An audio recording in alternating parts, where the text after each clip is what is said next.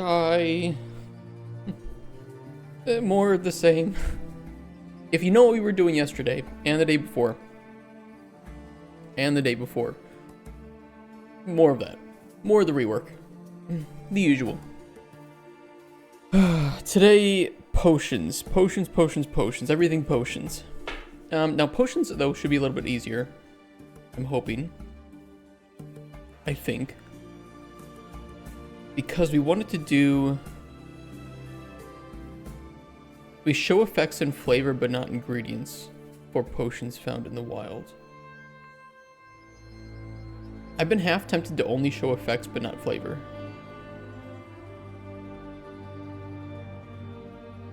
But I suppose that could always be worked on in the future, too. Didn't I just overhaul something to make that possible, though? What did I change in ST potions? Oh no, I added the source to if you bought it, found it, or crafted it. Oh, let me... A little bit loud. Yeah. And I think that's working right now.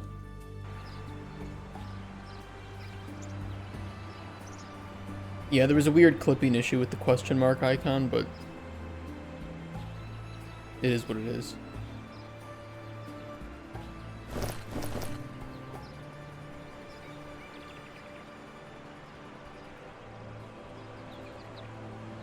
It's actually a good one to use to test because it has those 5 effects. So it kind of pushes this to its limit. I have not yet been able to make any potion with 6 effects or more. 5 has been the limit.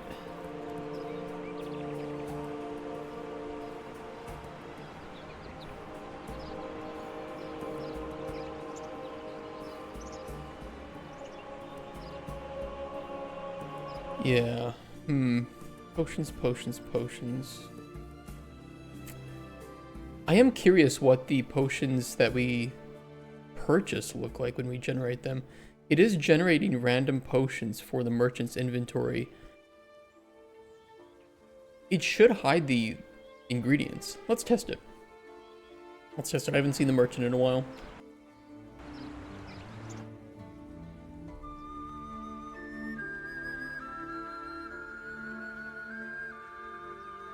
We just have to get Spoon killed and she'll show up.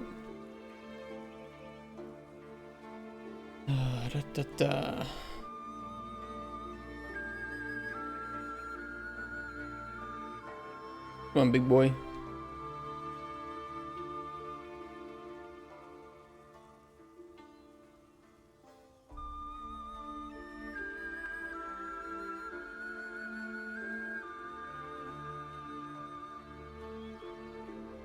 Okay, I was actually curious if we consider the potions, the cheat potions crafted or not from yesterday, but we do. That's good. Because otherwise it would hide the ingredients on it.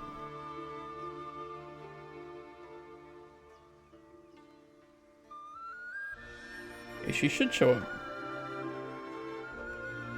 Yeah. Cool. Cool.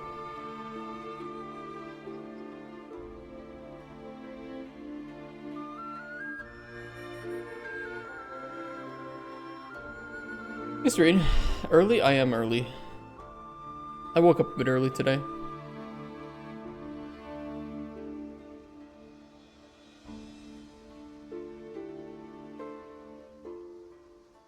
Okay, potions from the merchant. Holy shit, this is actually the very first... I was just saying at the start of the stream, I've never seen a potion with 6 effects on it. This is the first time. That's crazy. It's not a great potion. It is a potion. I have no use case for it. Not even like for drinking myself. I mean, I don't know why I would want to chill and fear myself. Well, in this case, the only thing that will happen right now in the game is that you restore health, because that's the only one with proper combat implementation. However, if you were to drink it and all these effects were working, you would get all those effects, yes. Restore health and restore essence are instant. but you would become chilled, which would deal a little bit of damage too. You'd become afraid, which we don't yet have information of what that'll do to the player. You would get water breathing for a while and resist magic for a little while. It's not a good potion, but it is a potion. Strength system? What do you mean strength system? You mean like the tiers of effects?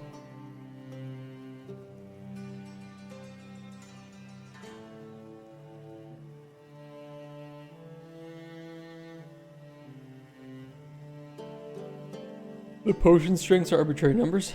For the tiers of effects, I mean the tier system is finalized, but what those tiers do is not finalized. That's up to balancing, and that'll be done much later. Oh, that's actually kind of a bug. It's kind of a bug, but not really a bug.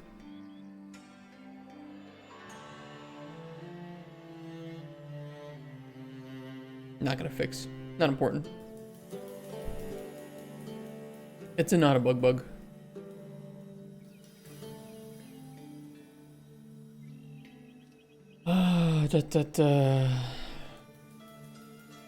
Well, progression meaning to the tiers? They correspond to your titles and alchemist? No.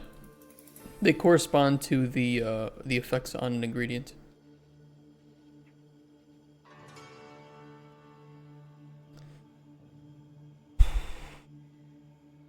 Shove off.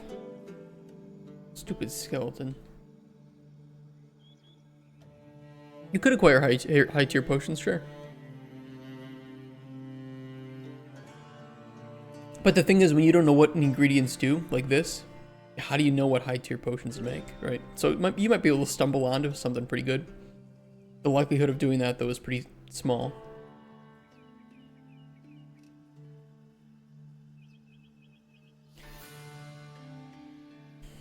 Let me think here what still needs to be done.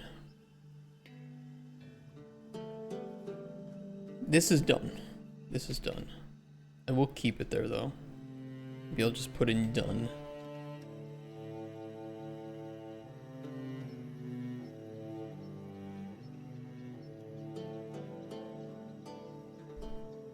What is this? Spells? What about spells? Overlord? Yeah, I know Overlord. Yeah. Who don't know Overlord? Scroll down. What, magic?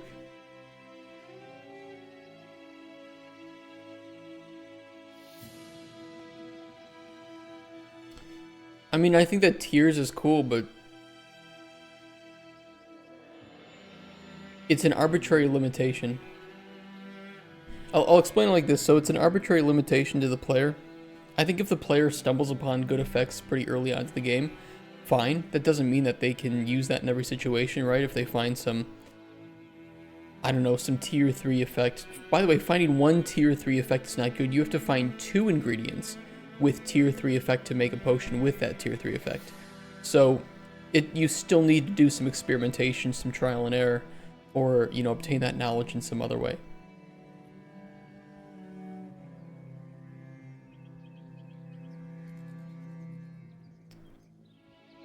This could be worked on, but I probably need to think about it some more. Ingredient shelf could be worked on today. This is technically done. This is done too.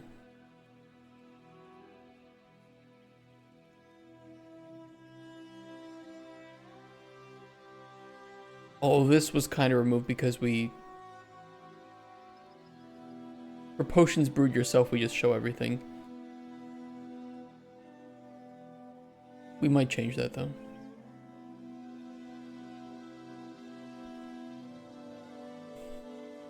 If you're 1 hour in the game versus 6 hours, will there begin a drastic contrast in your power? How you make potions, it's skill based, right? Arbitrary limitations to the player's power based on the amount of time that they've played. is not necessarily as fun for me in a game where you are taking on the role of a job, where I think that your skill in being able to do your work should be the primary filter for that.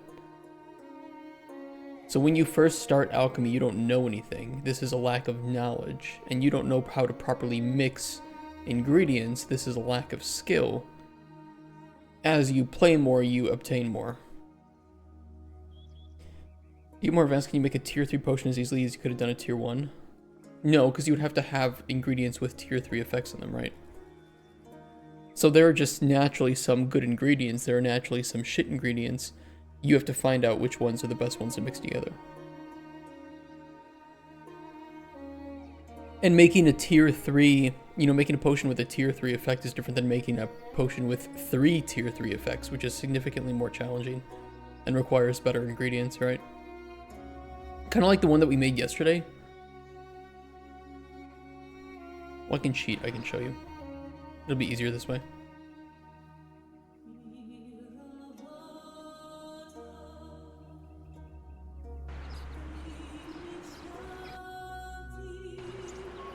Does it get easier to get tier 3? Yeah, it should, yeah. I will show you an example. Right now, this just responds to any potion. We gotta fix it. But by healing this tree, for instance, you get access to some very, very good ingredients, right? With Fortify Essence, Chill 3, Restore Essence 2. This is really good for mages that might come by asking for these potions.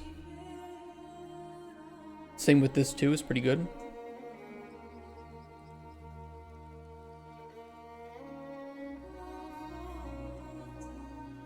Well, I don't know if I would call potions external, magic intrinsic. I think that those explanations for it are probably overly complicated.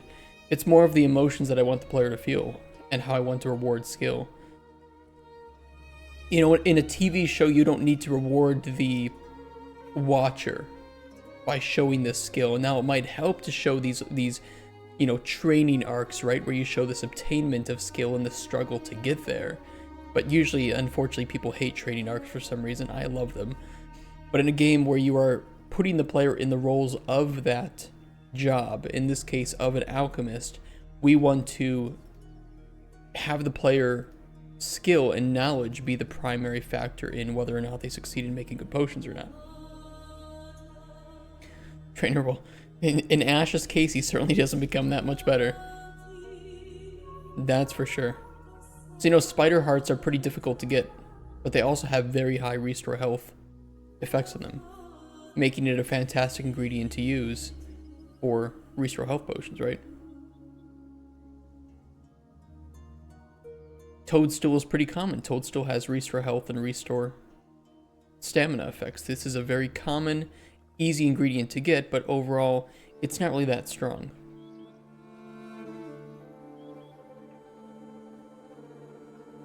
Cave jelly is nice for restore health and cure poison. So, different combinations mean that you have to use fewer ingredients to make better and better potions. And combining these effects might make you a better potion that is more useful in a combat scenario, in a healing and defensive scenario, right? Making like a Fortify Health and Bulwark potion before running into a boss room, that might be very good for you.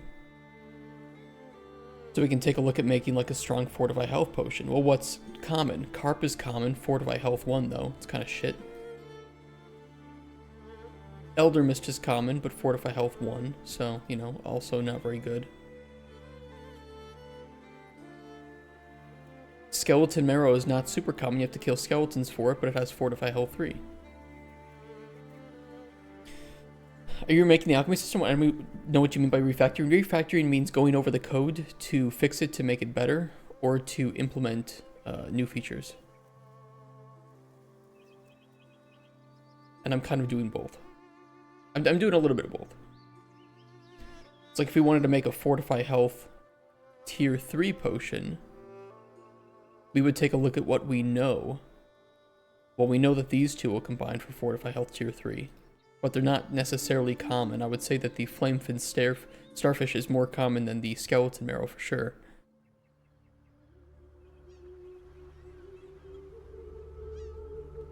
And then we can take a look at Bulwark too. We get a Bulwark tier 2 on the Clawfish. We'd have to fish for that, so that isn't super common either.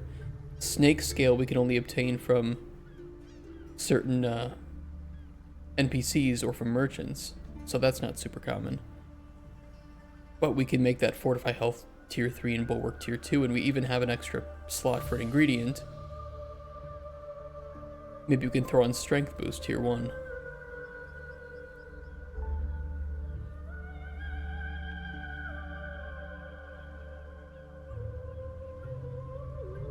And so that's a nice little potion that we can make, but we would have to know all of these effects on these in the first place to make a potion that's good. So your limitation for making good potions is directly influenced by your knowledge and skill. Like changing how it's coded without changing the behavior? Yeah.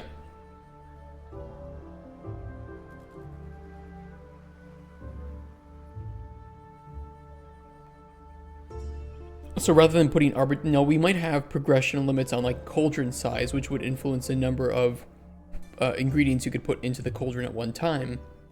There's a high likelihood for this. Also, we have talked about unlocking each of these processing stations as you progress through the game, maybe in like as a reward for completing a dungeon or something, right? You unlock a new way to process ingredients, which unlocks, you know, additional versions of that ingredient that might be better or worse for different scenarios. Both for flavor and for the effects that you have. Progression is something that I am working on in the background with another designer, colleague of mine. And I am going to task her, as long as she has time to do it, because she is pretty busy. But she was also the one who designed the environmental puzzles that we have in the game now, which I really, really like.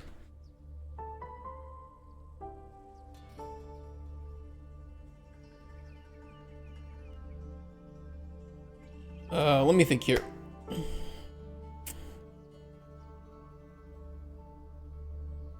We could do...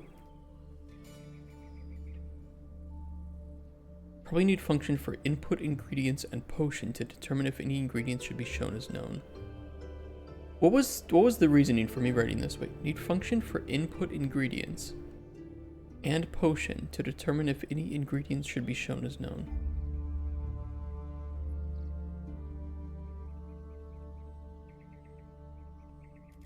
Oh, yeah, I know what this means.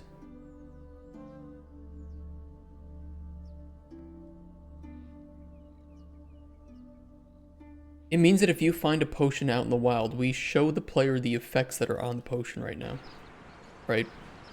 But we don't show the ingredients. But I want to show the ingredients in the case that you know that they would produce this potion.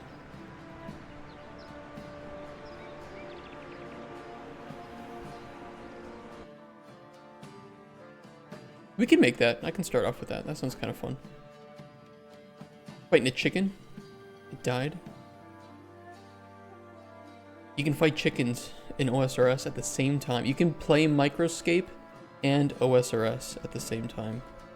Imagine doing that. And you could even play Melvor Idol too. You could play all three and maximize your dopamine. I'm doing some mining with Kent. You and I are banging hard right now. Should I play all three? I don't think I own Melvor on PC though. I only own it on my phone. Damn. I have Shop Titans. I could play those three. Oh, someone has a question on my mod? Yeah, what did they ask? Posting a custom config for a random person in the Steam comments is something only a saint would do. Dude, no problem. It was a very small mod to make. 5 minutes to make a quick mod. Not even the person was for and would die. If I may ask a question, myself, if you throw on any custom classes with this mod, does it just catastrophically fuck the balance or is it acceptable? Some classes may break the game if they are extensive enough, but others will just end up being underwhelming after T1 dungeons.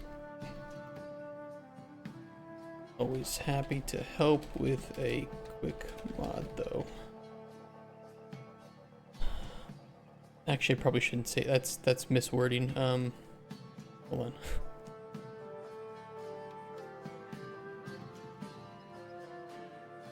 It makes it sound like I can help him mod characters, but modding character balance is way tougher than making a quick 5-minute mod.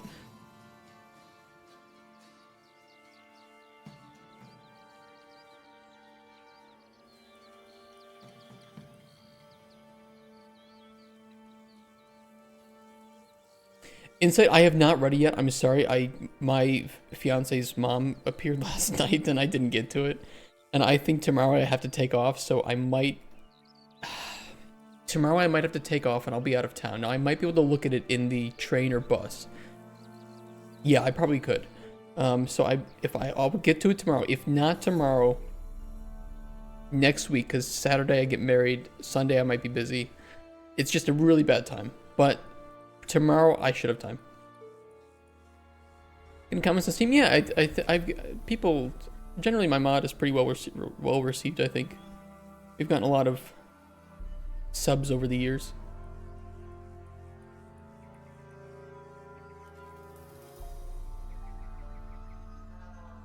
This is the mod that got me hired at Red Hook.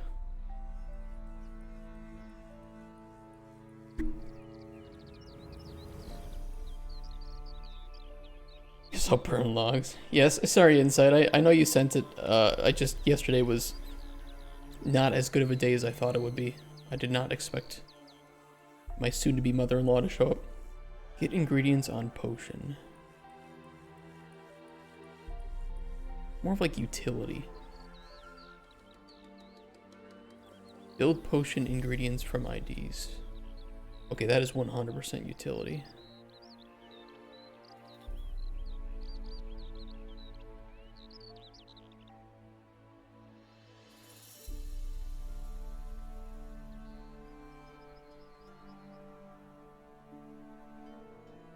By the way, if you are a modder, put mods on your CV too.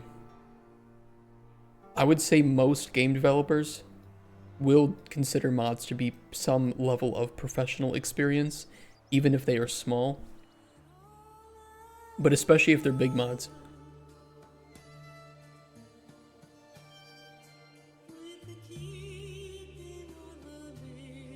Hey, got your first pay stub? Nice. Yeah, mods do show passion too. Yeah, I mean, it's free work, right? Which is not necessarily, of course, what professional developers are. Hey, we can pay this person for free. But it's just more that they can see that you're so dedicated to making something that you will do it even when there's not a financial incentive, which always helps.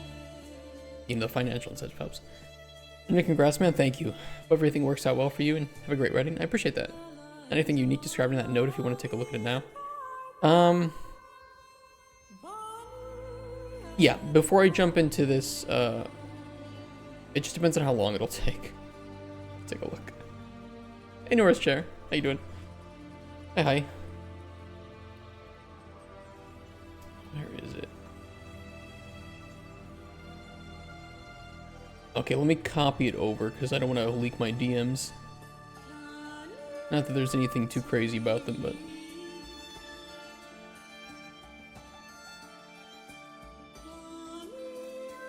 Sipping morning coffee. I've never liked coffee. I like coffee cake. A coffee cake is not really coffee, is it? There was one time I was at a doctor's office and they had a coffee cake. And the people told me I could eat some of it. I ate like half the cake, dude. I think somebody brought it in for like, I don't know, a celebration. And they were just being nice to me as like a super young kid. And I literally ate half their cake. That was my first time having coffee cake. And I'm like, oh, I don't know if I like coffee. But they're like, oh, try it. No, it's sweet. You like it. And I just ate half their cake. Saints. Did you go over a small GDD on stream? We'll see this stream. I do have some things I really got to get done. But I can read through this to start with. Okay, don't know the title. Don't worry, you don't need to know the title. ARPG open world multiplayer integration. All right. Already, you're looking at a very expensive game. Already for that. Now, if you wanted to cut out this part, that would help a lot. But this instantly bloats the scope and budget immensely, and this is already very large. Primarily because the fidelity of ARPGs usually needs to be a lot higher than something smaller to meet standards. Open world then introduces its own scope and problems. That is the main problem, though. Okay, precision-based combat. Every limb is controlled separately for a highly technical skill-based system. That's a nightmare for 3C designers. Blocking, striking, and movement require mastery. Good in documentation. Sounds dangerous at scope. Norris Chair, thank you for the follow. You came from Microscape, right?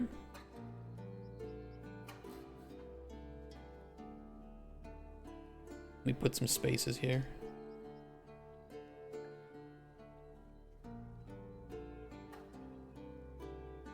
Yeah, free fish.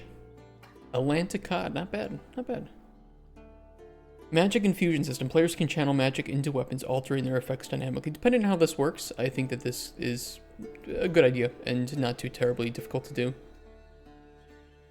It's just like enchanting, right? That's pretty simple to do.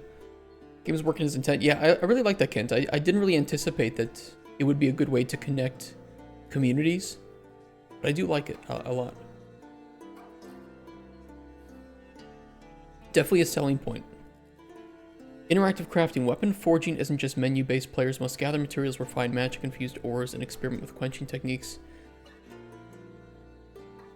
We need to see examples of what you mean by this, because it could either be something as immersive as like KCD, which is primarily not too difficult of a minigame to make, but it also gets, I think, pretty redundant fast. You don't want to do it too often. You know, the beauty of KCD2's crafting systems like alchemy and forging are that you don't have to do them more than, I would say, 30-40 times in any average playthrough, for the most part. And if you do have to do them, there is long gaps of other gameplay between that. Depth of skill progression. Instead of a rigid class system, players level up by practicing different disciplines: power, magic, durability, hunting, and crafting, unlocking new abilities and playstyles. If it is meant to be 3D and a little bit higher fidelity, again, examples would be great to see here. This is really just scope, and scope is time. Not that these can't be done, but on a high level, they can be done. It just depends on what they look like. In-game PvE and PvP. This one is the big question mark, because it's where can the players perform PvP? If it's just like in an arena, that's much easier than anywhere in the world or only outside cities still. But it's like, okay, well, now you have so many interactions with like quests. What if the player's in a menu? If the player's in a cutscene, what happens? Blah, blah, blah, blah. You know, a lot of question marks can get raised with that. Not really a huge open world, and the story is solo. The multiplayer is at the end of the story mode. Those would be good to have documents on, right? Like if you're writing, I don't have my GDD fully written yet, but you know, GDDs generally should be quite lengthy and go into detail on all these systems and pieces. And we still have a lot missing in our GDD because we're still writing that. A lot. You know, explaining that then, because then I can go through it and analyze different systems more in depth. First, can take a massive golem bosses, challenge dungeons. Okay, battle and skill-based PvP modes. Standardized and customized loadouts. Big balancing problem.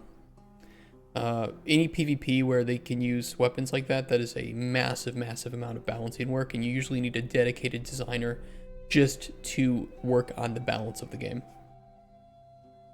Especially with the more items that you have. Story hook, I can read this, but I mean, it's hard to gauge a story. Disasters shatter the magical balance of the world, sealing off your homeland and birthing colossal golems. Okay. Remains of Fallen Lords, that's cool. As an adventurer, your mission is to hunt these creatures, recover the lost power, and decide the fate of a quarantined continent. COVID, will you restore the Lord's purpose or forge a new destiny for the land? Okay, yeah. That could work. Big golem bosses are pretty cool. Selling points, deep physics-driven combat. That needs to be very, very well defined. And it is not right now. So it's very hard to gauge what this is supposed to look like. I need, I need inspiration for it, examples, other games that implement some of the features, details.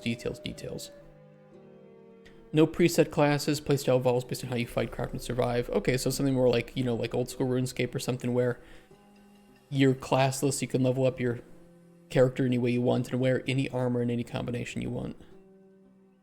Can work, but again, balancing. Show me like do you have like a combat triangle or something, or different stats that play at each other here? Magic is a resource, not just a spell system. Weapon forging, environmental effects, and enemy behaviors all change based on magic density. Need more examples of what that means to determine if it's gonna be fun or not.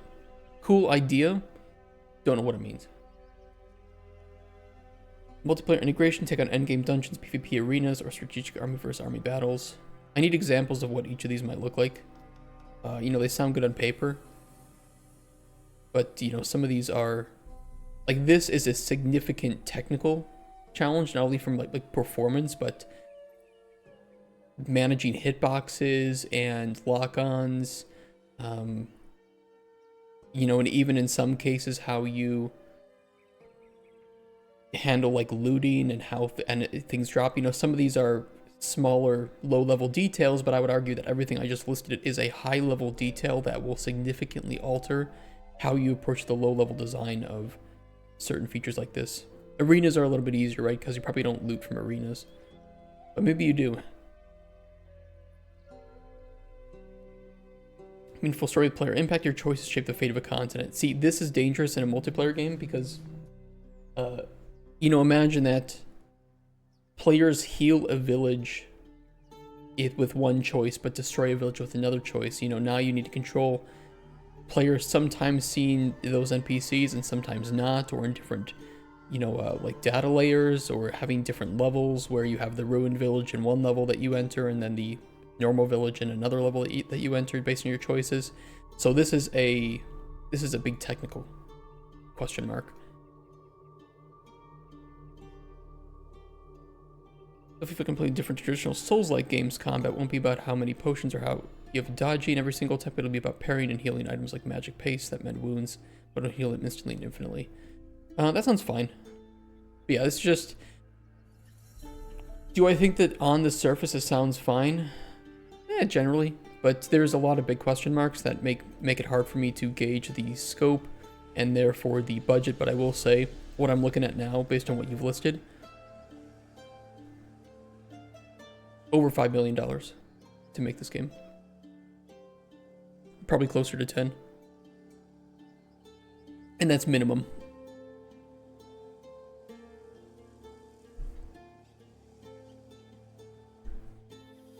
Seen an indie game where it just focuses on the limb-based combat depending on your team size? Yeah.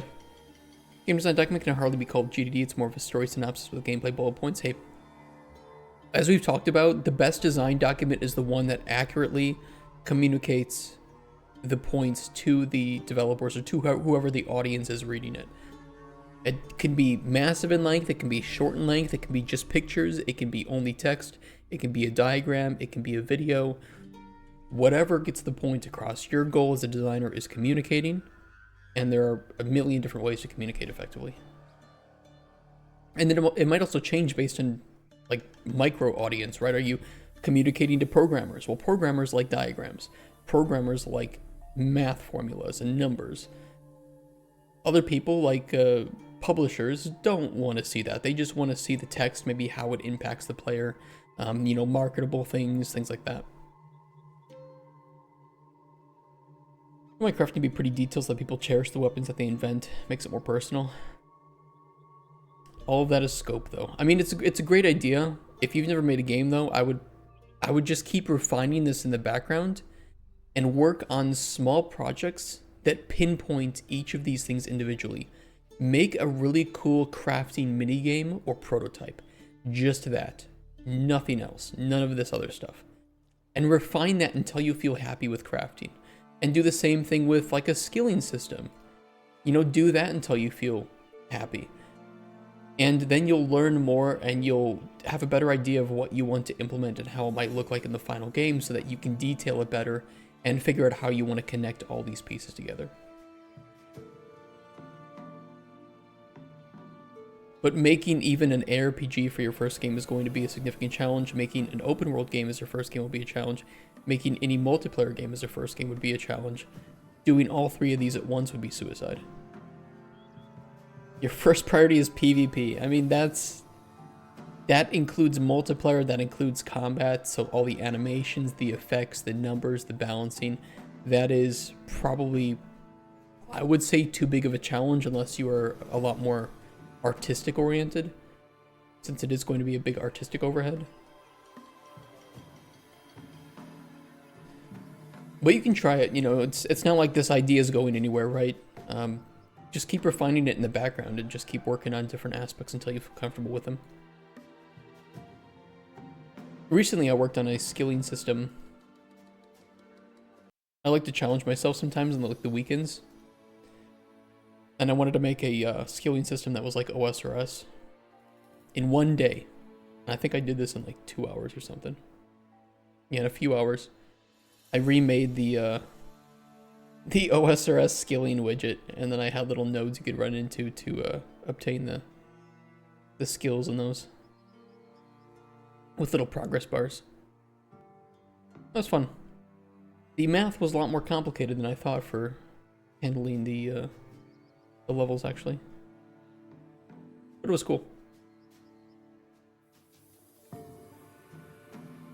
Biggest goal would be for my favorite YouTuber to play it. That would make my year. Someone who's looking to commission their whole game, I'm very well aware of how expensive time is. Yeah, it's really expensive. People are like, how can your game cost millions of dollars to make? Well, you pay 2 people a decent salary for a year, and guess what? You're looking at some expensive people. Now bump that up to 10 people, which is still a relatively small team. 10 people for a year, plus taxes, plus business expenses. There you go. There's your million. And most games take more than 1 year to make. So this is a good start. This is a good start. But more detail is needed, and definitely a lot more lower level or, you know, examples of what you want each of these to look like, especially with the combat system. And the PvP stuff. I think those are the biggest question marks that are going to have to be... I mean, the combat has to be nailed. 100%. If your game is combat focused, like yours kind of is, and it's going to be 3D, I assume, it's going to be pretty decent fidelity, not like 2D or, you know, something simple like old school RuneScape or whatever, then this should be the first thing you prototype, arguably, and you should keep working on it for months and months and months and months until it feels fucking perfect. And it runs performant in a performant manner.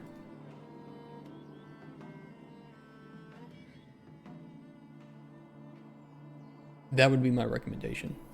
It's all going to be down to the combat.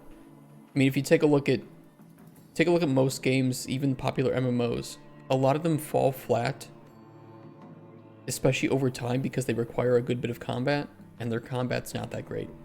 A lot of people quit and don't play too much of Elder Scrolls Online because it is pretty combat focused in a lot of cases, and the combat's not very good. Cut corners anywhere else, but it won't be satisfied otherwise. Yeah, that's fair. Yeah, this is gonna take... Look, this is only an estimate because there's very little detail here that I can work off of. And that's not like an insult to you or anything, but unless I know how further these things are gonna look, what you have written here, $5 to $10 million minimum, 20 to 25 people minimum,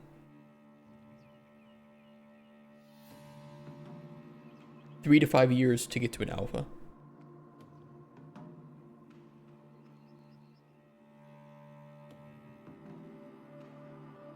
And that's kind of my initial estimation. So, yeah.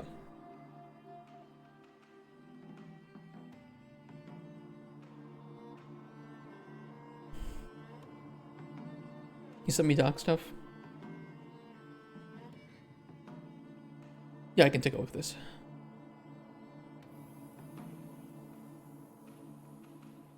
It'd be great to just do like a GDD review day with you guys. I wish I had some of my older GDDs that I've helped write. Use it as an example. Or to critique those two, because some of my old GDDs are pretty shite.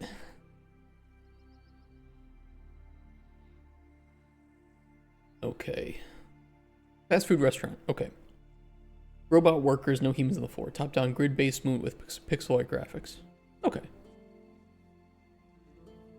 Game has 7 days starting on Monday, and the week gets harder as each day passes. Cool. Monday's training day with players showing all the mini games for the day and tasks for closing. Day shift, you have closing. Okay, so you have essentially two like parts. You have the day shift and then closing time.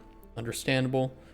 When you say it's 7 days, do you mean that you only have 7 days to play? So it's kind of like a shorter game meant to be completed in maybe like, I don't know, like one, maybe max 2 hours. Each robot has a job assigned to it, such as burger building, drink station, ice cream, prepper, etc. Able to take control of any robot on the floor. Robots don't do enough work on their own. Player has to manage time between robots to keep customers happy.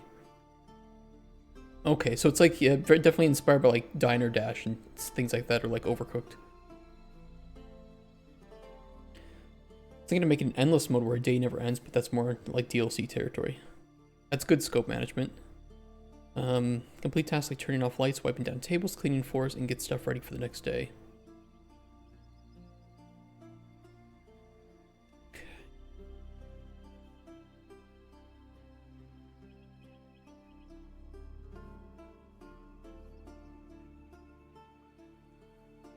Does the player have to complete these tasks like turning off lights, wiping down tables without the help of robots?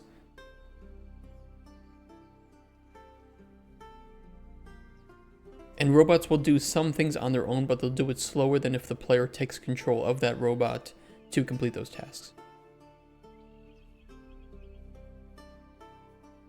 Oh shit, that's not a good thing to say. Did you miss something?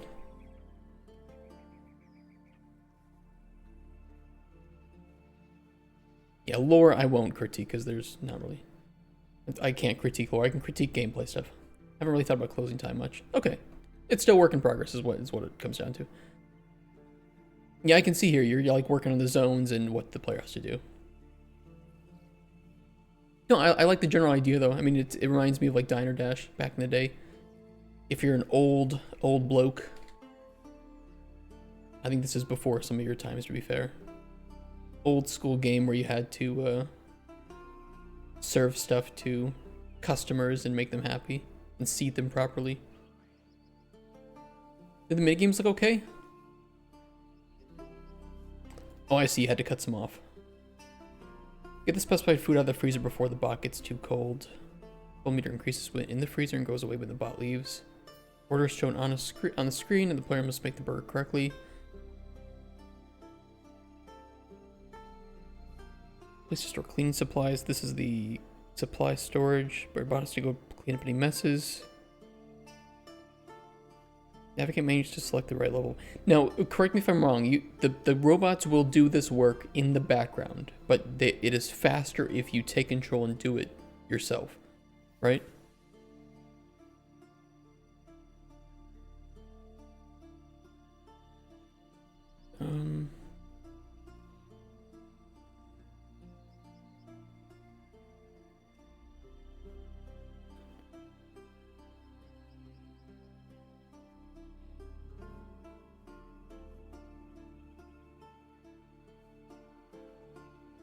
I have one problem with it.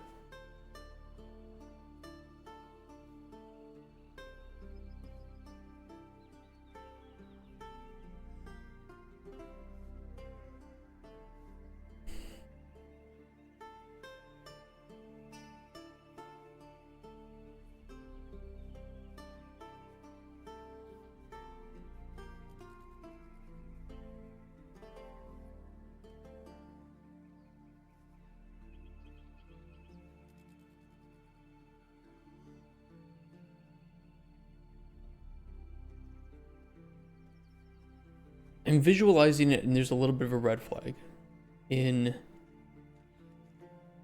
the number of things that the player can intervene on. Potentially getting a bit micromanagey, especially with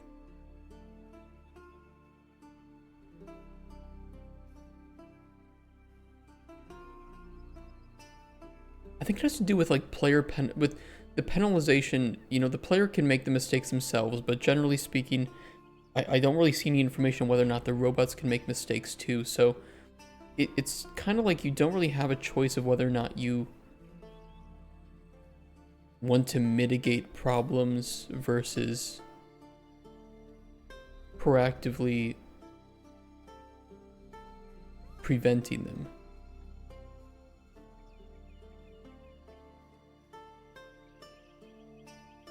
Robots can't make the mistakes, they just don't do the work as fast.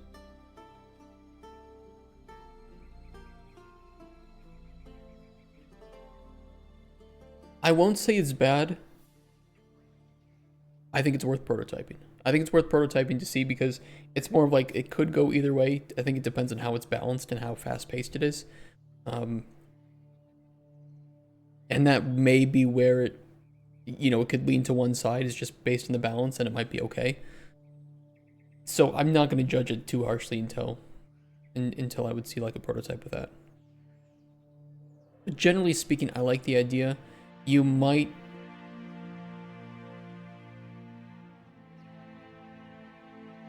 want to limit the number of zones.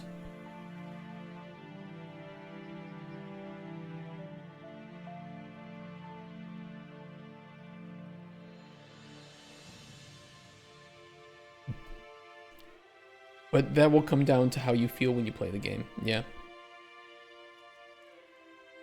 Supply storage is a weak link. You know, I think what would be maybe a little bit better is if, and this might be harder to implement, so I wouldn't blame you if you wanted to do it the way that you've designed it initially, but not have robots that are for specific jobs, but that robots can do any job and they will try to prioritize certain things.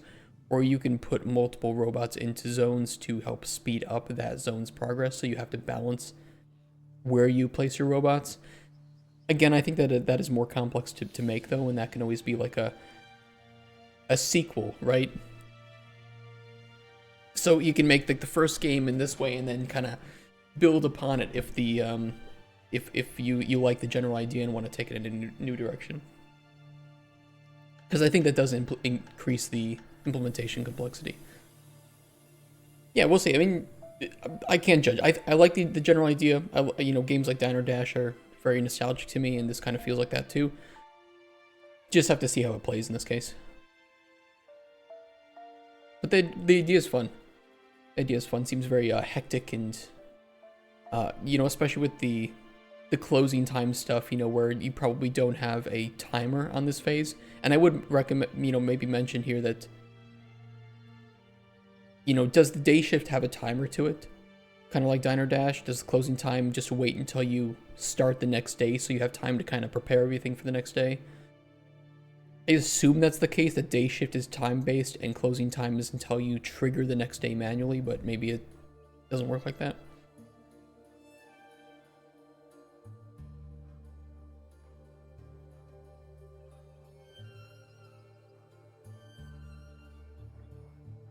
But no, I like the idea. It sounds fun. And I can't wait to see it, especially after the last game that you made me play. Good work. Switching between the bots, like switching between cameras, the previous bot gets left where you switch from. That makes sense.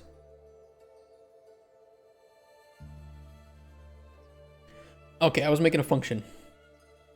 Input ingredients and potion determine if any ingredients should be shown as known. We probably don't need input for ingredients though, just the potion.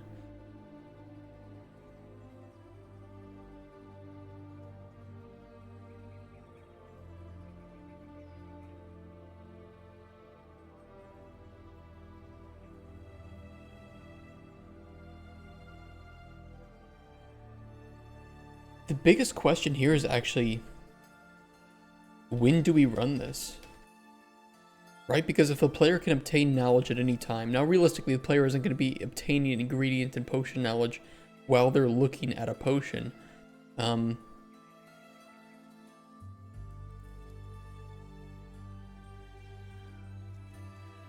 Maybe in tooltip, when hovering over potion, send a check back.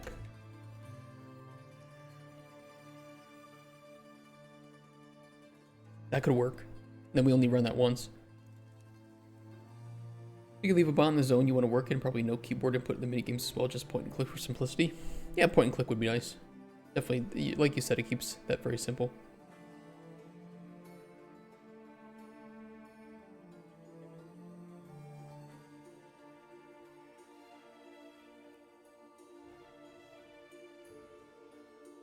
Okay, check, what do we want to call this? Check potion for ingredient knowledge.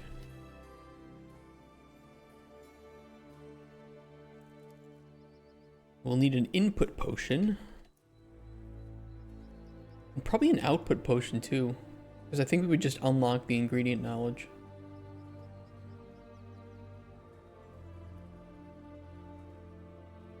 Would this work?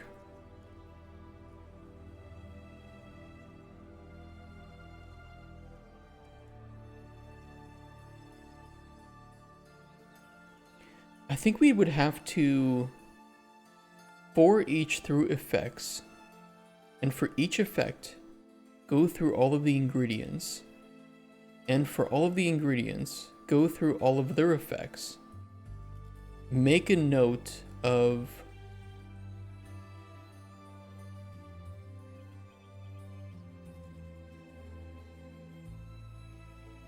no knowledge for that. Ooh, this is gonna be. I like the concept of rubber duck. Yes, rubber ducking. Also, you can do it with code reviews with another individual.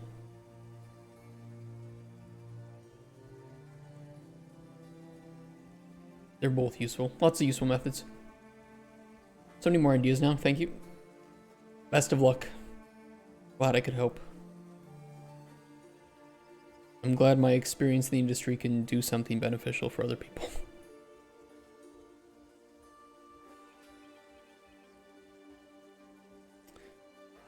First, we could determine if the potion actually has any effects, because if it doesn't, then there's no point running this.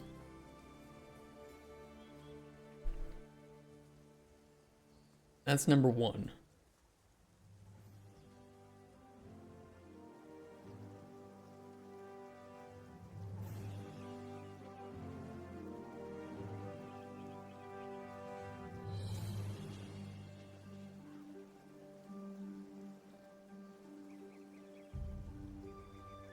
In which case, we can just return the same potion.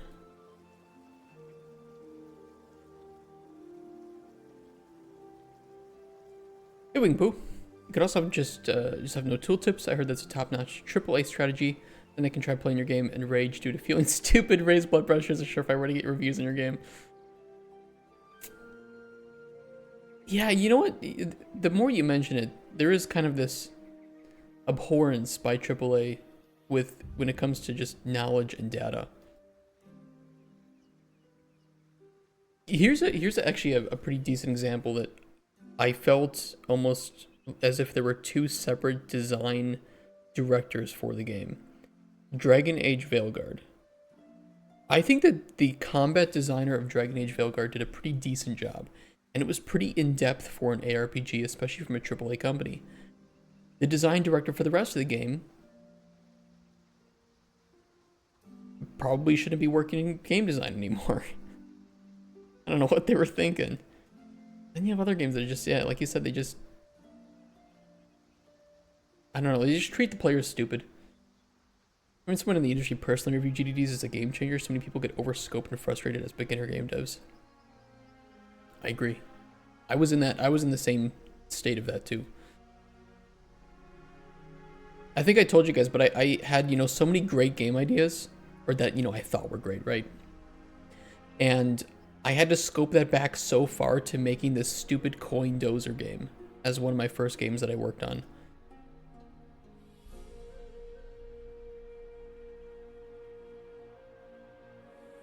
And this I could complete. I actually made and it worked.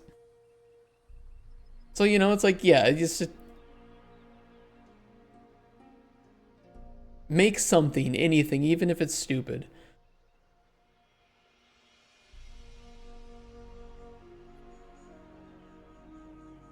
Oh, this is kind of addicting.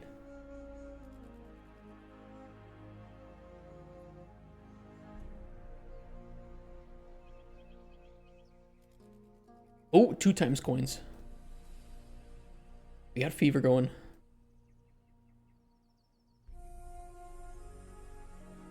Hey, it's dumb, but it works. One of my first ever game to be a farming sim. Farming sims are cool. But yeah, they are a lot of work. There's a lot of content, you know, games like that where they're like management games or, you know, like life sim or immersive sim games, they have a ton of content. And so making some of the base systems might not be too terribly difficult, but going beyond that, that can be where a lot of the challenge lies too. It's not Coin Dozer. You still want me to make that Coin Dozer game? The anti-gambling game? Okay, go through effects, obviously. Expilatro. Actually, I like mini games. If I made a game like that, I would just want to make like a game of mini games. You know, like how like pinball games will have that secondary pinball game within the pinball game? A pinballception.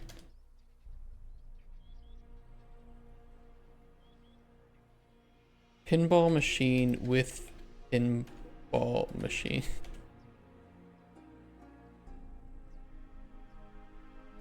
It's like they have these tiny ones, right? Like you unlock that bonus section when you're playing the pinball machine, and then you have a little tiny table where you flip for like tons of points.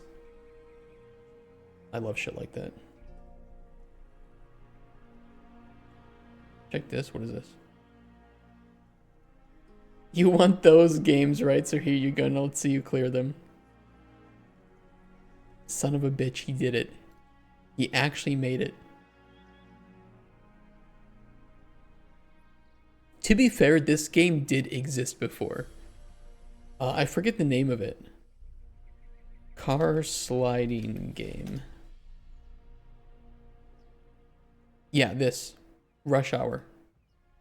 I had this as a kid. This was really fun as a kid. And you had like a whole bunch of different difficulties and setups. And you make the setup like the picture shows, and then you solve the puzzle. Really fun, really simple. It can fit in your pocket or your purse or whatever. I like how we just reinvented that game.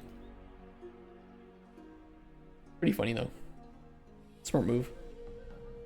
Your first By Myself game was an open world survival with RPG aspects that is a prequel to the next RPG with survival aspects. These 2 games will set in the background of the 3rd full-fledged RPG, which starts the story for the 4th MMO. Your first game by yourself was an open world survival with RPG? Did you work in the industry before? If you tell me that was your first game without working on any games before, I'd be surprised.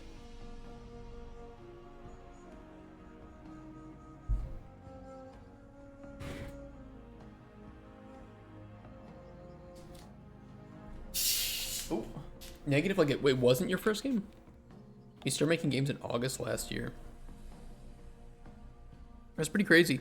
Is it 2D or 3D? Great.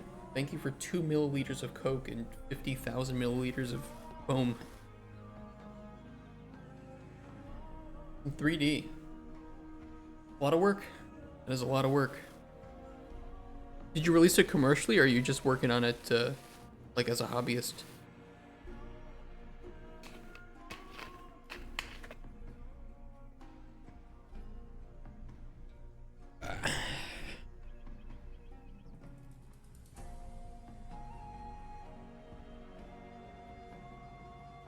Okay, what was my goal? Break the effects Oh no, for each of the effect. Currently tested effect.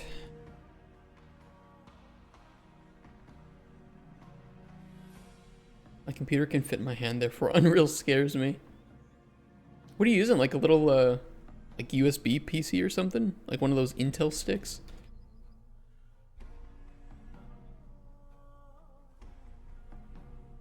These are cool ideas, by the way. Or a little, like, Pi Pico PC.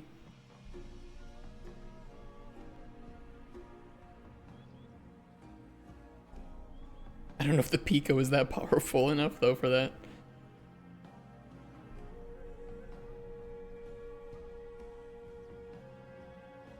I'm gonna take a break from coding. I was dreaming of coding bugs last night. Yeah, you probably need a break. Oh, it's a B-Link. Oh, B-Links are nice. Yeah, mini PCs are awesome.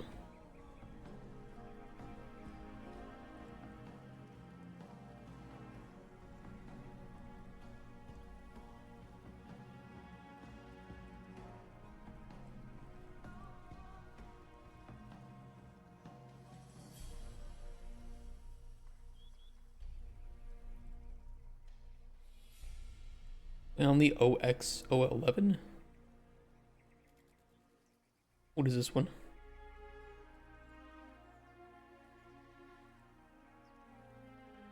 It's a nice case. I have a Leonly at home. I think of it. Yeah, I have a Deep Cool here, but I have a Leonly at home, and it's really nice. Who's shoving 2 terabyte WD Reds in their computer anymore?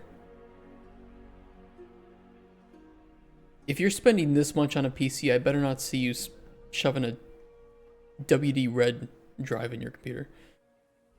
Come on. If your PC setup looks like this and then I see a fucking WD Red sticking out, I have some questions.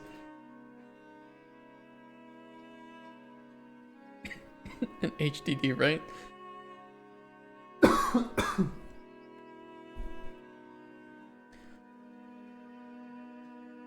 Alright, go through each effect. For each effect, go through the ingredients. For the effect... I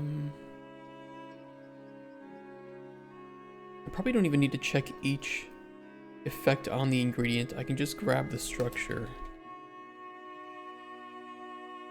When you have an HDD as a software engineer... I mean, there's fairness there, right? If you need it just to, like, store shit. Athano. Hi. How are you doing? They are slower, yeah. I mean, but the thing is, some people still shove in, like... And they have, like, an M2, but then they have a, you know, a SATA M2, so it's like, okay, so it's just a solid-state drive. Backup drive is making sense. I better get another over what happened to my C drive. I mean, as a software engineer, though, you would probably be using, like, Crystal Disk Info to assess hard drive health before they fail. I've never, in the last 10 years, I have never had a hard drive fail so hard that I didn't prepare for it, or that I couldn't prepare for it.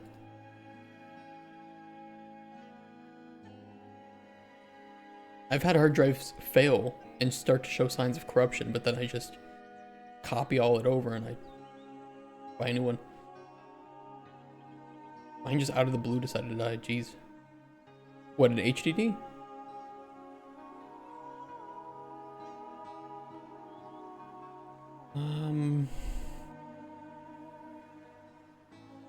Oh no, I would have to go. No, I can actually get...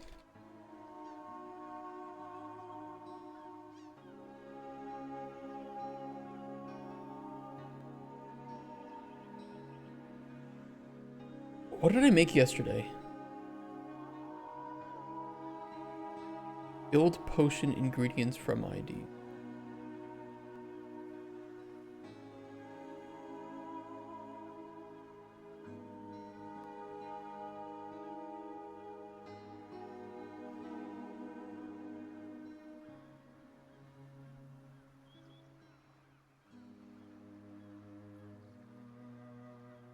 gonna make a new function.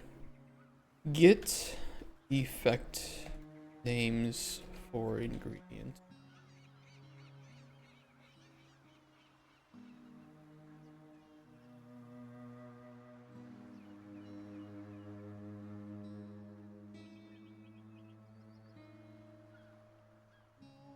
Yeah, we'll just pull in the ingredient structure.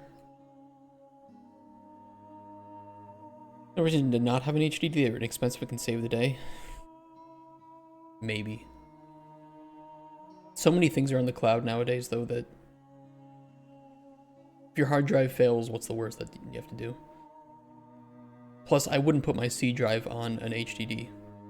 That is not really a good recipe for success.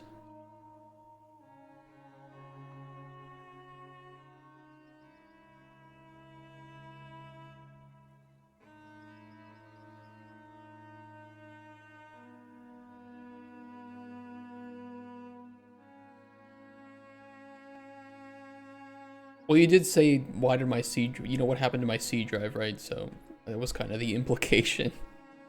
And SSD just stopped working one day? No signs of failure either, that's crazy. There are usually signs.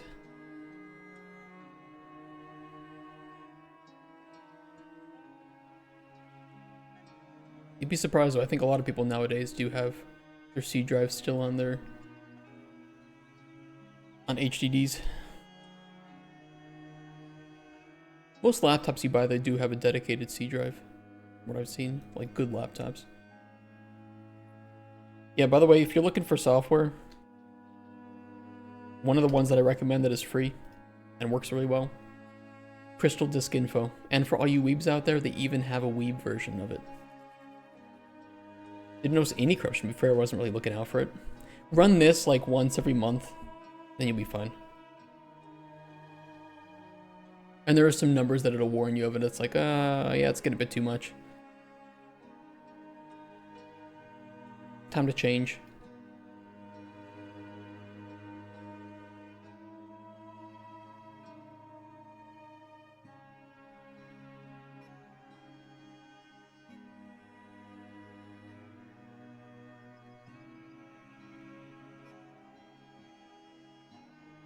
Use that too. It's good. It just works and it's free.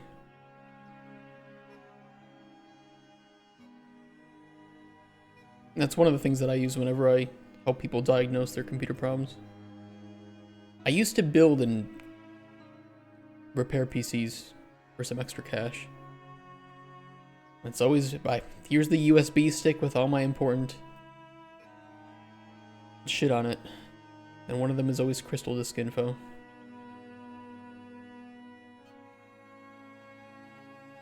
Several HDs run like charm, still very surprised. They do last.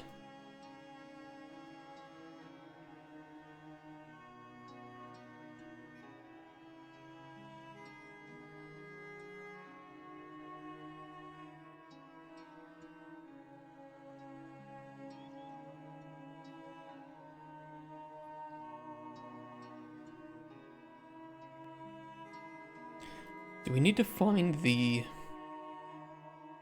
No, we don't care about the index that it's at.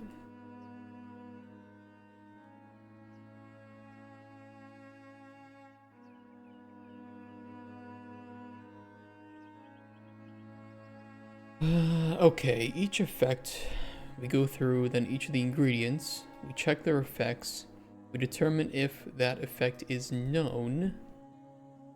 That's an important one.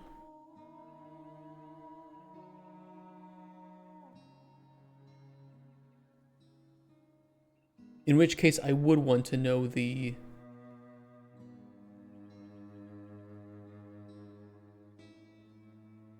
Let me think here.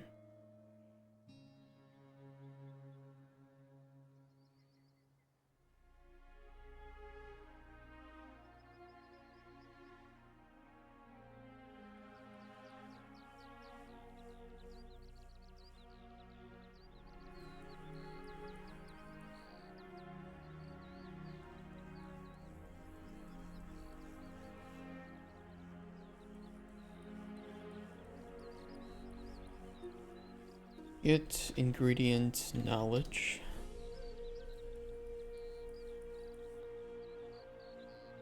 Don't care about flavor.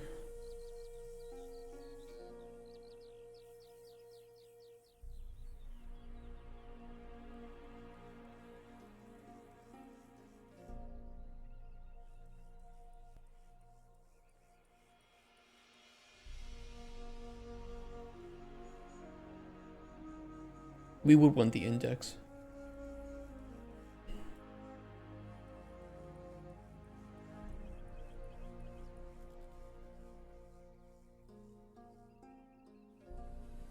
Because then we can do a select note on that.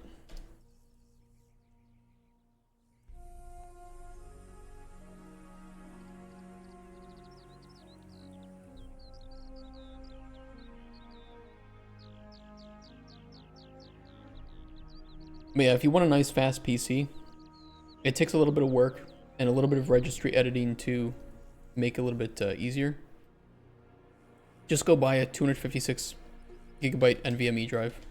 Should be more than enough to put an M2 on, or to put your boot drive on. Shove right into an M2 slot. Just make sure it's not SATA, because then you will be limited. You might as well just have a solid state, 3.5 inch drive. This is the key. And they're really cheap now. It doesn't even have to have the fastest read-write times because you might be limited by your CPU or RAM anyway at that point, but this is the way to go for it. Then do a little registry editing so that your default install drive is your D drive.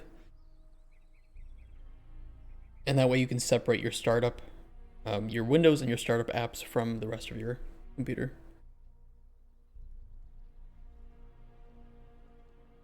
I do that with all my PCs now. This is an old one though. It's expensive electronics in Poland. Very expensive.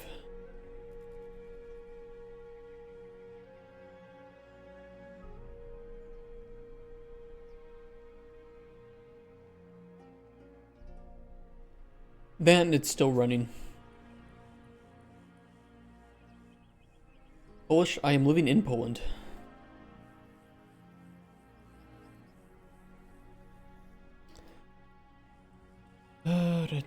But I'm an American. Okay, we grab the effect. Let's see, is equal to known and contains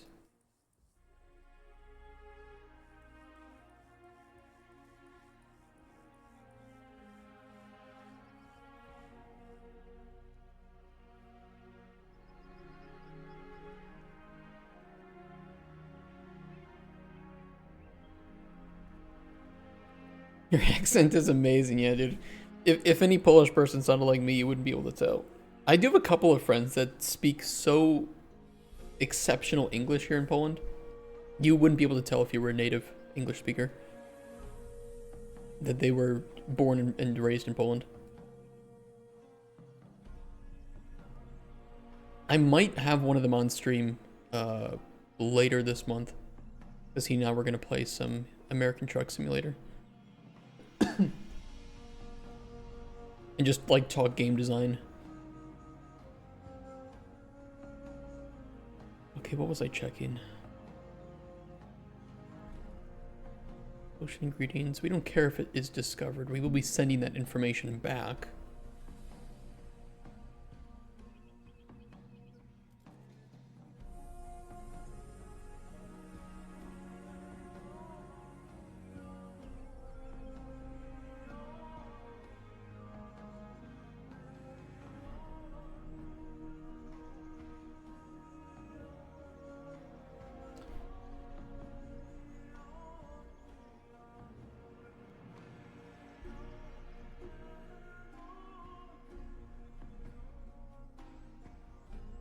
Girlfriend is Swedish, but she sounds so much like she's a Brit that a professor at a UK university asked her where in the UK she was from.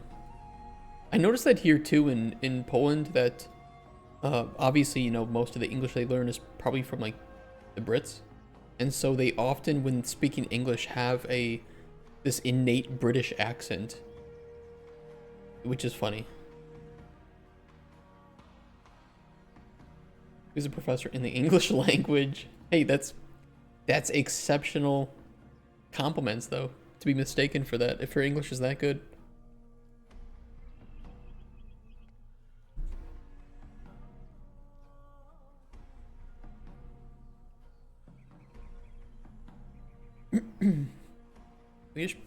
I'm Swedish. People think I'm Turkish or something when I speak English. Oopsies. How you doing, Rex? Okay, let me focus for like 2 seconds here. Ingredients test. Does the tested ingredient contain the currently tested effect?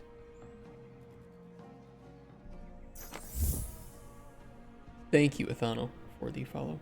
Appreciate that. Hope you guys are having a good Thursday. Oh, since I have many of you here too. My wedding is on Saturday, so I'm probably going to take off Friday to prepare.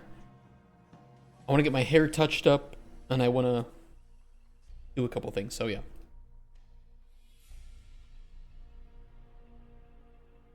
Saturday is the good old ball and chain. And I should be back on a Monday. Congrats, thank you guys. I appreciate that. We've been engaged for like 7 years.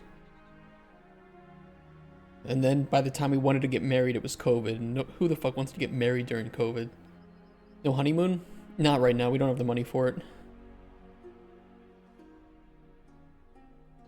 As sad as it is to admit. Welcome to being an indie developer.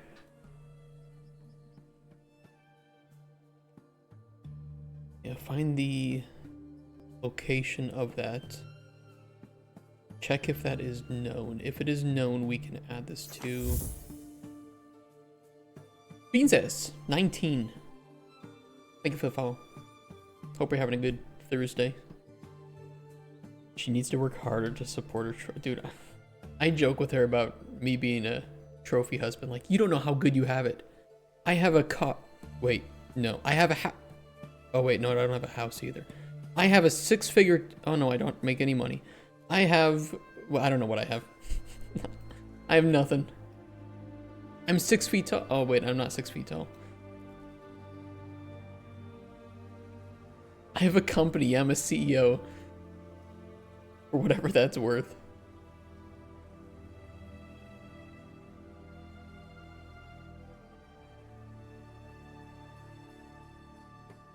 I think we want to test these separately because if it... Or do we want to break there? We contain, we find the ID.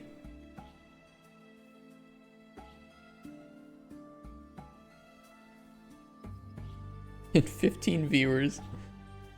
Hey, most of my viewers crawl out of their roach woodwork later in the evening. I'm sorry, I didn't mean that, you guys. We can all be roaches together.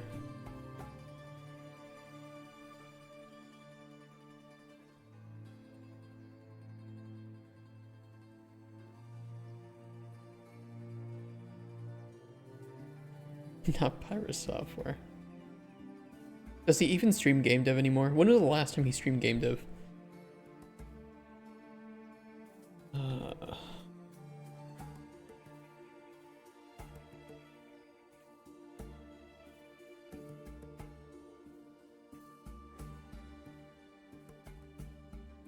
Yesterday?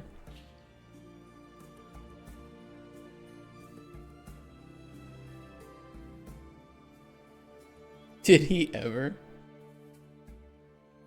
It says he streams game dev.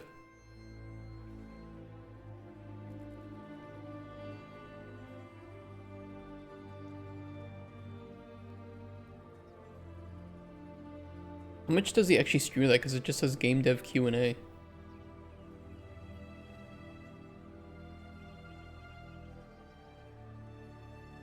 Streams for 12, 14 hours? That's wild. A long stream. I don't think this will give me the right info.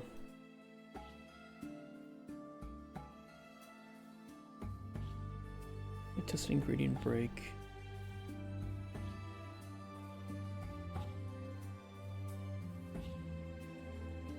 Finding the effect. It will tell us if we know about the knowledge of that effect on that ingredient.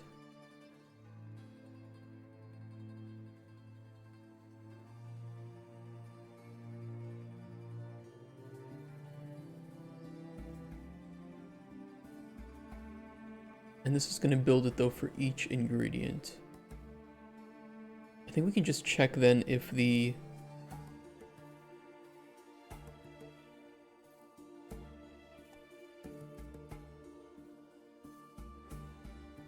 array has more than 2 known.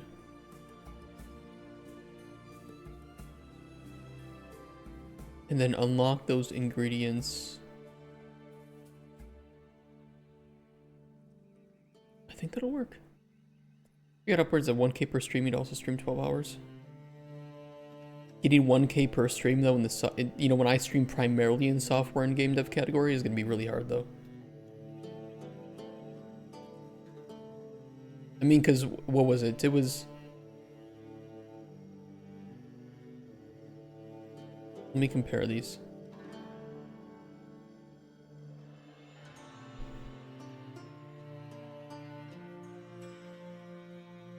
He streamed almost 4,000 hours of game dev, which is certainly a lot.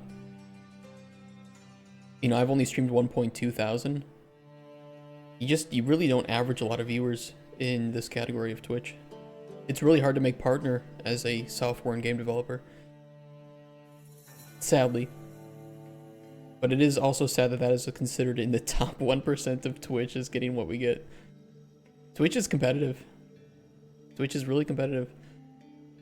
I'm not trying to do this for money though, or for viewers. I'll reiterate that.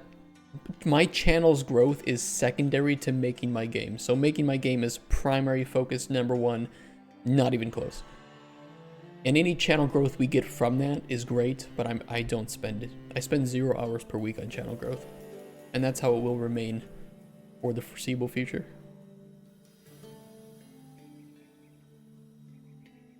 Because I think people come here to watch. Sure, they might want to watch me, but they also watch the game development. Is primarily what people come here for. I don't want to sacrifice that for anything. I think this will work. Yeah, we just add that to the array for each ingredient. No effect can exist on a potion if there's only 1 ingredient, so we at least will have 2 ingredients.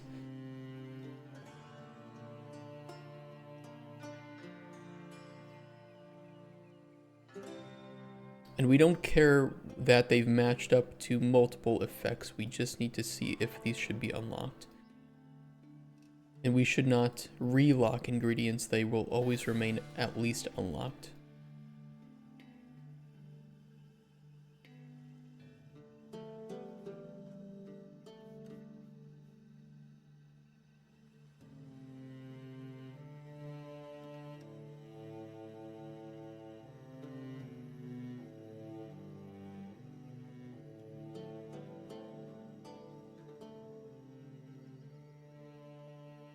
Yeah, I can do a break. I mean, no, it doesn't matter. Optimizing a loop of booleans that at most will have 5 booleans inside of it is kind of pointless. Maybe if I were working on the space shuttle back in the day, it would be useful, but not here.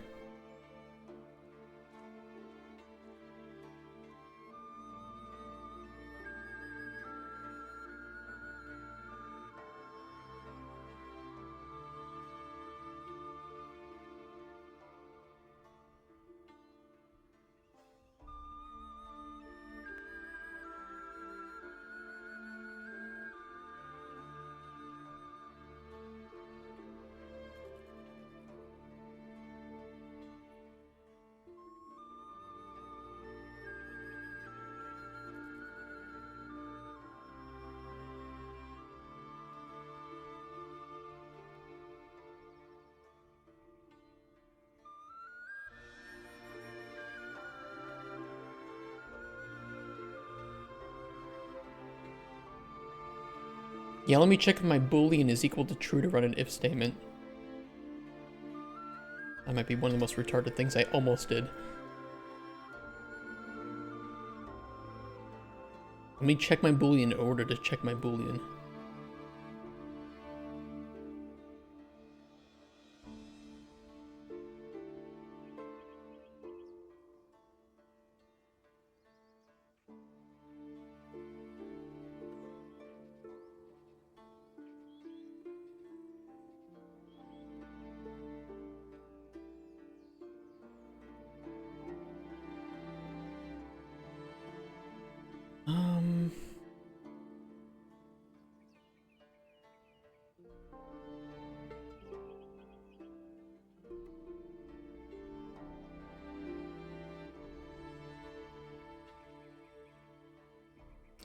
Let me default make this a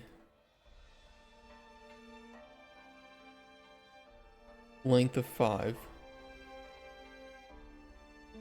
All false.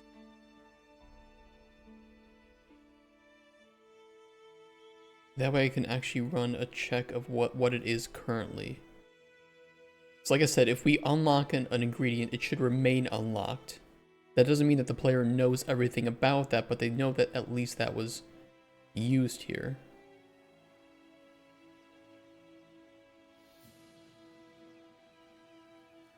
Is that how I want it, though? Yes. So we'll grab that based on the current index of...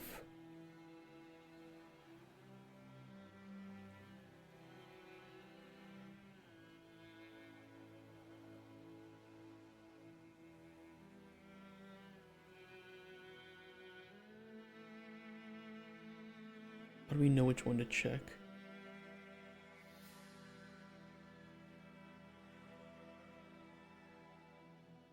Hey, so Fanny.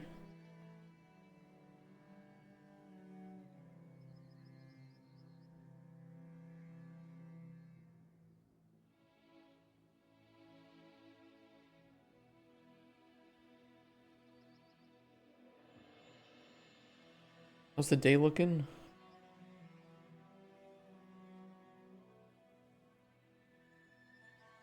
It is looking. Listening.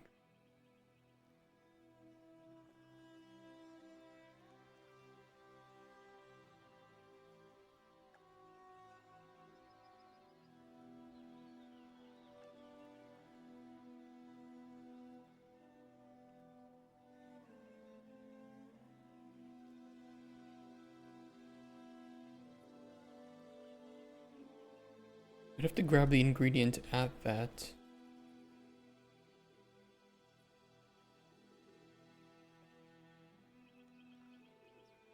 Index.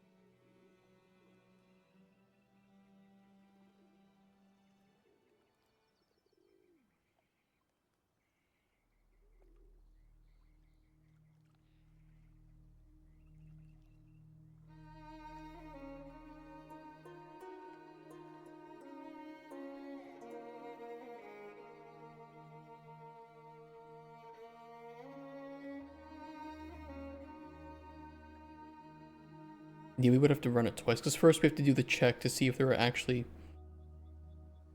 more than 2. Or more or than equal to 2, right? More than 1.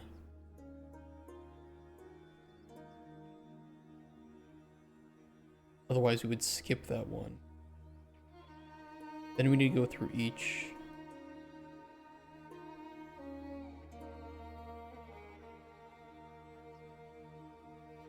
Current index. I'm sure there's something wrong in here. We'll just test it once we get the data moving forward.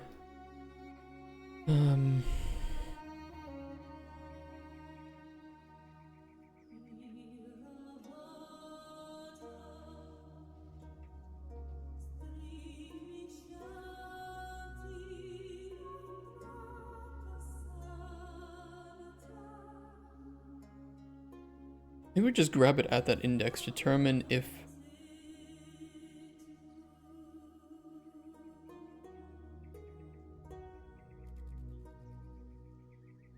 Maybe I could streamline this a little bit.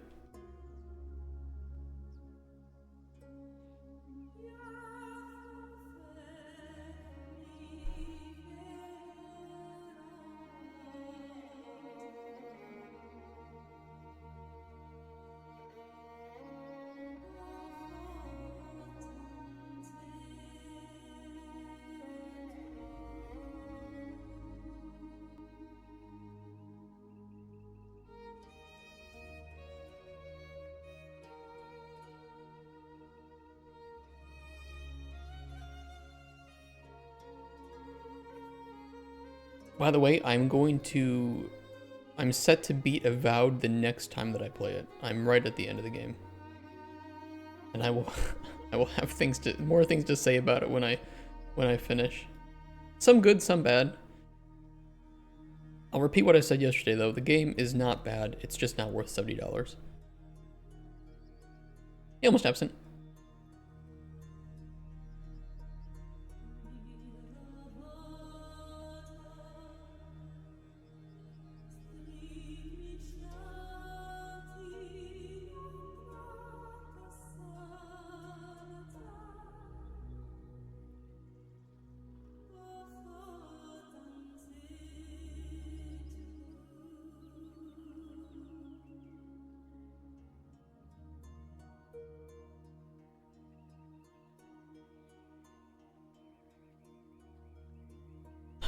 Okay, if we know the indices to unlock,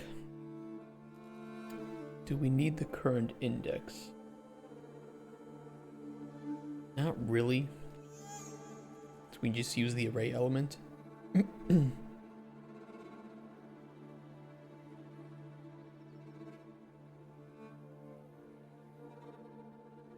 which case we'll set array element.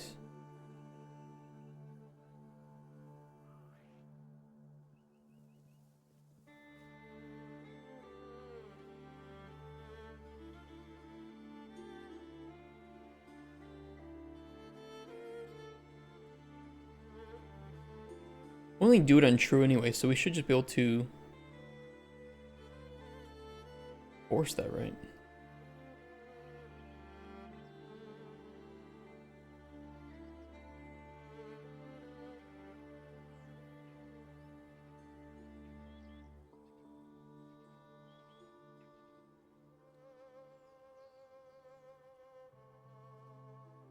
We'll see. See if that works. And then back here for each of the ingredient unlock arrays. So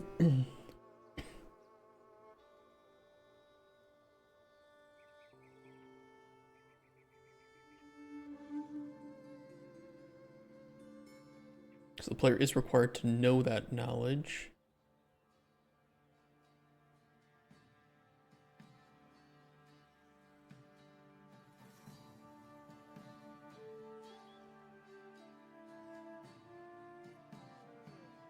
I'm gonna store this local potion.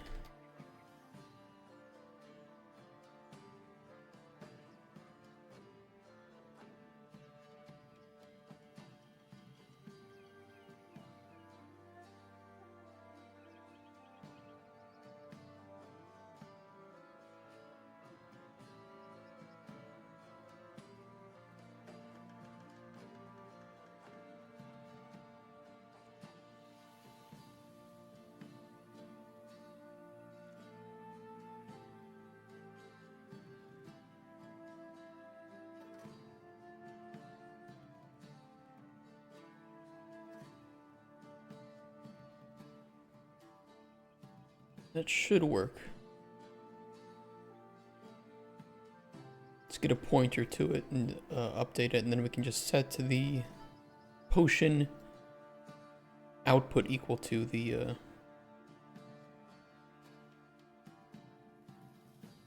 local potion.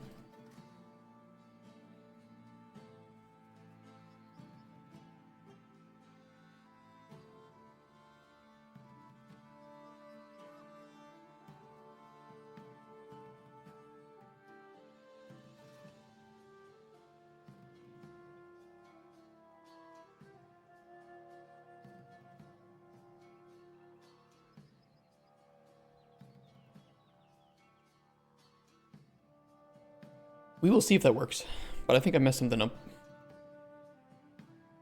We'll double check.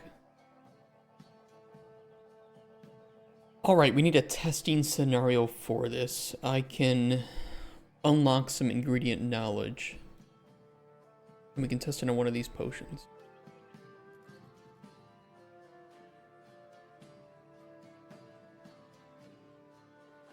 We do have a restore stamina on here. Let me see which of these ingredients actually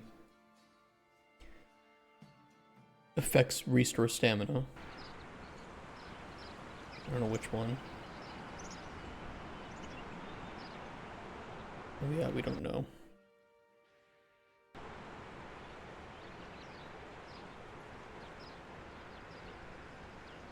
Muddy bullhead cooked does spoon nut ground. Where's my spoon nut?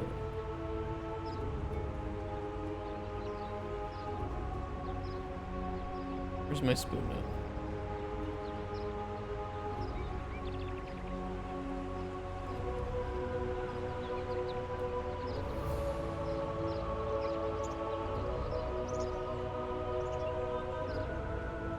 There it is. Ground does. Skeleton marrow dried. Does not. Chantrelli D dried. Or however you pronounce that stupid fucking thing. I don't know how.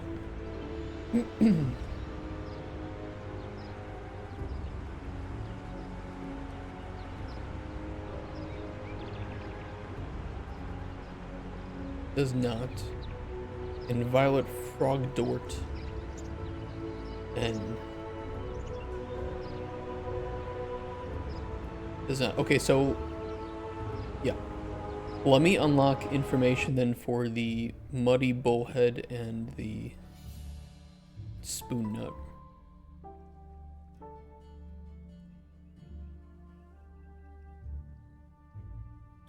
Unlock. What is it? It's update knowledge.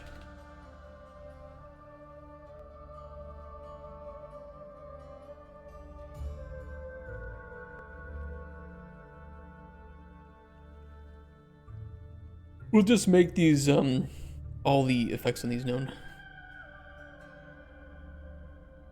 And we'll do the same thing for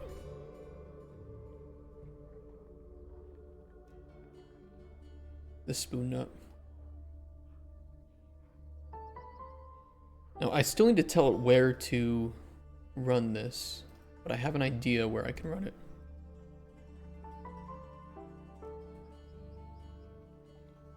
It's gonna be a weird place.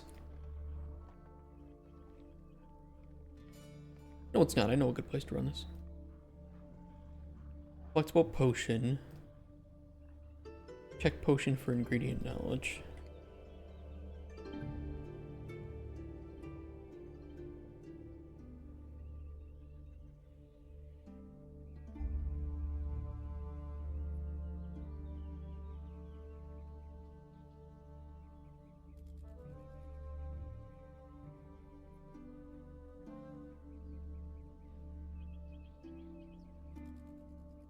I see we created a little bit of spaghetti here, huh? This way, every time we look at one, we first check if the player has the information about it.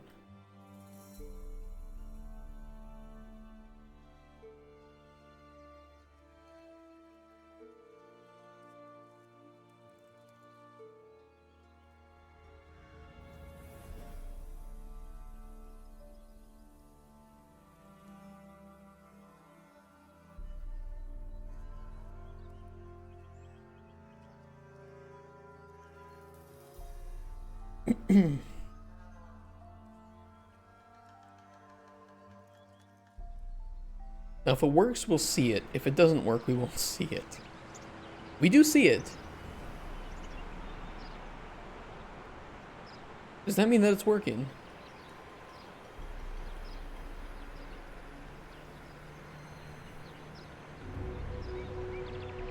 That might not mean that it's... Okay, well, there are some issues. Okay, hold on. There clearly are some issues.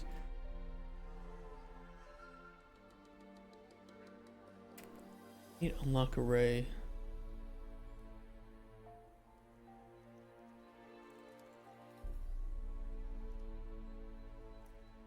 Access index 4.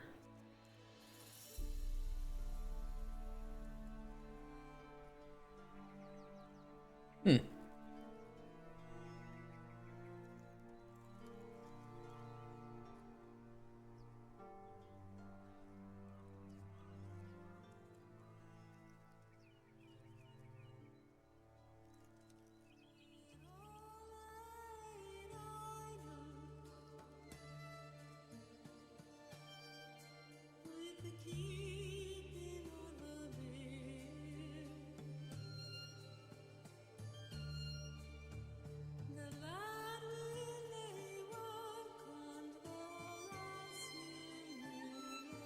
Yeah, it's actually kind of where I thought the bug would be.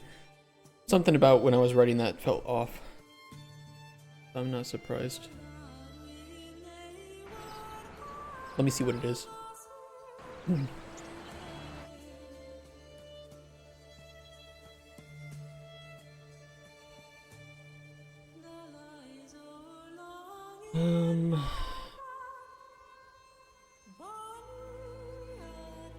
Be a lot to loop through.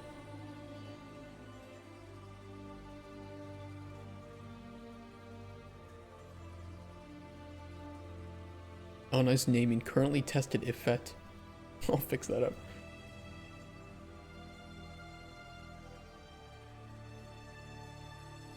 Just to restore stamina. True, true, false, false, false. I mean, that looks correct. I might be testing the wrong array down here.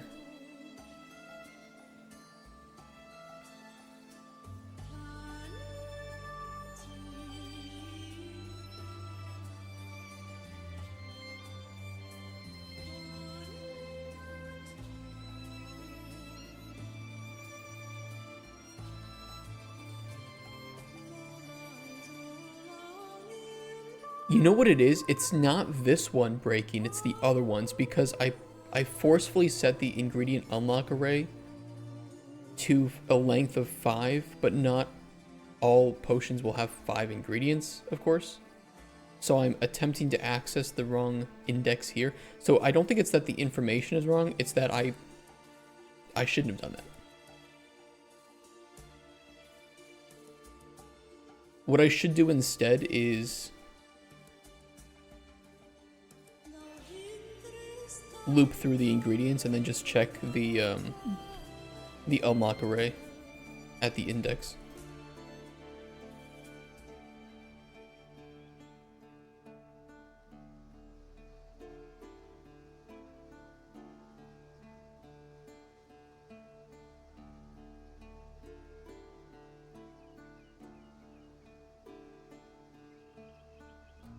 I want to do local potion though. Shouldn't matter.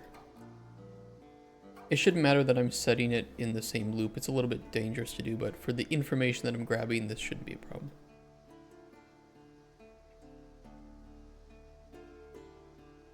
That's a ref. We still need to do it that way.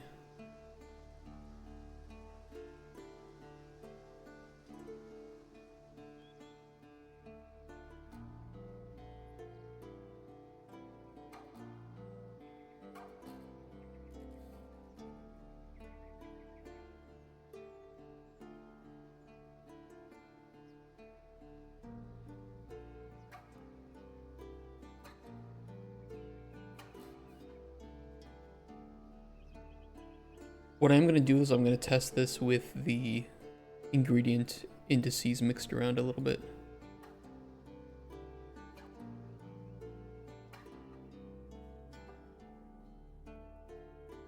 Because sometimes you can get things working with, you know, in the first and second index, but you might break after that, so this will be a better test. Alright, let me see. Ignore those. Not important.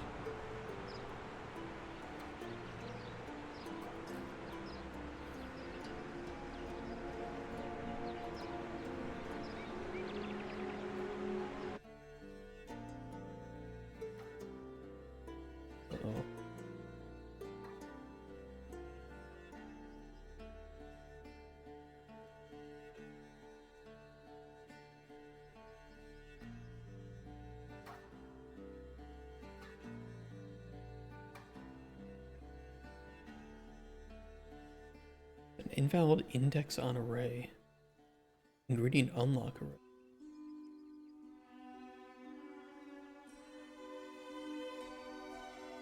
What do you mean you attempted to set an invalid index?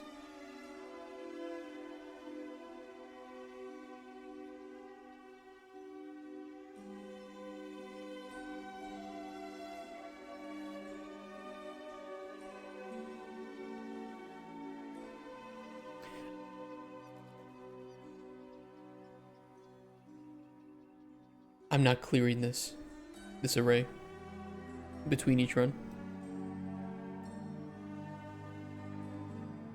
Where do I need to clear this? Here.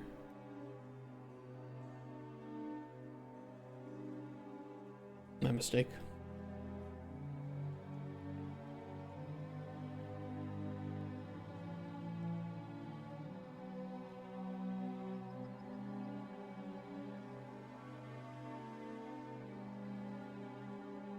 Pesky variables.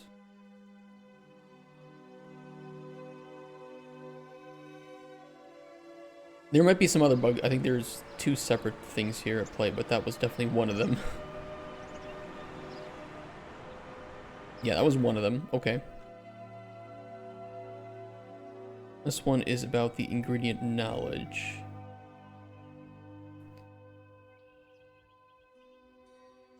These separate?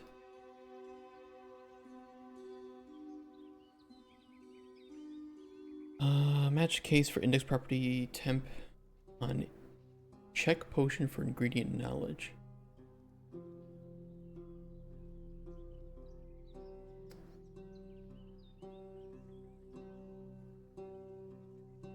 Wrong switch occurring. Or select probably in this case.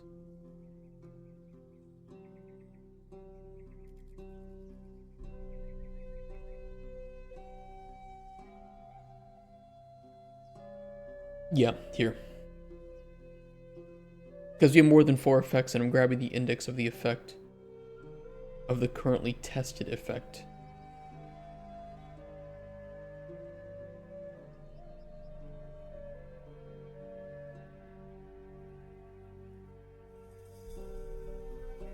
And it wasn't on the effect, it was the currently tested ingredient, wasn't it?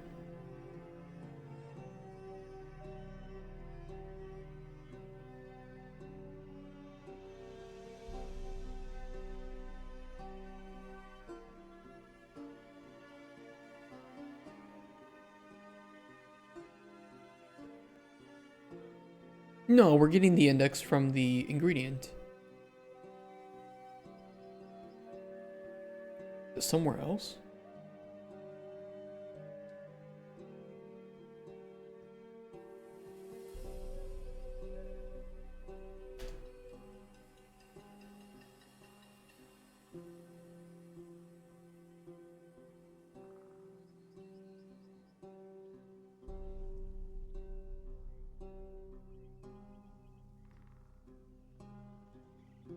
Let me see.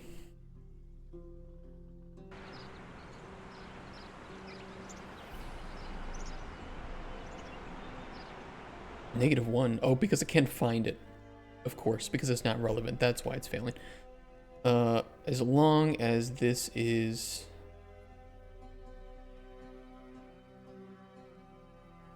Well, just be if it contains it, so it has to contain it first.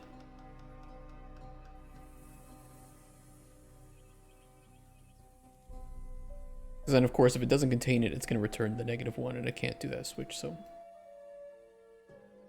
Needed that check first.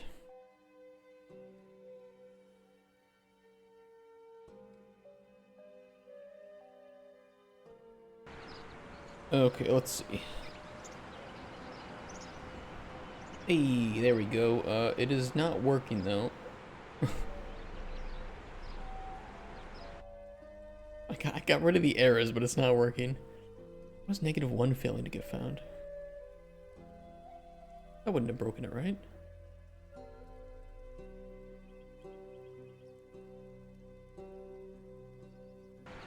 It shouldn't break it.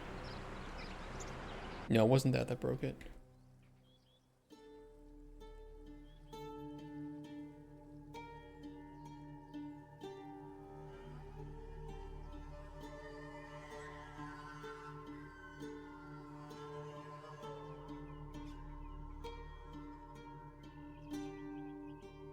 Wrong place. It does need to be back here.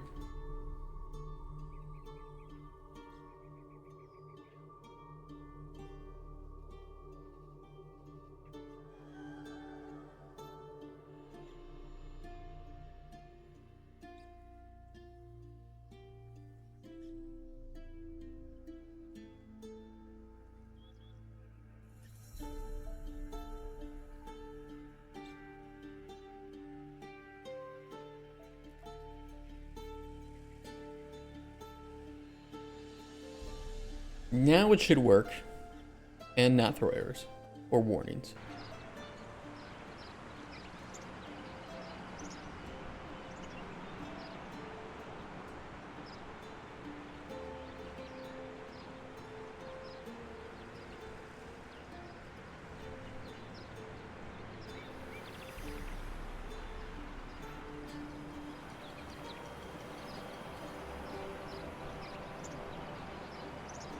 That's wrong.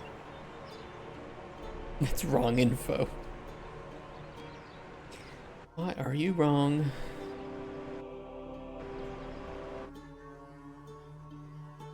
It might have been something I changed down here. There's an alternate way that I can resolve that that check. If that is indeed the reason that it is being a dick.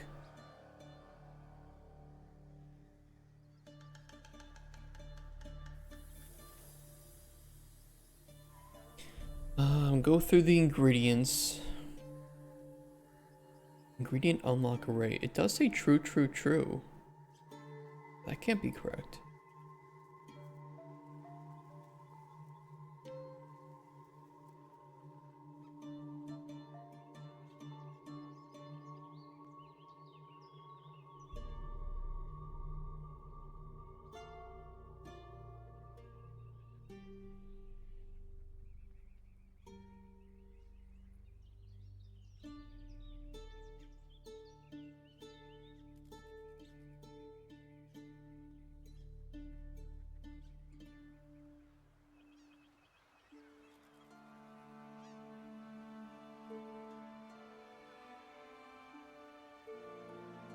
I know why.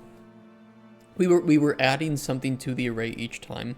If it does not contain, we need to add false.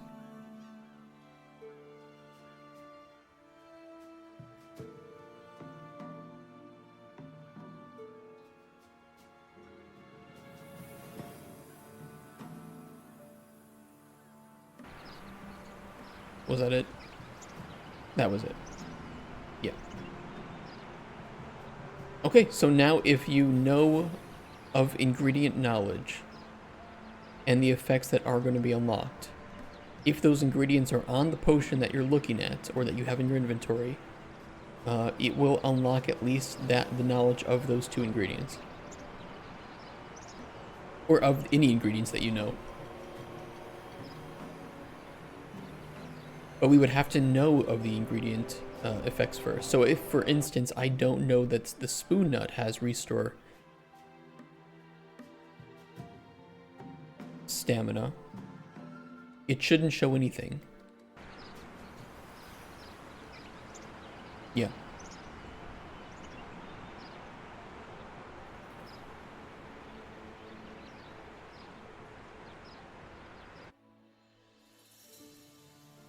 So I would say that it is working now. Okay. Oops, wrong place.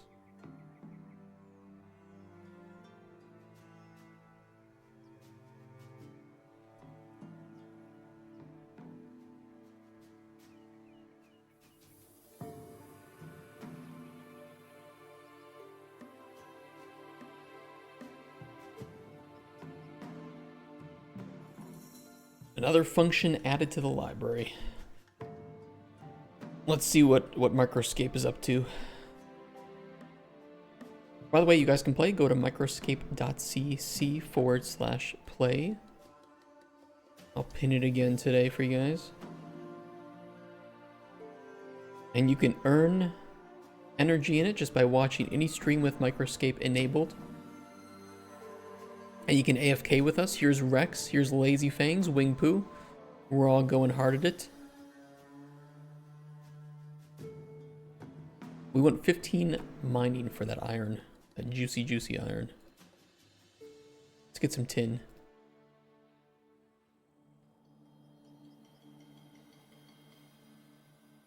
And I'm going to give you guys all some free time for it, too.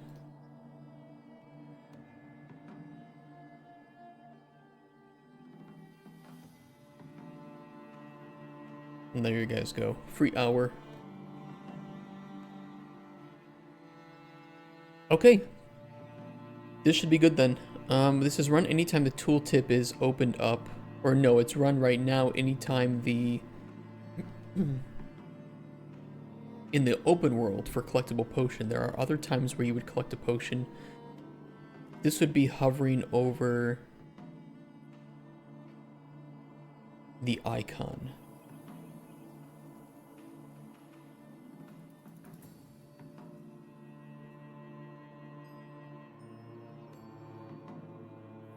We could do it in the potion panel.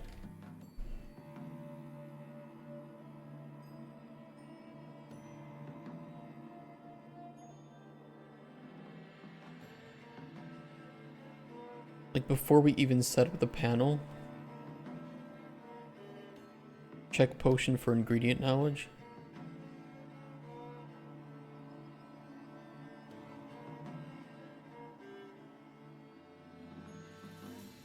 Problem is that we call potion data in here.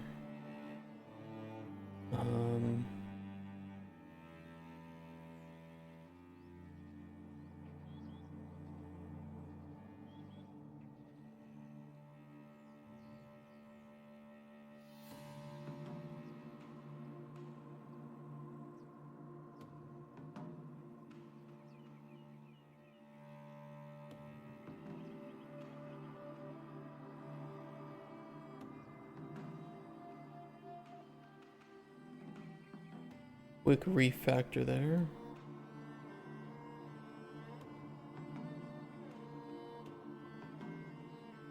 And theoretically, we should be able to remove it from this.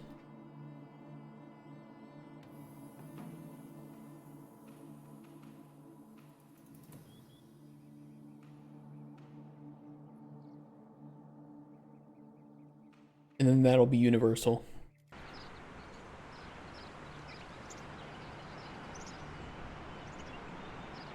Looks good.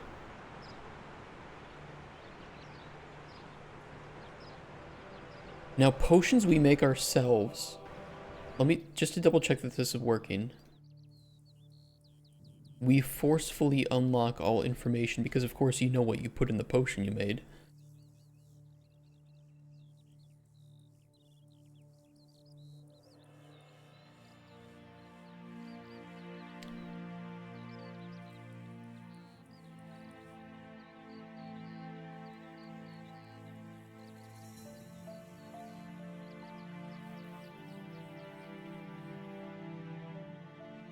It does show a question mark.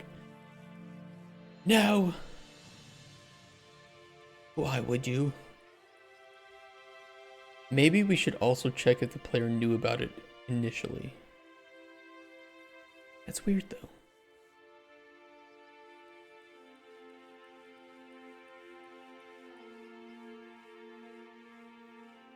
Wait, night vision and fear.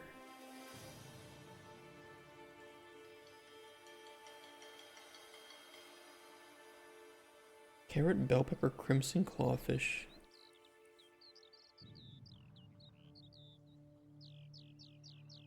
Is that correct? Maybe there was some effect cancellation?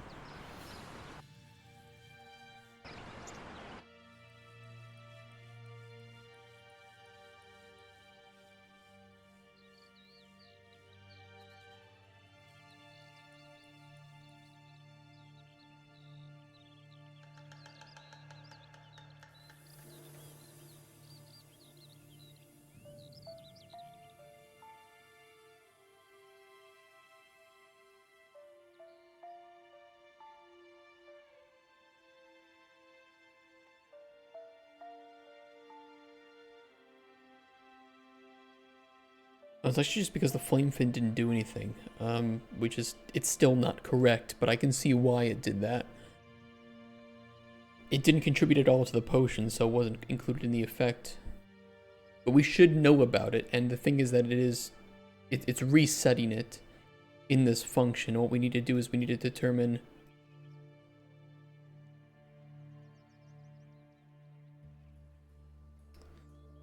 if the player even knows of this. Yeah, in the potion ingredient, if it is discovered,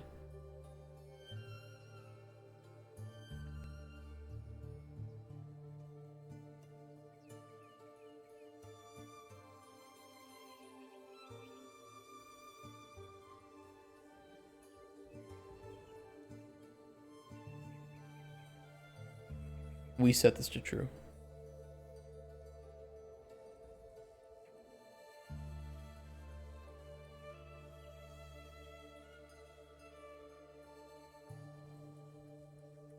Since however the player learned about it, they know about it.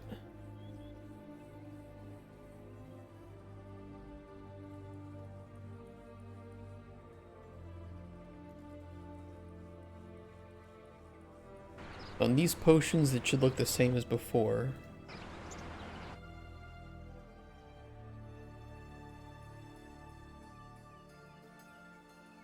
Yeah, because there's no knowledge. And if I make the same potion we did before,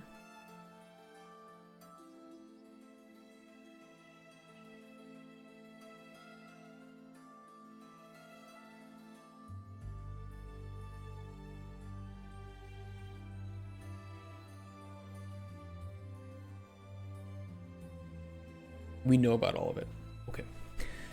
Okay. Okay, cool. That was a good bug find actually for that. Good bug find.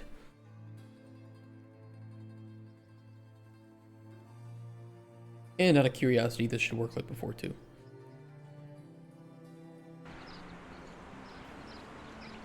Yeah. Beautiful. Okay. Okay, so this is done.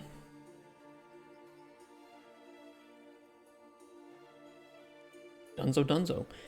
Do we also want to hide potion flavor on found potions unless the player knows of all of the ingredients on it? We kind of hide that from the player when they make a potion, right? Or I think I unlocked flavor, but I don't know.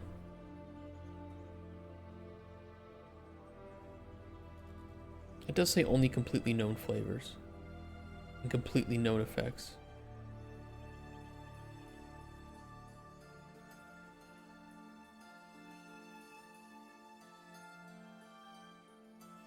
I don't know. I could see use cases for both. So in the case that we have now, when you make a potion, you learn everything that's on that potion the moment you make it.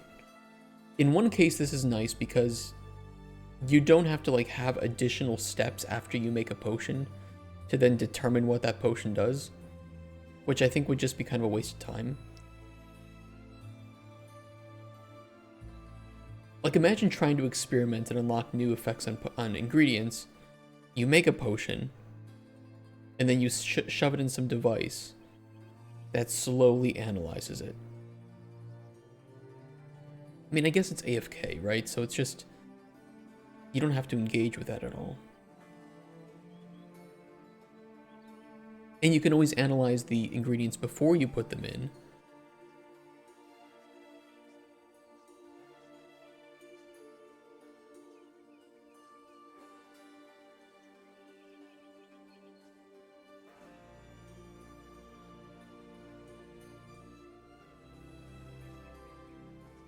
I do not currently have a system for hiding potion flavor, but it could be done.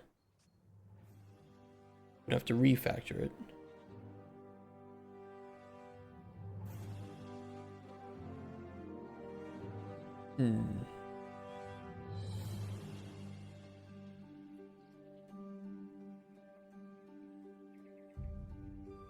Well, if we don't, you know, if I don't hide flavor on found potions, there's no point having a flavor analyzer. Or potions. Especially if we just show the flavor to the player when they make one.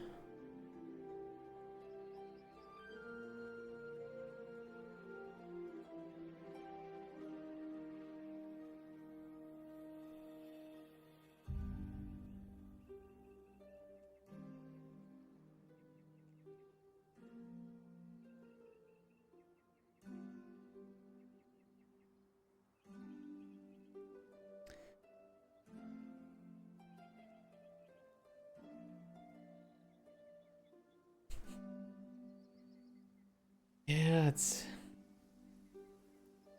I mean, if I have the system for hiding flavor, I can always just change my mind later on and just show flavor whenever I want. So I guess it's not that big of a deal. And we have potion source already set up, which will make it a little bit easier to refactor.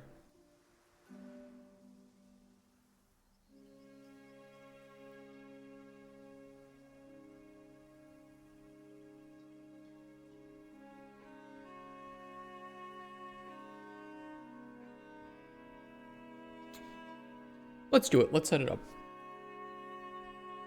Fuck it.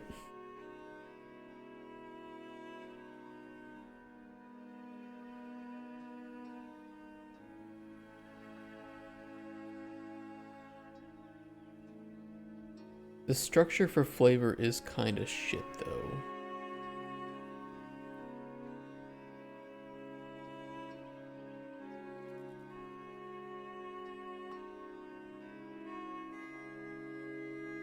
And note that by doing this, it will once again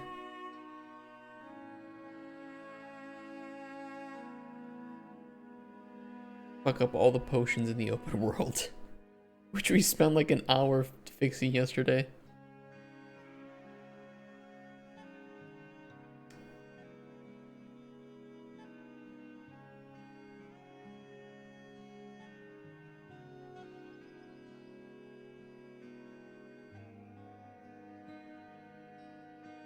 That's not as big of a deal, though, as getting this right. I mean, we knew that we were refactoring. I think we just gotta do it. I think we just gotta do it.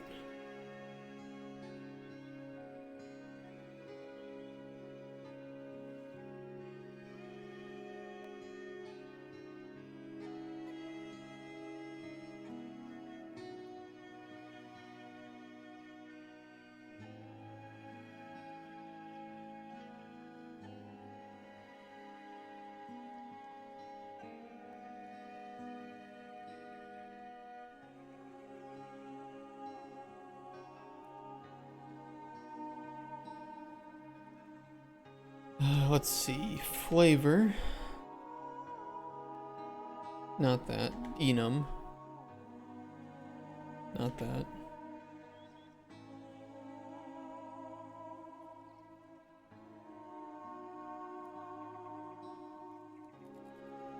Everything will have a flavor, unlike effects, which might be invalid. So we could still use the validity, but I think I'll just use a boolean for is known.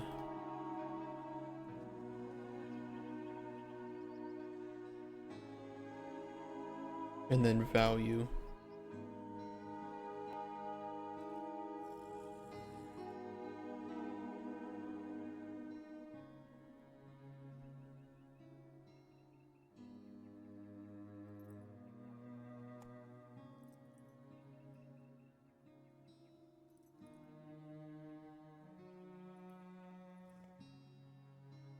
Wait, how did I handle it for ingredients?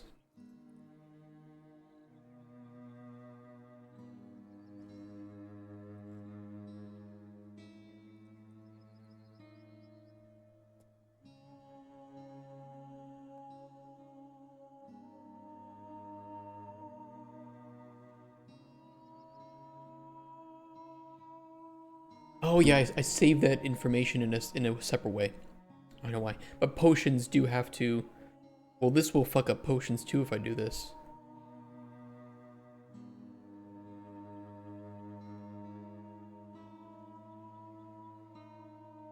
I only want to modify potions,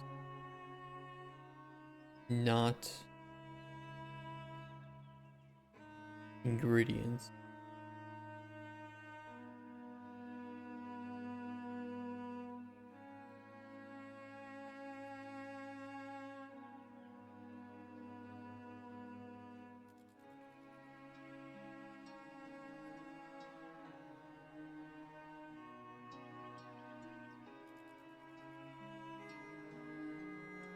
Mr. President, wake up. Thank you.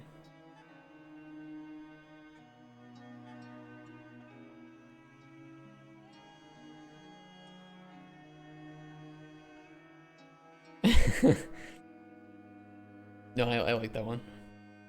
Refactoring means making in a yes, refactoring means making in a factory again. That's exactly it.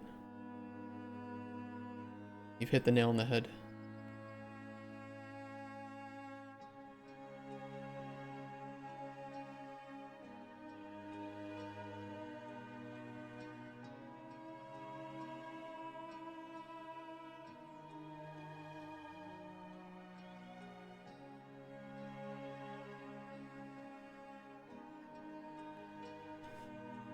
Nailed the nail head. You got it. You're on point today. I will want to make my life infinitely easier. I will want a function to convert this to something readable.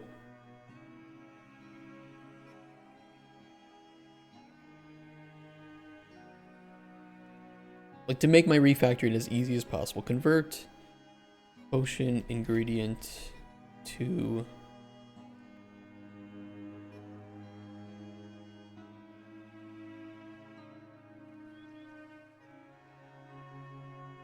potion flavor, sorry, not ingredient.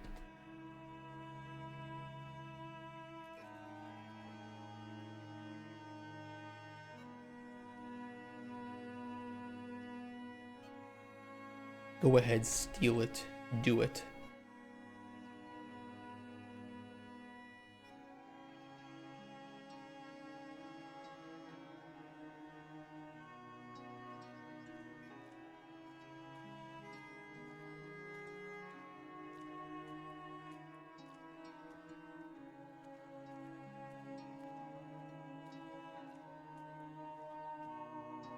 You know, there'd be some programmers that agree with you, Serene. But obfuscation, I think, just hurts everybody. You know, a lot of coders will try to... I don't know why, but for some reason there was some information going around a long time ago that make your variable short because it saves. It helps people with code. No, I think readability for code is way more important than making code, you know, like smaller and more, yeah, I don't know, like lines of code. Oh, I can write the same thing when 12 lines of code instead of 20. Yeah, but it's like my 20 lines of code is way more readable than your 12. Lines of code does not matter anymore. What matters, I think, in a lot of cases is readability and the performance of that code. And lines doesn't, I wouldn't say always impact performance, or it doesn't always indicate performance. Make code that only geniuses can read to alienate lesser minds. I read quite a bit of the code for Darkest Dungeon because it was made on its own, a proprietary engine that the programmer had made himself. Very, very well maintained code with that. Shout out to Kier, who wrote that engine.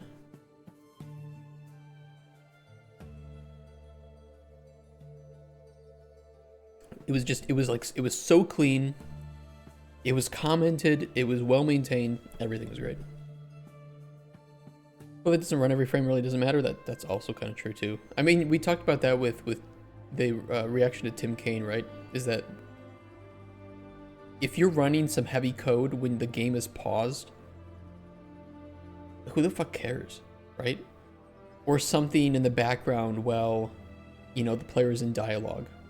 They're probably not going to notice a small little spike. Do you really need to refactor it? Or do you want to go and refactor the, I don't know, you know, some combat code that is way more important to be performant?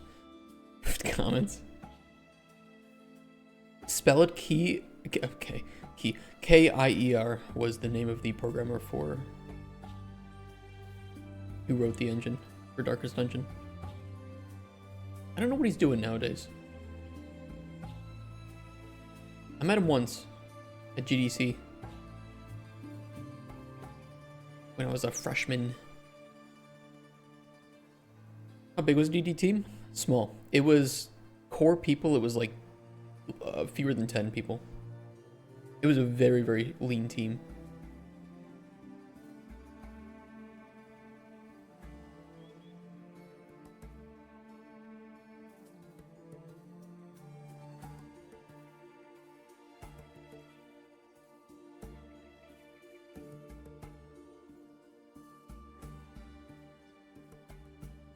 Bait. Don't save. Now reload. Yeah, they did a good job. I think that's a really good model for how to make an indie game. And it's why you do want to keep teams lean and outsource where possible. I was outsourced, right, for design because Tyler couldn't do everything himself. And I think they wanted to give me the chance since he also got into the industry by modding. So, you know, you outsource where possible because it's cheaper in some cases than hiring somebody full-time. So nowadays, though, we don't talk. I don't think they like me very much. And I got banned from their Discord, so.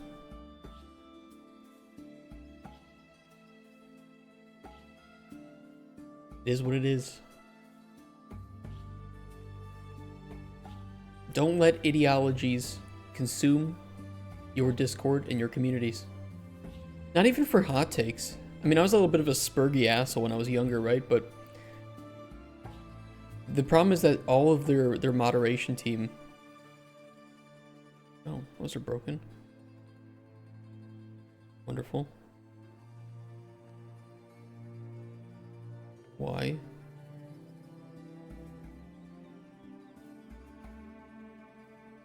Oh, it might just not compile. That's why. Might be broken. Or not.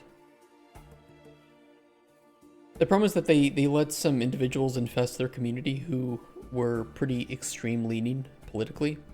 And so, of course, to extreme people, everything that is not them looks like they're crazy. And so I am considered the antichrist of Darkest Dungeon modding in the community. And I'm called Nazi, homophobe, racist, transphobe, a whole bunch of phobes. You know, I don't get to decide who I am. My haters get to decide who I am. Hey, Roop. Been a while. EU politics, yeah, that's actually one of the reasons I got out of that community. It just, they clearly showed, the developers clearly showed, and as much as I respect Tyler and Chris for what they've made and who they are and what they provided to me, they let this fester in their community probably because they agree with the politics. But now if you enter that Discord and you don't adhere to those politics, you will get banned and labeled a whole bunch of things. And there have been tons of people who've been banned from the Darkest Dungeon Discord, and because they talked about my mod and heard horrible things about me, and they wanted to hear the truth. This has happened like a dozen times. I've had people come and say, I got banned from the Discord for asking about your mod, and I just want to know, like, what the hell happened. I was like, buckle in, here's the long story.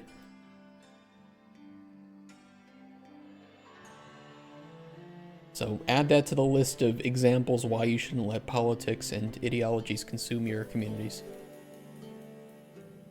And that can be filed right under the Helldivers 2 drama.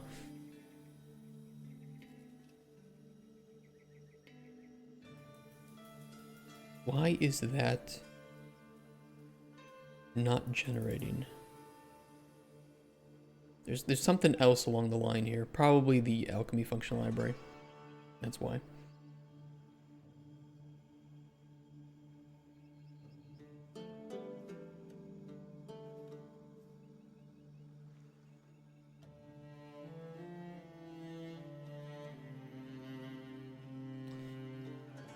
Yeah, I wanted to make the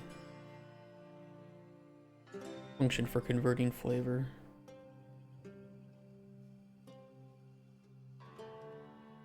Yep, that would be the YouTube video I made about it. If you're curious what I have to say when that happened. Which, if you can get onto that server, by the way, and they didn't delete my messages, you can see exactly my last message before I was deleted. I was asking somebody about their mod because I thought it was really cool. And then one of the moderators saw me and was like, "Oh, it's you." Insta-banned. And then I contacted the dev team. I contacted Red Hook about it. I'm like, "Do you know that this happened?" And they're like, yeah, we heard that you had said some shitty things in the past, and so you're not allowed there anymore." I'm like, well, yeah, I was like 19 and 20. That shit doesn't represent who I am anymore.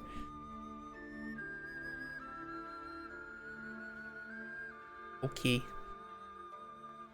Yes, sir.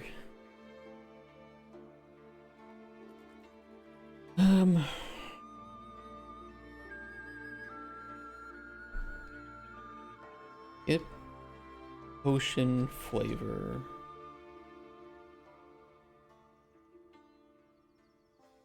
Array.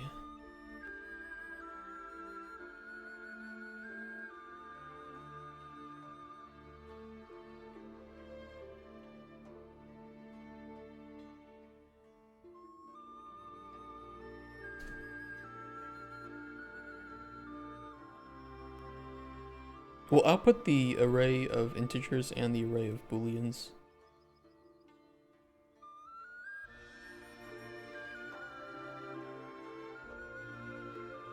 Or knowledge.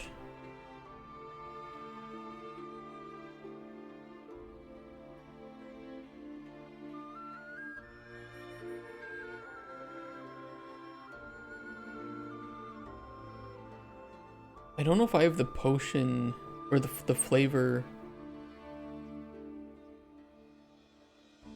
chart working correctly though for this.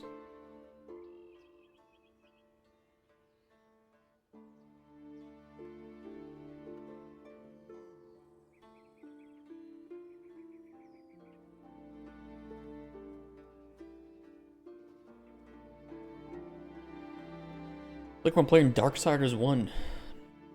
Classic game. How's the game been progressing? It's been going well. We're doing a big overhaul right now to the alchemy system. A lot of work.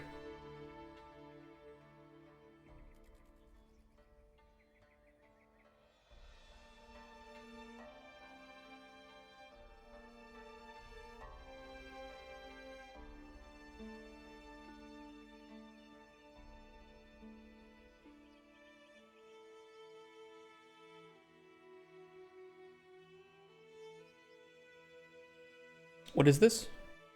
Click on the pinned comment on the stream. You can see what it is. You know about it, Lazy Fangs. I saw you in game. I saw you playing Microscape. You get extra bonus energy for those redeems.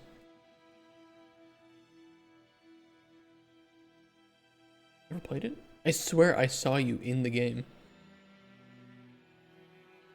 Do not like. It's recorded. You might have been in bot mode. Oh, maybe. I forgot you added that, Kent. Bots don't earn XP. Oh. That's right. You told me about that. You see other players, but and sometimes they might be bot mode. I swear I saw you earlier. Yeah, see? Look. You're right here. You're killing a rat. Look at you, bitch.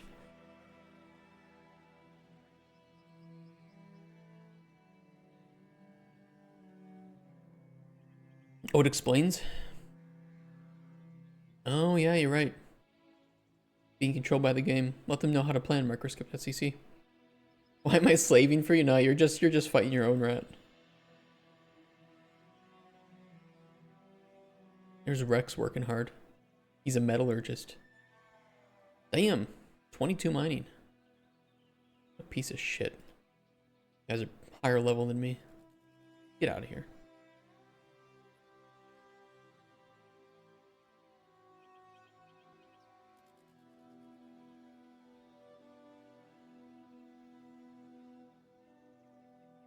Am I sending the flavor structure? Potion knowledge array.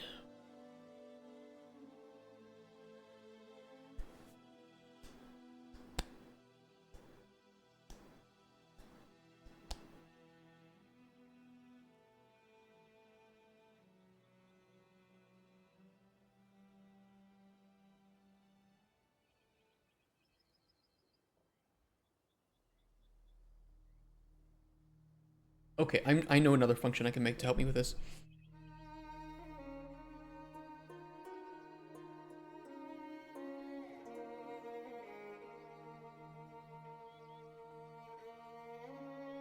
Convert potion flavor to base flavor.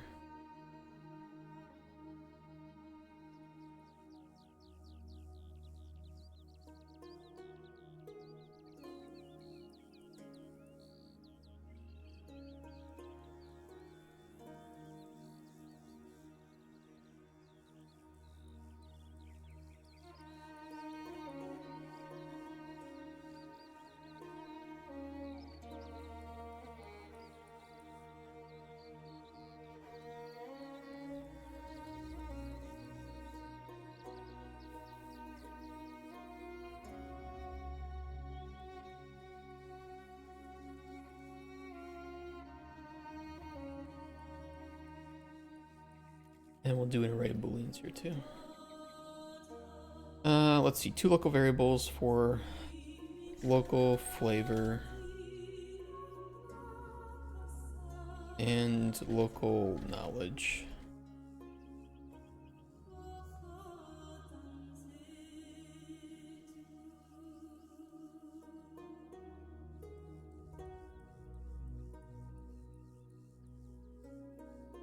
Current index.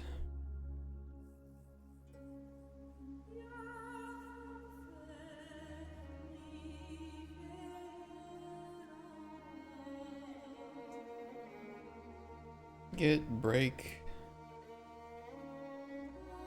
set by ref.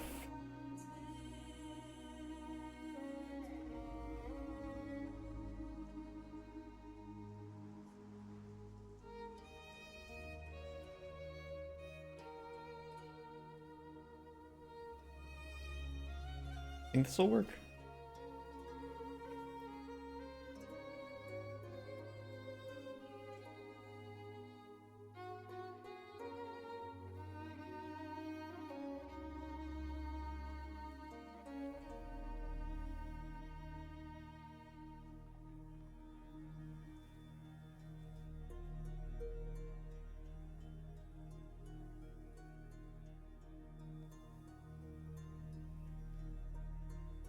All right, do that first.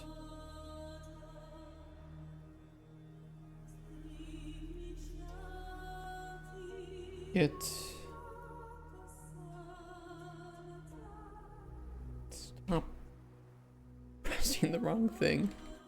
Add and add the known.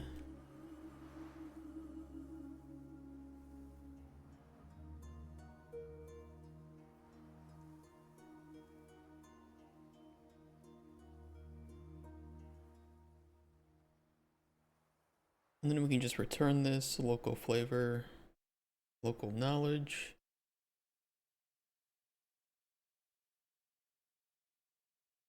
Okay, that'll help get potion flavor array.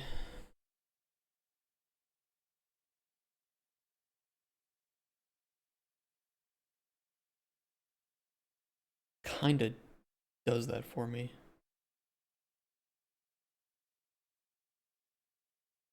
We might not need this other one, the skip potion flavor array.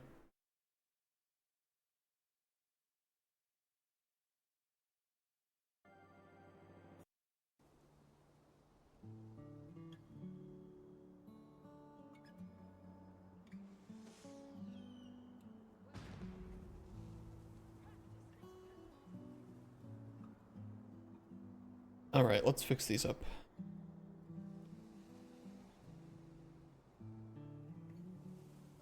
We can convert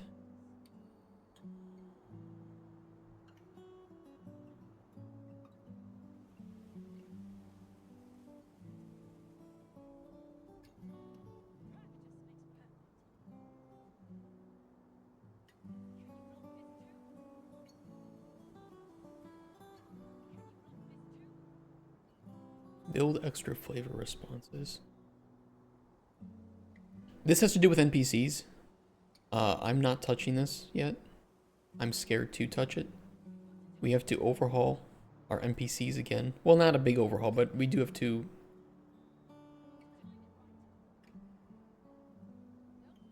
We will have to fix some things. And I'm not looking forward to.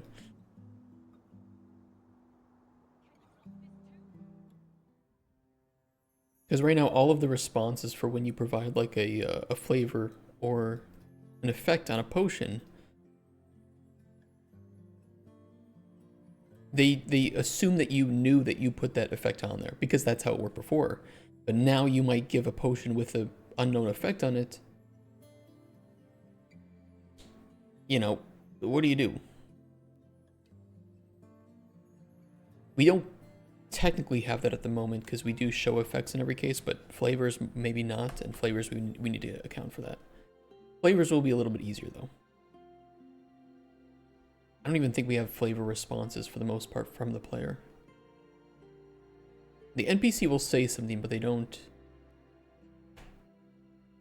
I don't think the player can respond. You know what, we'll see. I'm not gonna think about it right now. Wasting my headspace.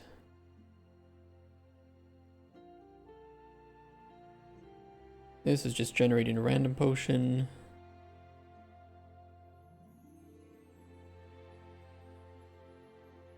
And this is plugging in the wrong flavor for brew potion.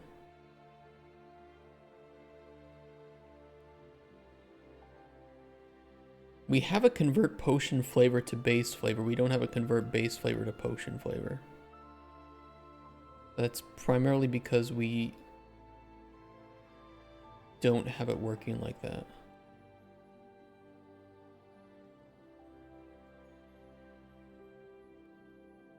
Brew potion, I think, is only called when we generate a random potion.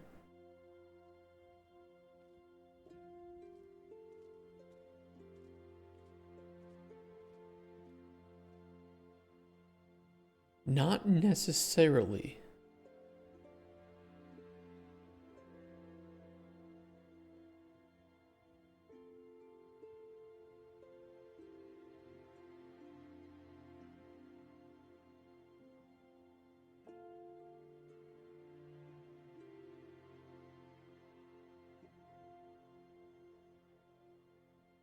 Because it might not be working for merchant potions.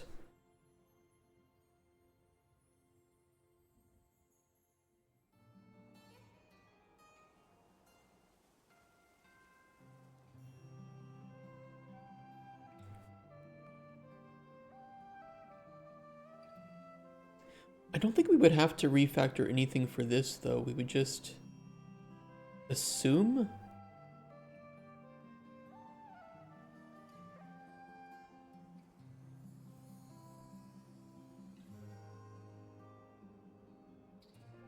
We assume that the player doesn't know, but we check for knowledge whenever the player pulls up the panel anyway. So we don't need to double check for the potion knowledge whenever brew potion is called. It's kind of a waste to do it here, so we just need to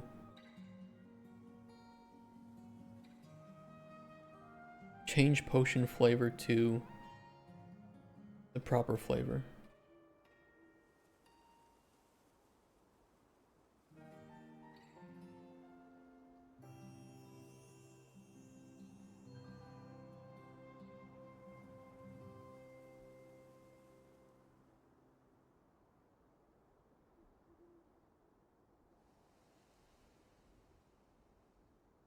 You should add a fart reverb, but slowed and reverb.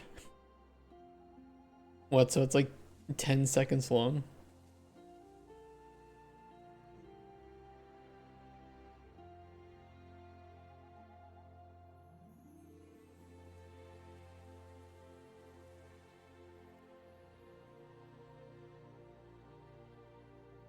Make it cost like 2K. Oh, we'll think about that. Convert base flavor to potion flavor.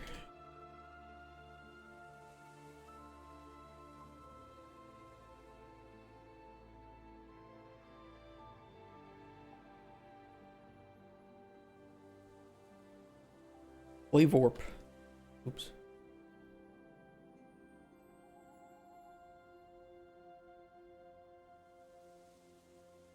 Or loop.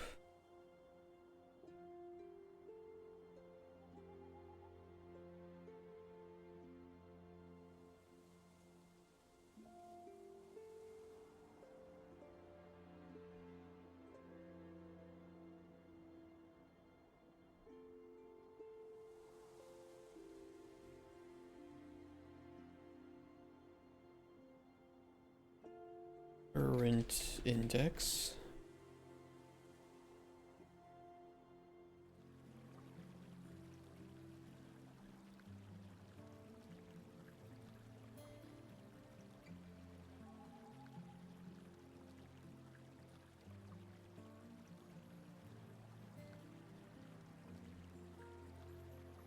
You know, when we tested yesterday and my game is only taking up like 3 gigabytes of RAM, it kind of makes me scared. Why is my game so small in RAM cost compared to other Unreal Engine 5 games? What are they doing?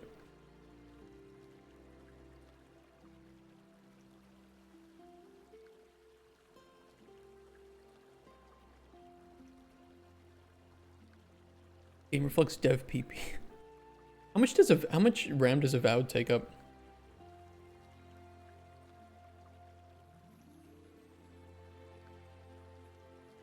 I mean, Avowed does have some NPC stuff and whatever, but 16. Most games don't go over 4 for Unreal. Pretty sure Stalker 2 was taking up like 20 gigabytes of RAM for me. No, it could have been 20. It was like 16 to 20. Textures are VRAM. I mean, they could be loading some stuff into RAM as well. I mean, textures are VRAM. I mean, Nanite probably saves some of it, right? Because it virtualizes the meshes. Audio, that's true. That's a good one too.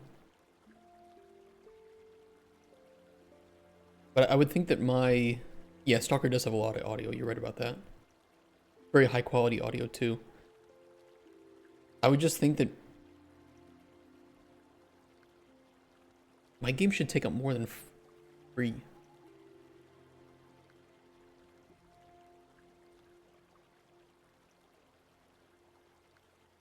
Weird.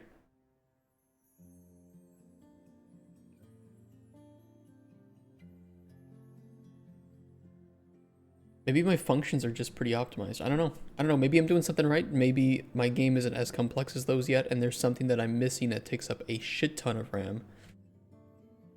Which is probably the case.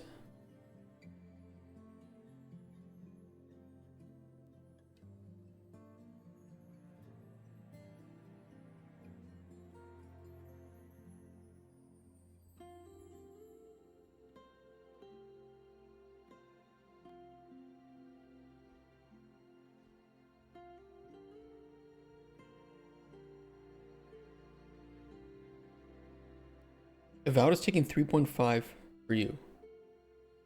Huh. That's weird. Escape from Tarkov Max is out no matter. Well, that was made in Unity, wasn't it? Tarkov? Like, that could be something to do with Unity or just how they developed it.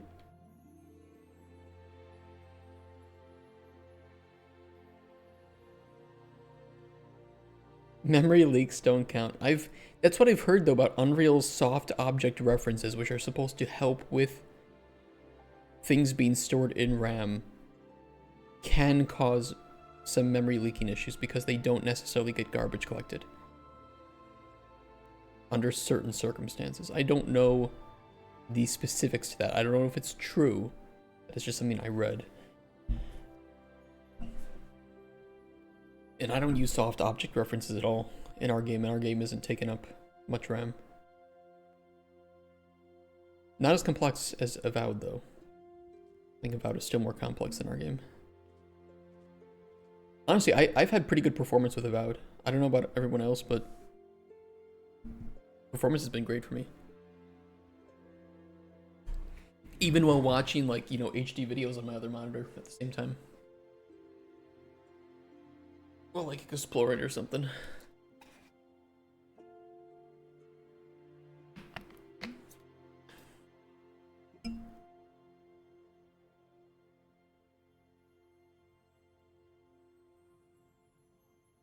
Your CPU bound? Yeah, so that's what I kind of feel, is that a lot of modern gamers who are complaining about games either haven't updated their drivers or are CPU bound. They're buying the new RTX graphics cards without realizing that their CPU is so old that that's what's bottlenecking them.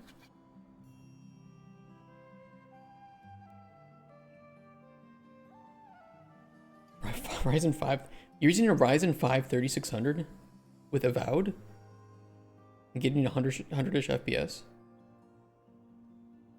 No.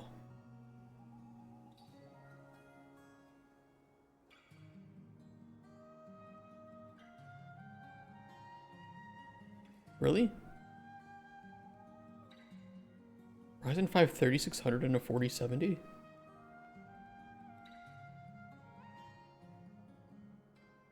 Really?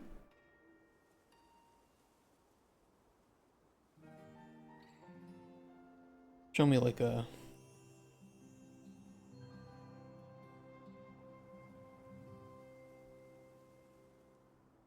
What I got at home. Damn. So Avowed is pretty optimized. Hmm.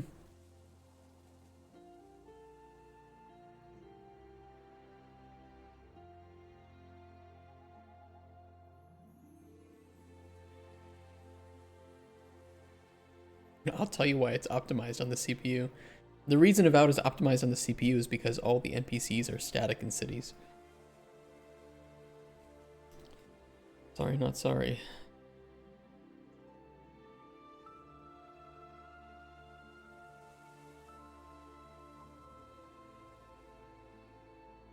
Oh yeah, I do have to set it by reference. That's why I had that there. Movable and unkillable. I'm curious what the requirements then were for. Yeah, I mean you're right. Minimum processor, yours is slightly above that. i5 8400. Let's look at another game that they made that was where the NPCs were killable. And did move around and shit.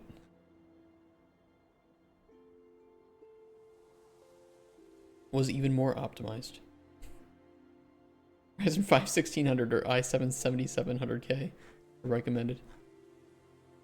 Lazy Fangs and I were talking about this game last night because I played this. I don't remember much about it, which is honestly kind of how I feel about the game. It wasn't bad, it just wasn't super memorable. But I did remember that you could, you know, one of the selling points was that you could just kill story NPCs. Like, that was an option. Like, the first area that you landed in, I forget the name of it.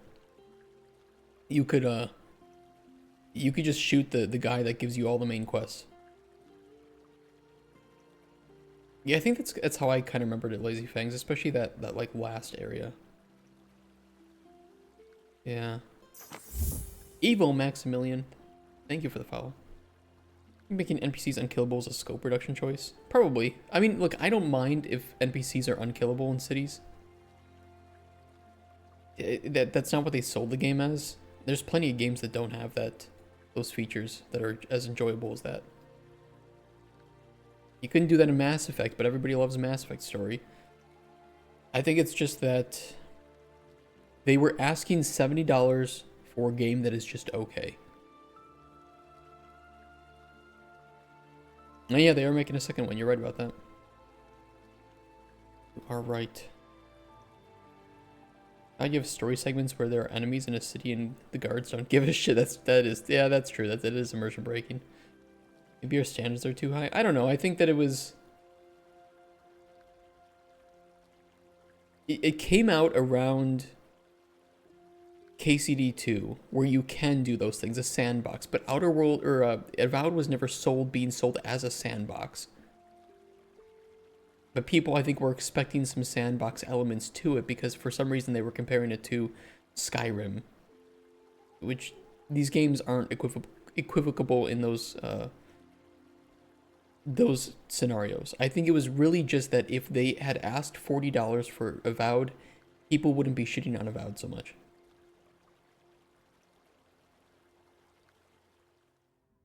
That's what I think. And I think Outer Worlds as a sandbox was built a little bit better, and they compared it to Outer Worlds, but Outer Worlds still had more of those sandbox elements that even Avowed did. That's probably also one of the issues here.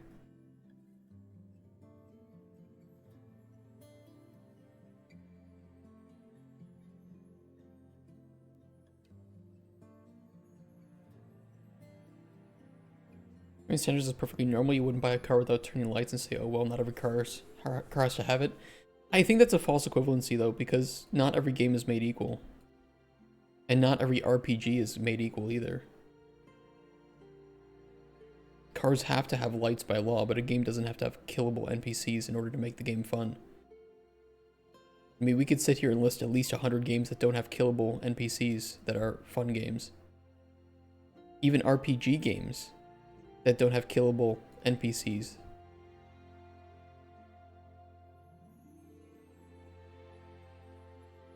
Those recent modern, yeah. I mean, there are plenty. Not every game has a crime system either.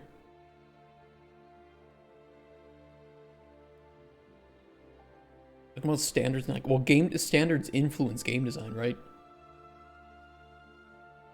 Okay, Evil Maximilian. Thank you for the follow.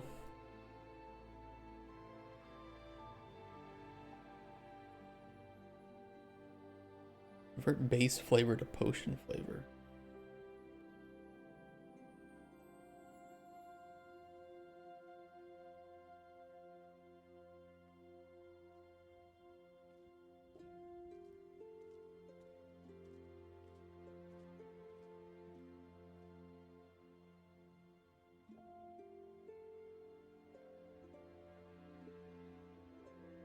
Discussion about killable NPCs making a game better. It's mostly just about why people are treating Avowed the way that they're treating it. And we're not saying that it's a good or bad game, but just why the game seems to be getting so much flack. And is it a fault of the developers? Is it a fault of the players? Is it a mix of both? I think there's a little bit of both.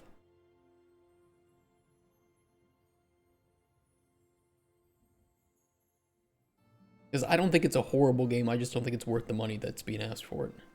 And I do think it is a step backwards in some ways from Outer Worlds, which is what they were comparing it to. Avowed is getting hate because of the woke kit. I think that the woke stuff is impacting how people feel about it.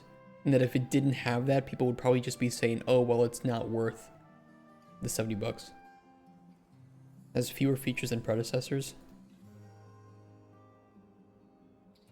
It also has some more features than its predecessors. But I don't think those new features are making up for the lack of other features. Probably what it comes down to. Gradually less and less, like Bethesda. I think both studios are reacting to a change in audience. Or what they perceive as a change in audience. I think people still do want deep RPGs, but I think that there's been some wrong market research that's being done that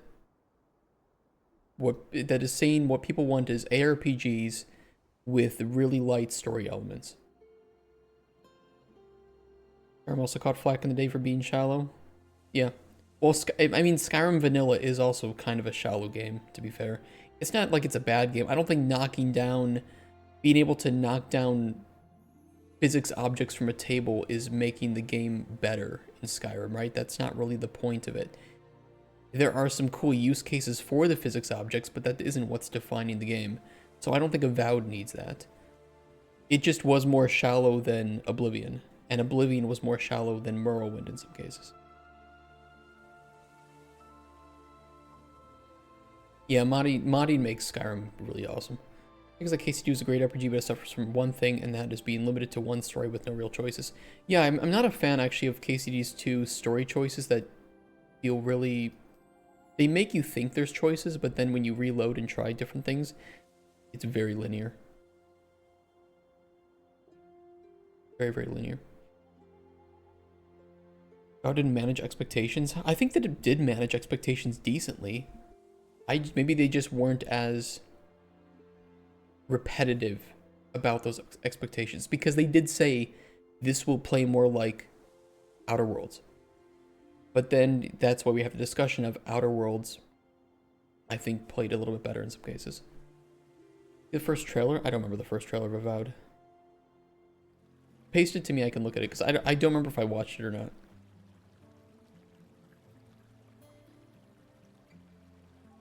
And we can judge it live.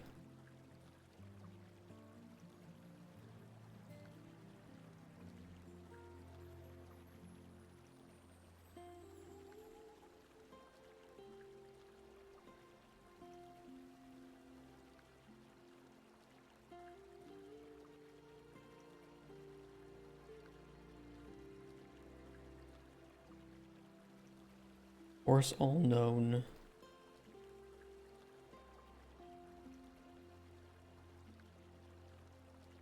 Flavor, knowledge, gray. Is there any game where you can branch into different stories that have hours of gameplay and don't converge back? Witcher 2 is a good one. I also think that Stalker 2 actually has a surprising branching story. I was not expecting Stalker 2 to have a branching story. I was kind of expecting it to be a linear game. But no, there are some pretty big choices you can make, and the game does react to a lot of small choices that the game won't tell you you can make. Alright, when was this from? From 4 years ago, okay. Let me look at it.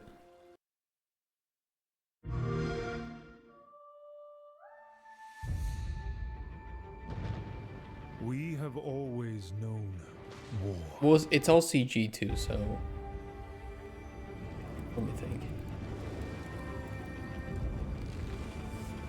We'll judge it for its elements rather than anything about its, like, pretty dark, serious. Our empire. Turned heroes into queens and kings. Fluff. Story fluff. And decimated our foes.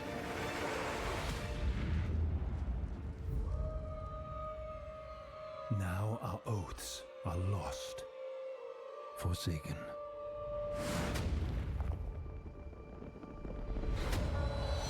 And you must face the monsters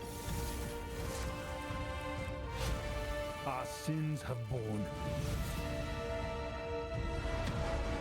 Well, they fucked up with this trailer because this is obviously CG. An oath worth the weight of a crown. It's not a great trailer. Game is nothing like this. I mean, it kind of is. I wouldn't say that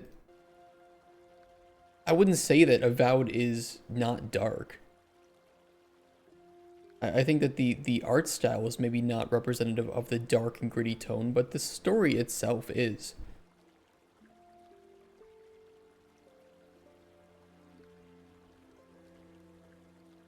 I mean, I'm not defending the story either, but you know, the story is really not horrible.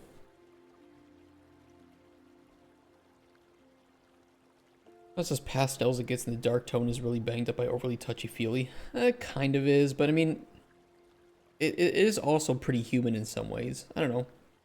Fans are goofy and chill.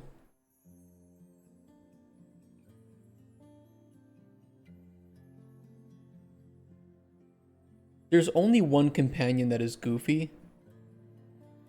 She's also kind of chill, but I would say that the other 3 companions... No, I mean, one of them has some pretty serious trauma. I mean, they all kind of have trauma too, but... I don't know, I don't mind the companions. I think the companions are pretty decent in Avowed. They're pretty well written. They have good voice acting. It might actually be one of the stronger aspects of the game with Avowed. The companions in Dragon Age Veilguard were not good. Everyone's broken in a weird way, like not a single person who has their shit together. Well, I mean, how many people really had their shit together in Mass Effect, right? Or Dragon Age? I think the furry girl kind of has her shit together. She's the one that doesn't really need to undergo an arc, and that's why she doesn't have an arc. Or not one that I've discovered. But the other three all have pretty touching moments. I think Kai's story was pretty emotional, pretty well written.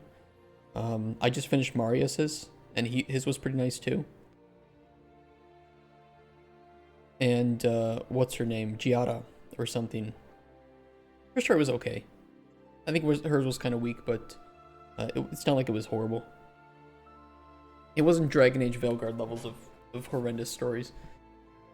I don't know. All I'm saying, if you look, you can hear things about Avowed from people who haven't played Avowed, or you can listen to people who have actually played Avowed. I don't think Avowed is that bad. They don't feel like the heroic sidekick. Maybe not. It's better than Starfield's side characters, which I think were pretty humanly written, but also just didn't feel like they had anything special about them. But Avowed is definitely 100% better than Veilguard's writing. Working as the team psychologist. This is true. But I mean, this also happened in Mass Effect. Everybody's loyalty mission was about some form of trauma in most cases. Like, you had, what was it? You had, in Mass Effect 2, you had Jacob, whose father turned into a fucking harem king and abandoned him. You had Garrus, who, you know, has this trauma about getting his team killed. You have Miranda, who has trauma about her dad. You have Samara, who has trauma about her daughters. You have, who else am I missing? You have Mordin, who has trauma about the genophage. You have Rex and Grunt, who have trauma about also the genophage in some cases, but not as bad. I think Grunt's is pretty standard. So you play as the psychologist in those. Those are pretty far into the game. Not really. You could get the loyalty missions in Mass Effect 2 pretty quickly. Most people you had to earn trust with to even get to those. The Vowed, everyone just offers their trauma on the silver plate. I'll tell you what, Marius does not. Marius's trauma, he does not tell you shit until later in the game. You have to play at least like 50 hours of gameplay till Marius tells you anything. Every time you ask, he's like, just shut the fuck up. I'm not telling you anything. Why should I open up to you?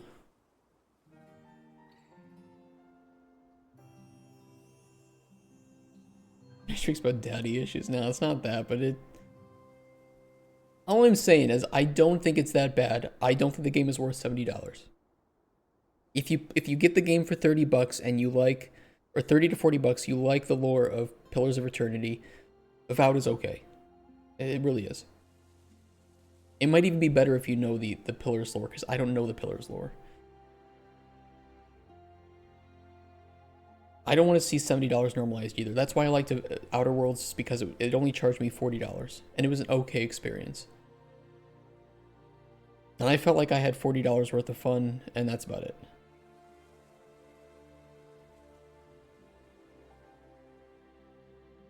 But Red Dead 2 came out at $60, Avowed came out at $70.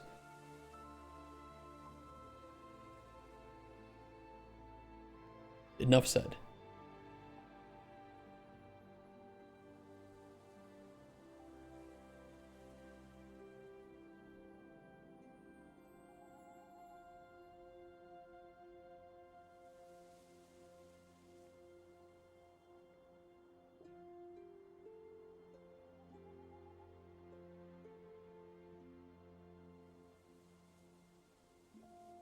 I will say, though, there isn't really a lot of woke shit in the game.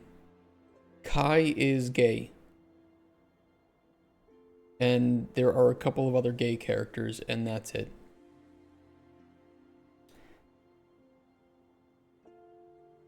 Which is pretty normal.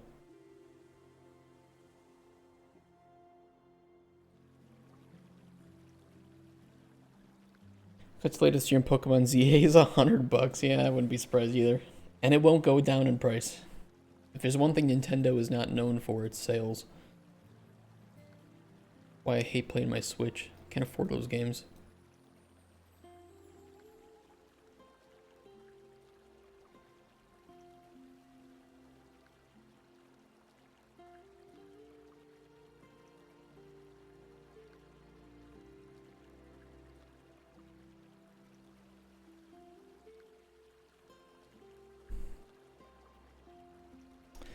will just give you guys the, you know, the straight, honest answer. Whenever I play games like this, I went into Veilguard, you know, hoping that it would be decent. And it wasn't. Gorham, thank you for the follow.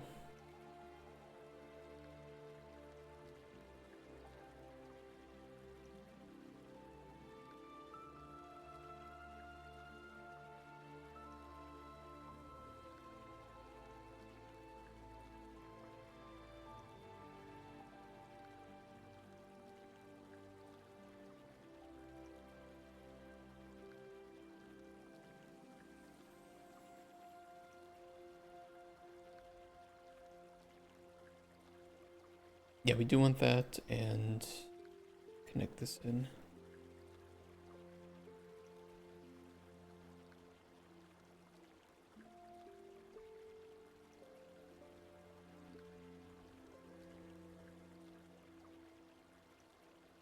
I mean, even Asmon, you know, who's been making some content about Avowed, he beat the game, and he just said it was okay. I think it's fair. It is what it is. I think they fucked themselves. The biggest problem that they fucked themselves over was the price point. It wasn't even anything about the game's design. You can make a mediocre game and you can still make money off of a mediocre game. But if you make a mediocre game, you should charge a mediocre price. $70 ain't no mediocre price.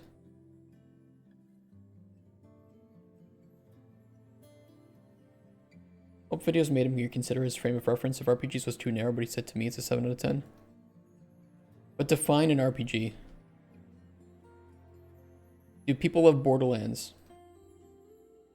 You can't kill any NPCs in cities or knock things down in Borderlands either, so, you know, what are we doing?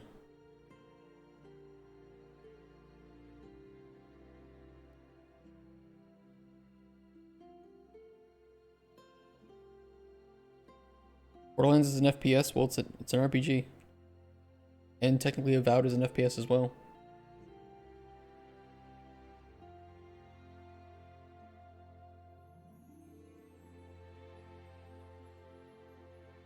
You're an RPG, okay. You got me.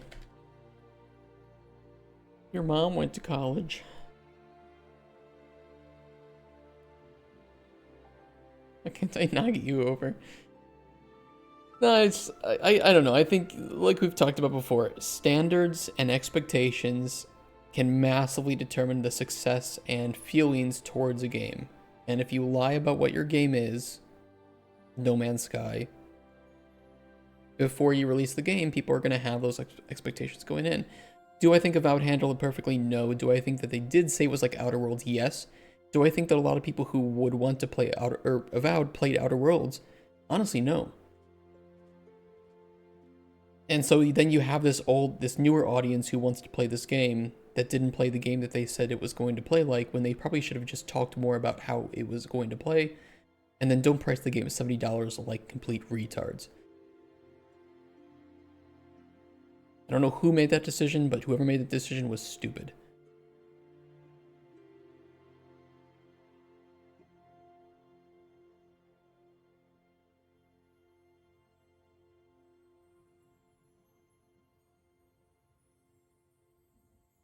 This will fail.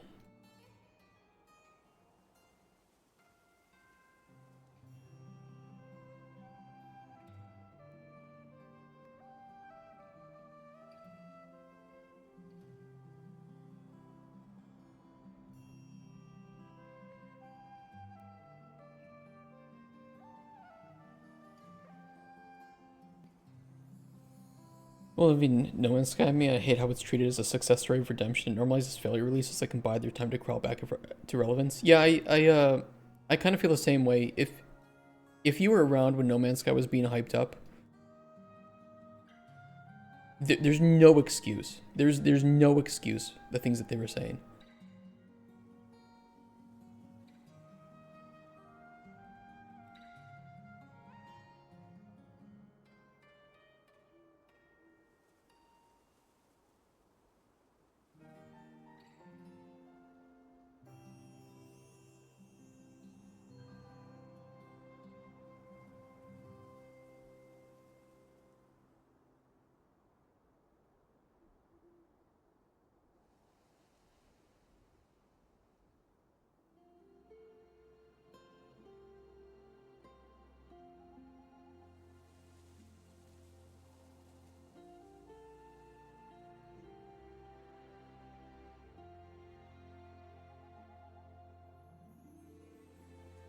People beg Team Cherry to increase the price of Hollow Knight, but they remain steadfast at 15. Truly admirable. Yeah, I mean, in some cases, lowering the price of your... I mean, it's not even some cases. Lowering the price of your game can result in more sales. Simple as that. Now, sometimes the high price can also have the notion that what you're buying is worth that value. I don't think that's always as true with games, though, but the luxury brand, you know, the, oh, this phone costs more money, and therefore it is better. That kind of happens with, like, physical goods, right? Something you can, like, touch. Hey, Mertsusa. Those idle clicker games, yeah, just saw the most bizarre one about some kind of cell division related to SCP lore. It has two versions, one on itch, which is inferior, and one on Steam, which is quite successful, but is also a porn game for some reason.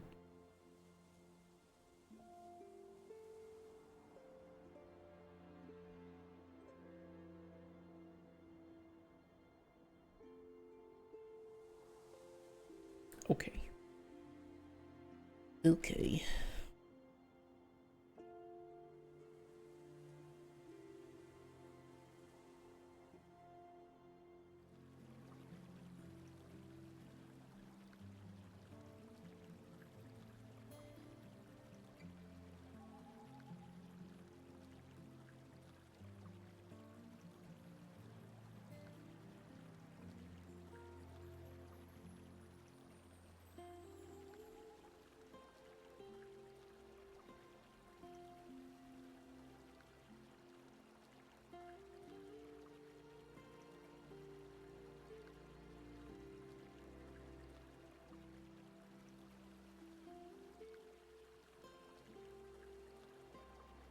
Okay, at least that problem is fixed.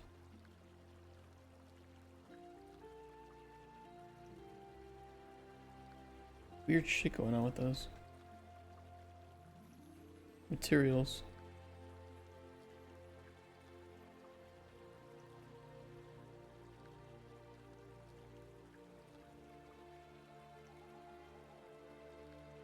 Huh. Weird. What is when each has it free and Steam is paid, same exact game, which I believe is against Steam TOS? Oh, I didn't know that. If true.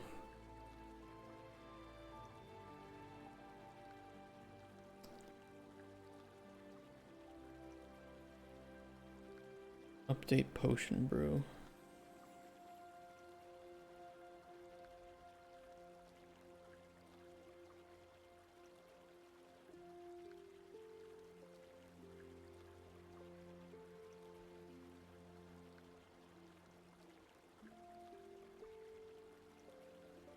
We'll hook up the knowledge arrays once we just get this back to how it was working before without bugs.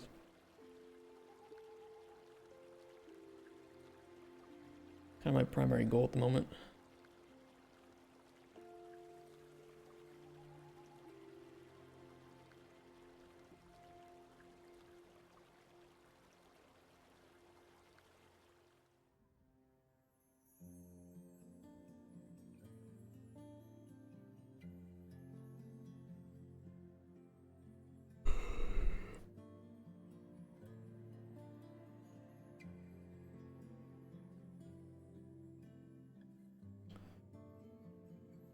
Flavor. And flavor doesn't really, well, and it does kind of matter on this because I can use this for testing.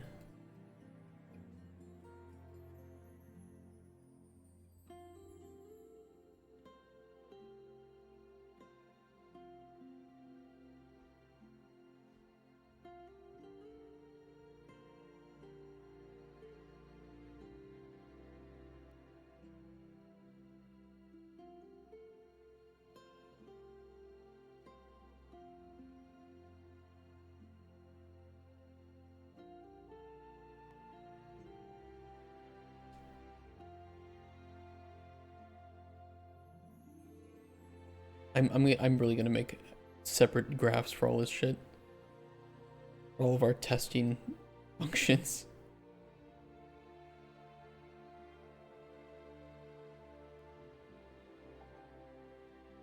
Minigame only using the game maker manual. I didn't have to ask for help in the Discord. Hey, that's called skill. And you're gonna be obtaining a lot more of it from now on.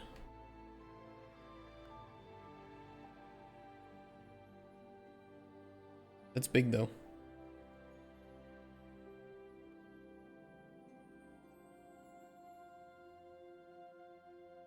Yeah, so this is where we test we spawn and test potions for debugging. So we can kind of get away with some spaghetti here. But I don't like where they're located. These should be in a separate event graph.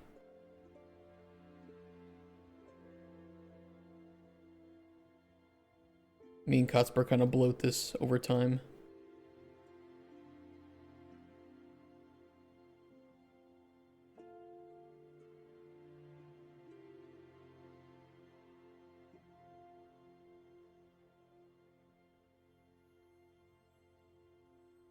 Did any of you watch the most recent solo leveling episode? Are any of you watching solo leveling?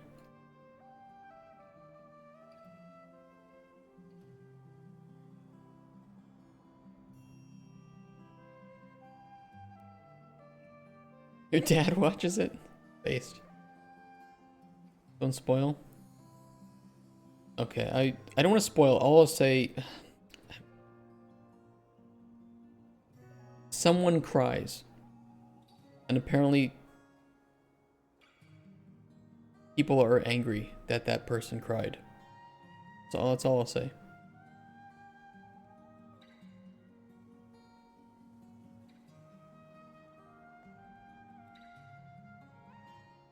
That's the drama.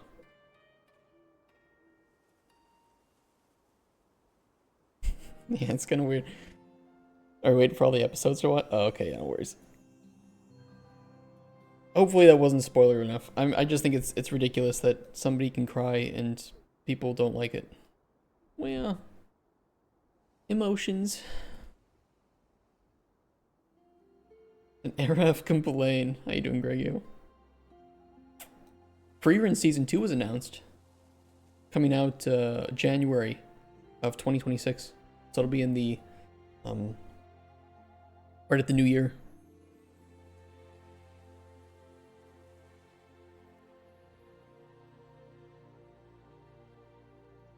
It's crazy that your dad watches it.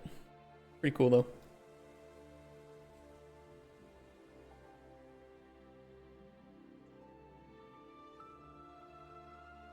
Inventory potion panel. I want to get my dad to watch Vinland Saga.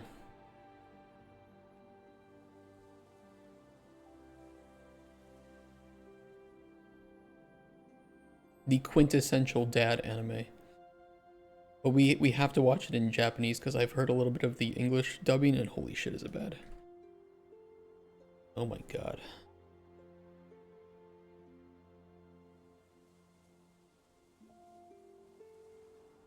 Sounds like a hentai. Time I got reincarnated as a slime. I should watch Slime. I heard season 2 was really good.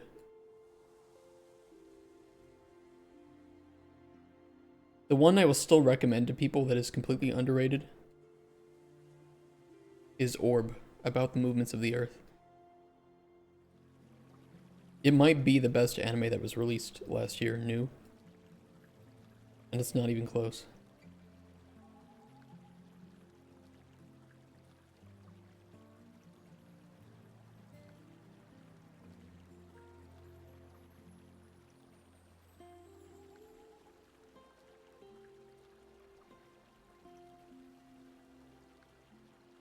Dungeon Meshi's dubbing is good. I'll have to try to listen to it. All I know is I listened to the Vinland Saga one because I watch like React streamers and or not like streamers but React YouTubers and like, oh cool, these are people that I like. They're gonna watch Vinland, and I hear the English dubbing. I'm like, no. Turn off.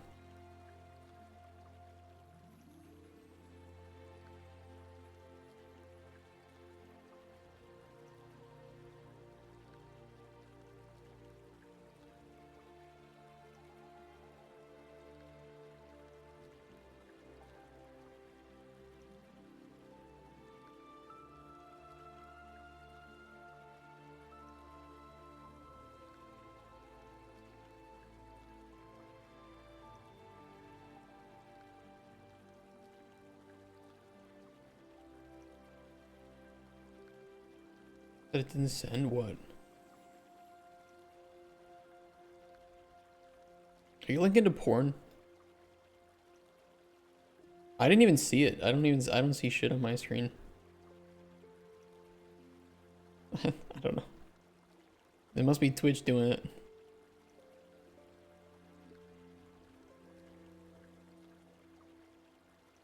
I'd have to overhaul potion flavor.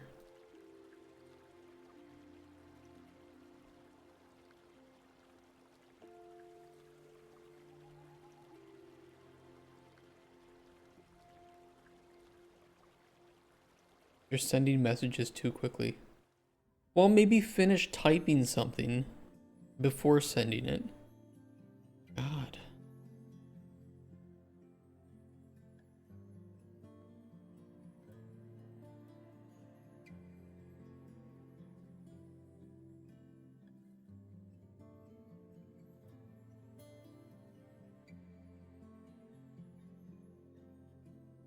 Not the potion flavor, though.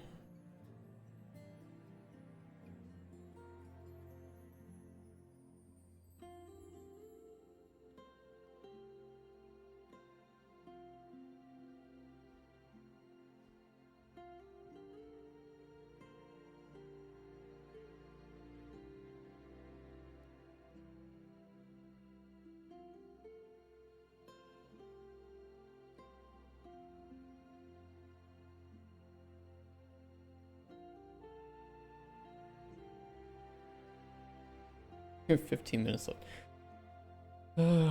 Every time I try to convince people to watch Orb, I don't think nobody takes it seriously. Oh, an anime about astronomy. Good though. It's really fucking good.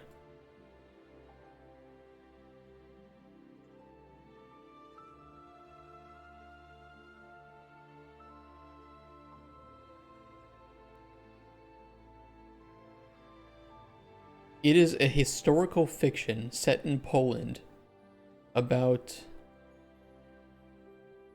heliocentrism.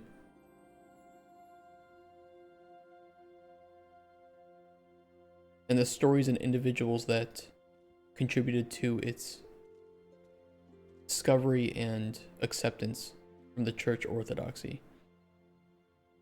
It might sound dry, it's not dry. There's a lot of death. It's pretty dark, but it's very good. It's really well written.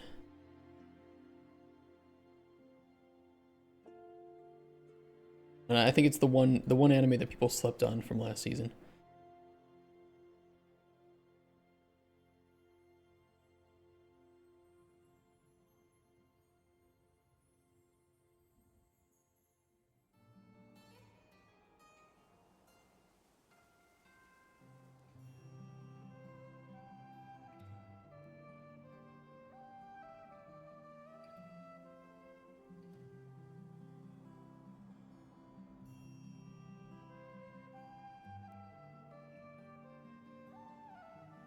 This is the name of it.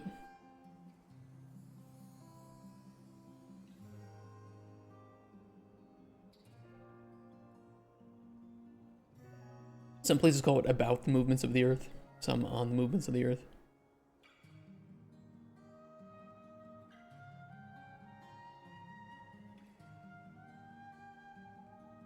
It is legit good.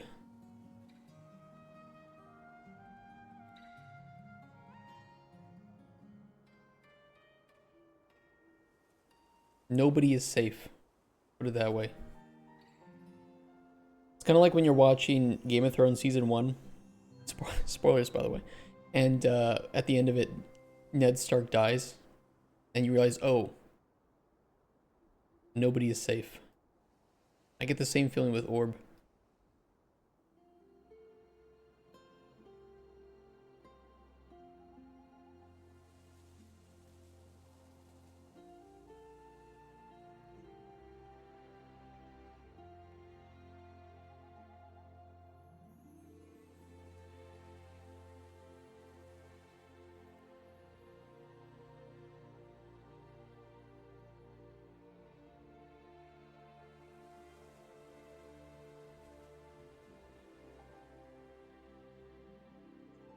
Ocean flavor.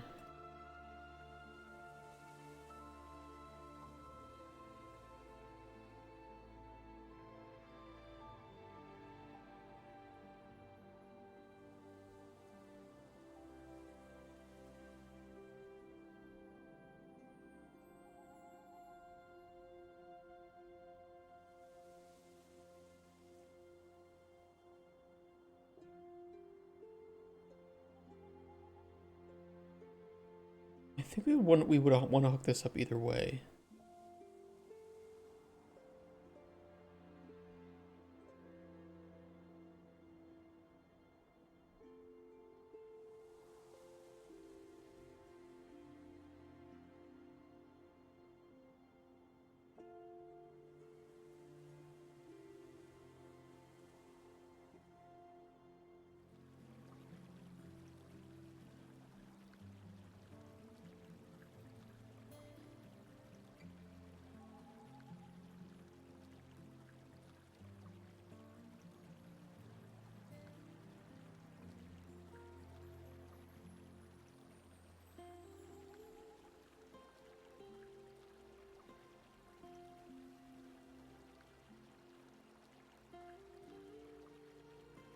Ocean flavor visual needs Gene 2.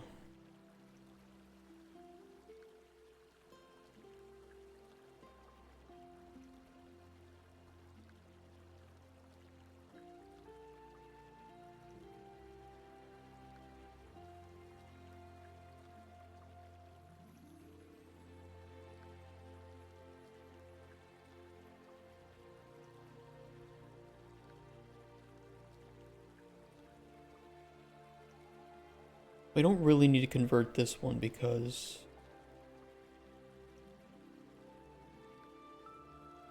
we need to convert it for this, but not for the other thing. So convert for this.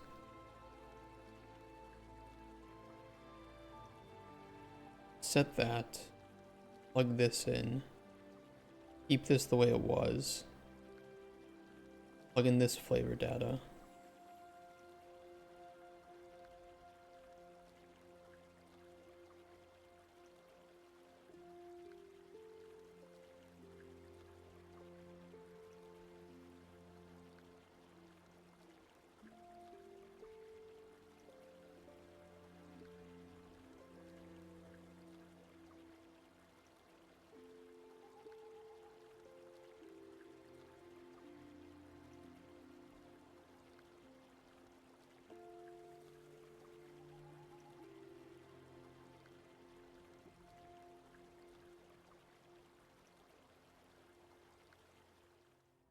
Okay, this one's broken too. Easy fix.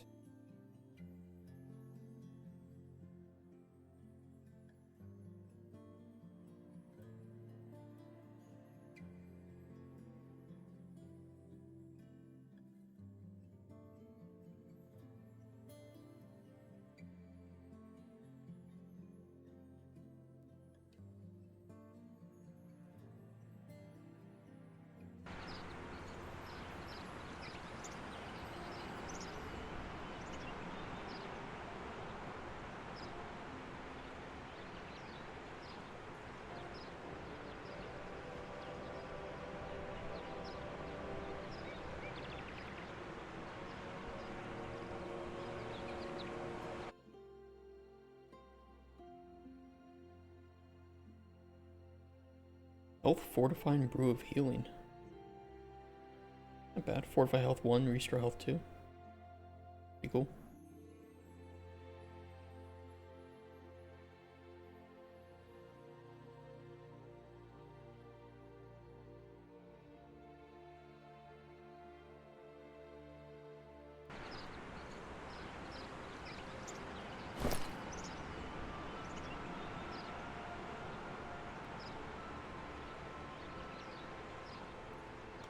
What happens if I make a... where's my alchemy table? What are we doing? Where'd it go?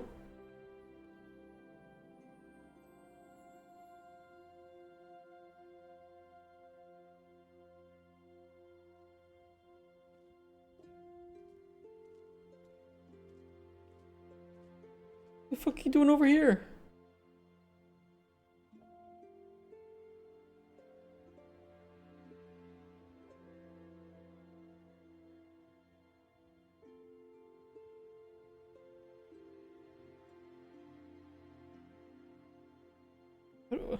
Huh?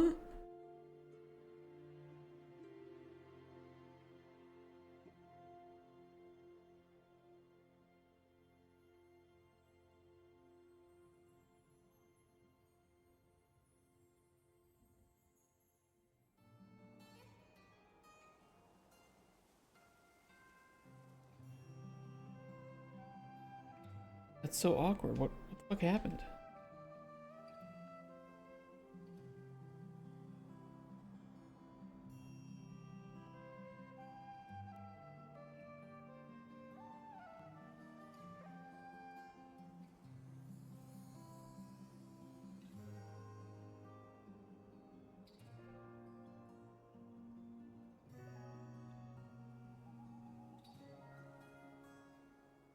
You have any Apothecary Diary watchers in chat? Any Mau Mau simps? Jinchi simps? I think that one's a pretty common one for people to watch.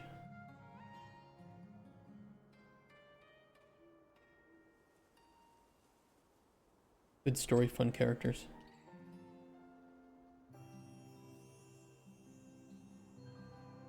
That's so weird that reset its location.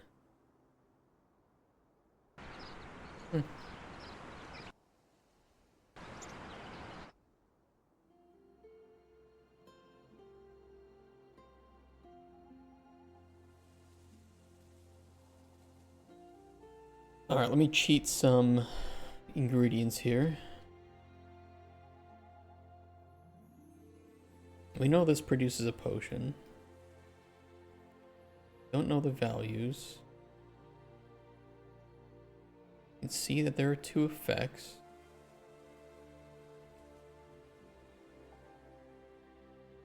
Night vision, we can see these. We don't know the flavors.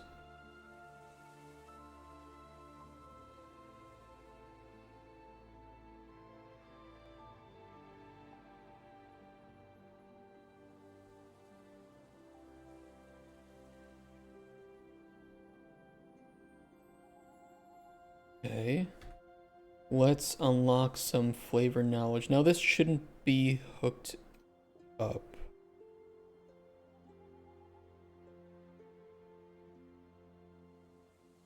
But we'll see.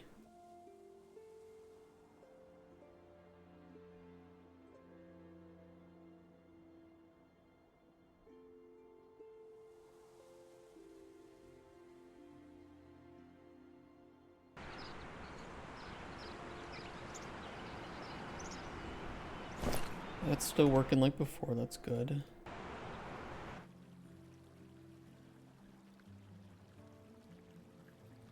Let's check the spoon nut and muddy bullhead.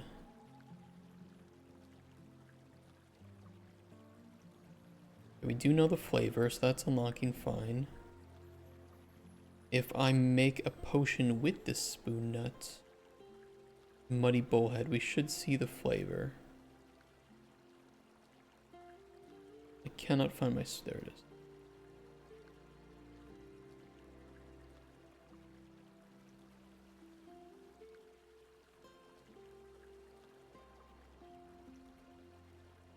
Where's the spoon nut?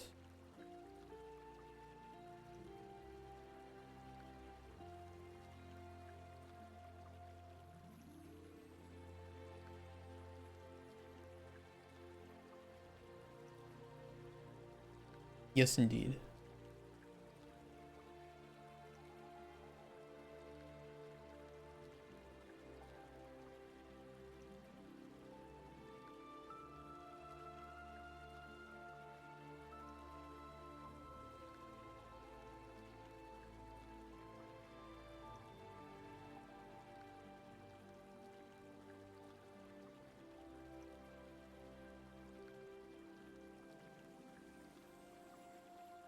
Oh, yeah, there's some...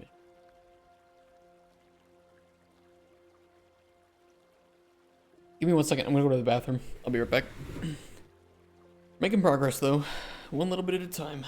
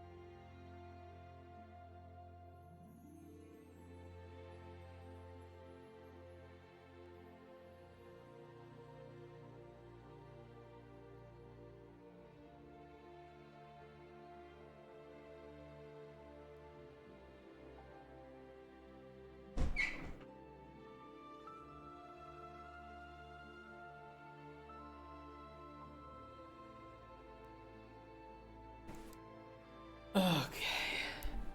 Ooh, oopsie. Zapped my mic.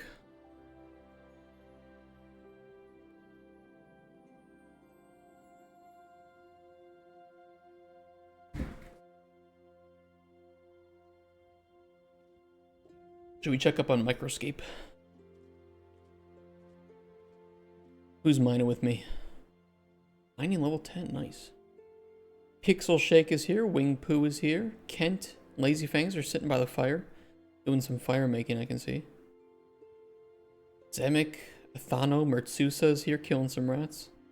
Very nice. Yeah, we can go brew these up. Or wait a little while to get some more tin ore because I'm overloaded on copper. Hey Kent, are you here by the way? Can I sell off? Is there any way to like get rid of the extra bronze daggers and shit? Like, can I sell those for gold? Or is that not implemented yet?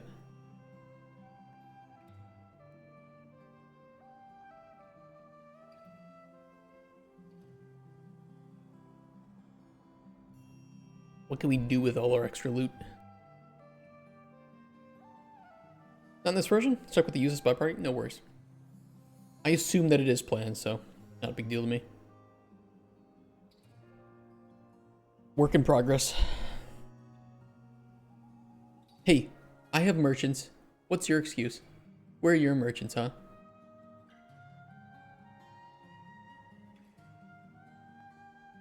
Hey, merchants was actually harder than I thought it would be. Find an ability system where you'll spend, say, 100 daggers to upgrade one. Oh, okay. I see. Unlock passives on that item. Okay, that's pretty cool. I like the idea. Okay.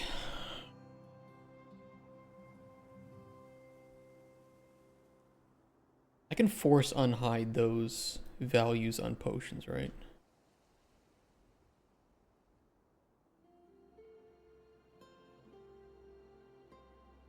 Out of curiosity.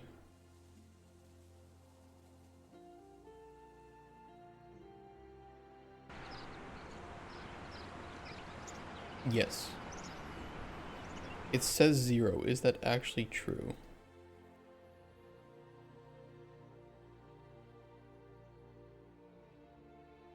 Oh, it says value 0. Okay, yeah, because it's because I have to go. I actually have to go through the whole world and I have to remake all these potions. That's right. I can kind of boost my... I should do that now. I can kind of make it easier to regenerate these potions as well just by cheating.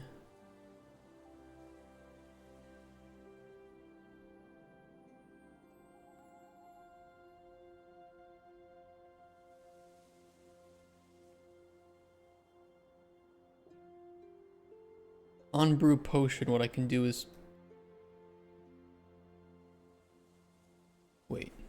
Generate random potion.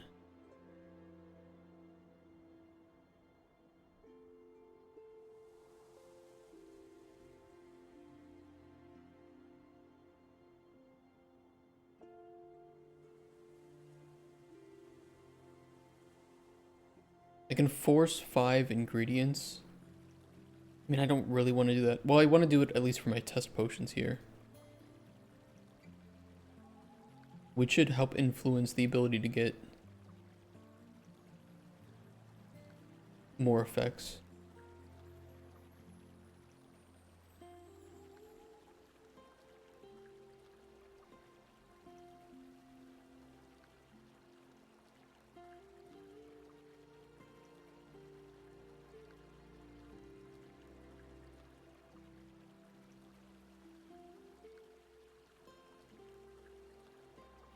Oh, shit, I just had one. Damn it.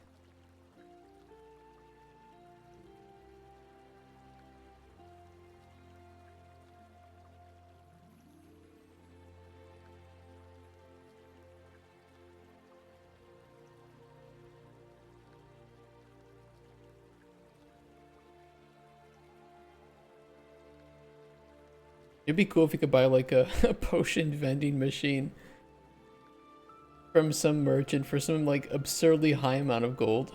And it doesn't like produce anything crazy, but just like a simple restore health potion or something in exchange for gold. Oh fuck, I just had, wait. Did I just see 7 effects? Where's my stream?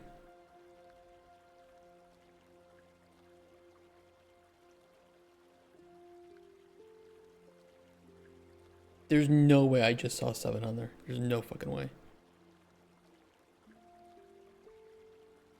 Oh, it's kind of hard to see though.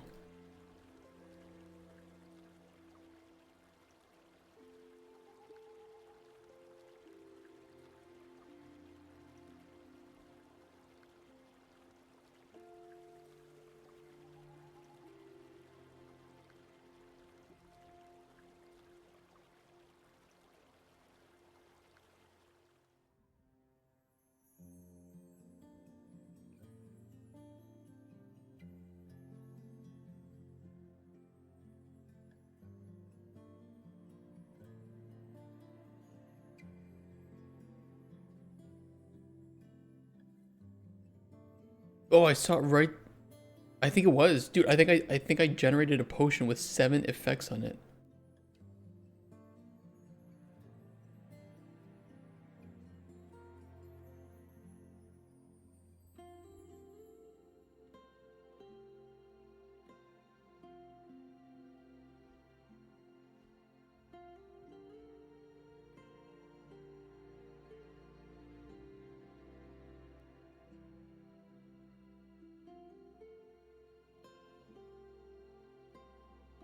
Like the way the liquids look, I do too. They do look good. I can make more custom materials for that too, for different colors. It was there for like the briefest second.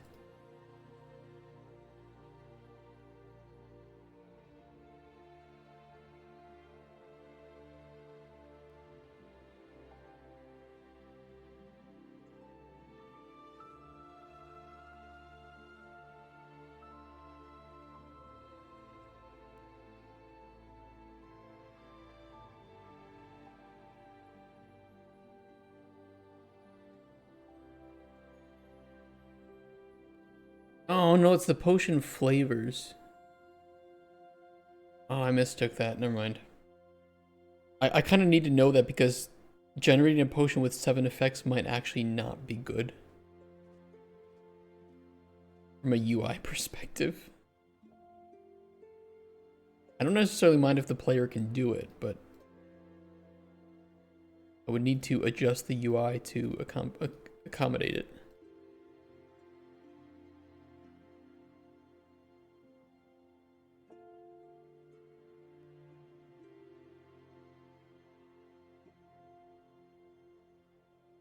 Come on, please just generate 5.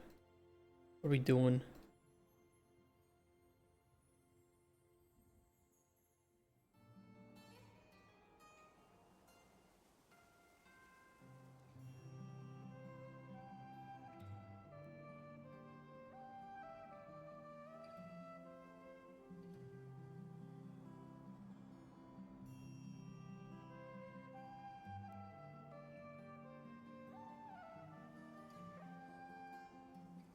Just clicked past it. No. The reason I want 5 is because I can just use 3, whatever. I'm done. I give up.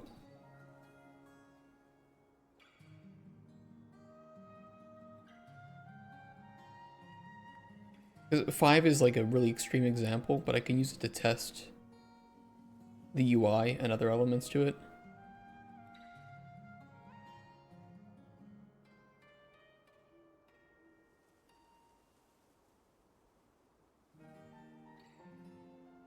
It is what it is.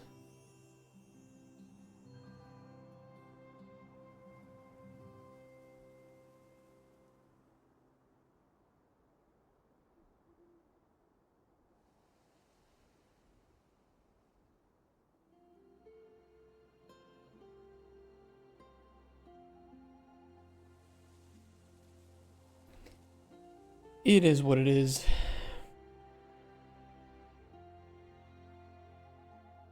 Looks weird with the material though.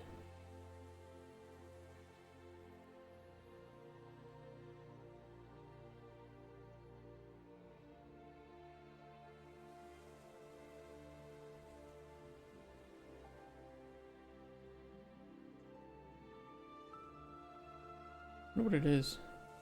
It could just be in the viewport.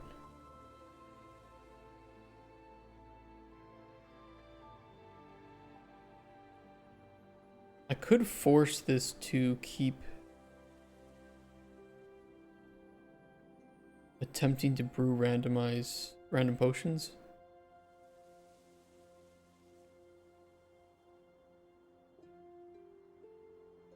Thought I set up generate random ingredient to do that though.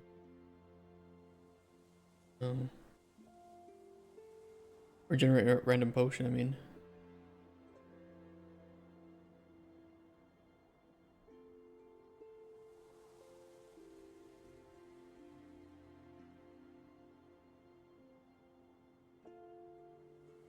It is what it is.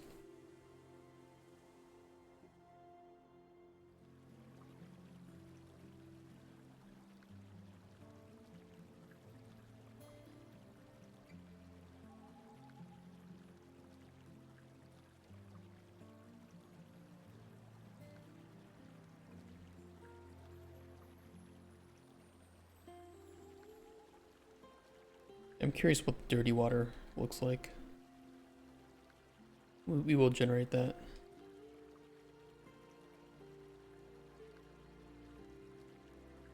Alright, we should have like 20 potions out in the world that I can go regenerate. Kind of boring, sorry, but it's gotta be done.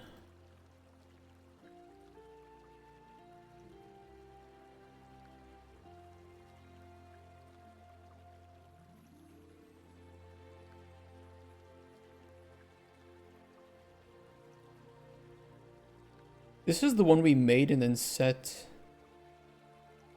yesterday. I could just pull up the VOD from yesterday and get the correct flavor for that.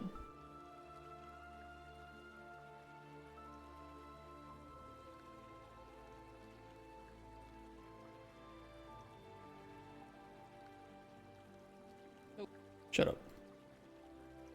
Nobody cares.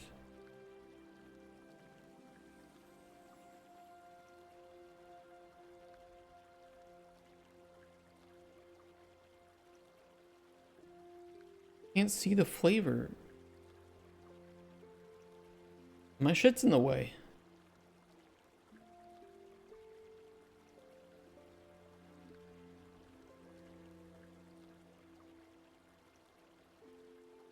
Oh, I see it.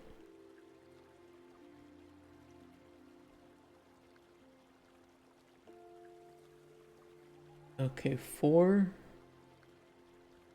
15, 13, 0, 24, 17, 14.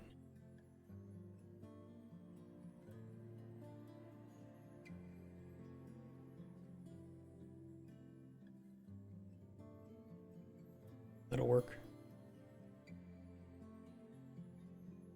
Okay. This one needs regeneration.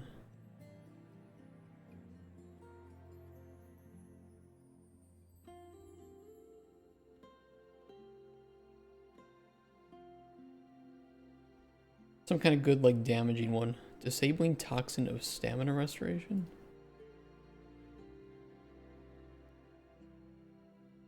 Poison paralyze? Not bad. I'm pretty sure my valuation function is not working properly though here.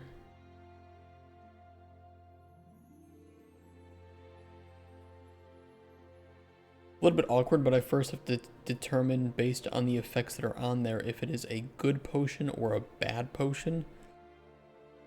Like, what is the potion trying to achieve?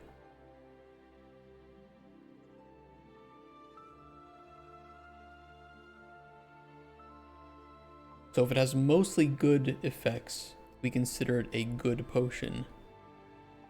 And then vice versa for negative.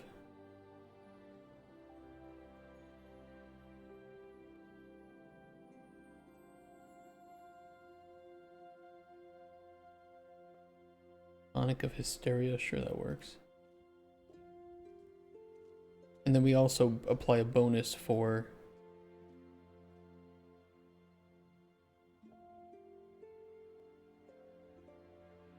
effects that are positive or negative depending on its goal.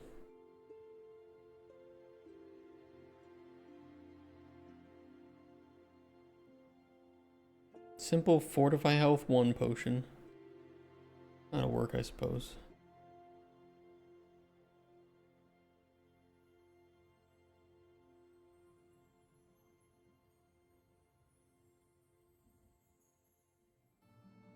Sure.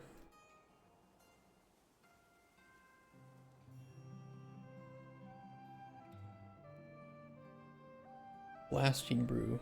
Yeah, actually Concussive Blast Potion is pretty nice here.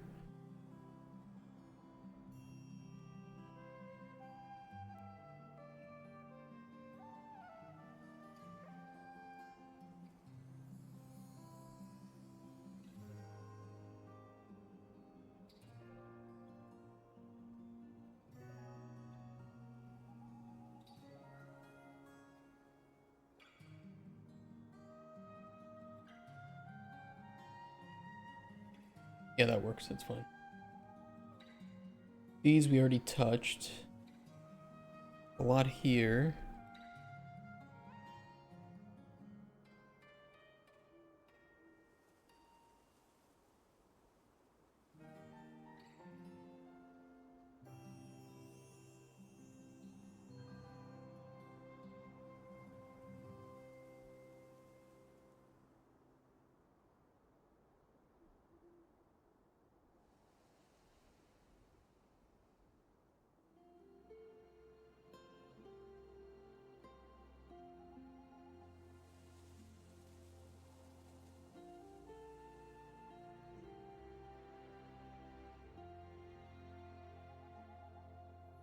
Serve weightlessness. Yeah, that's fine.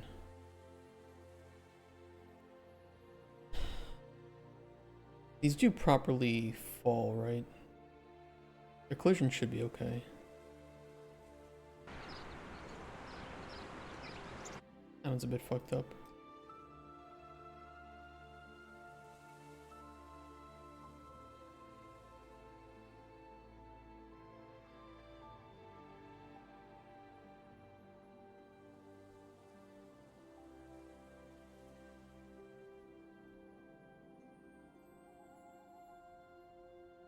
Potion of curing. Cure disease.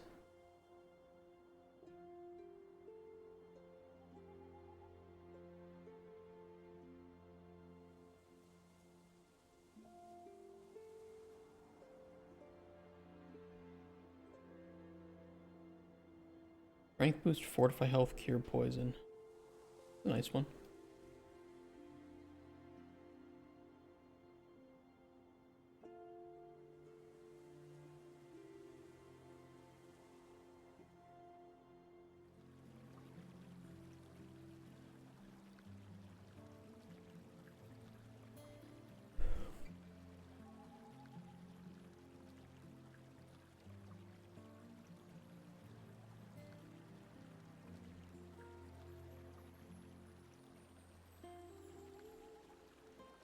Those should work. Okay, we got this one too.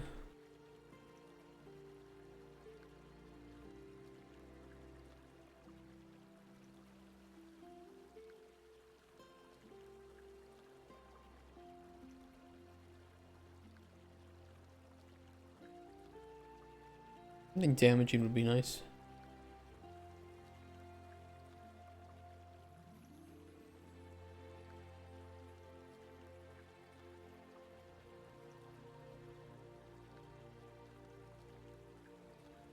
Moderate poison, sure.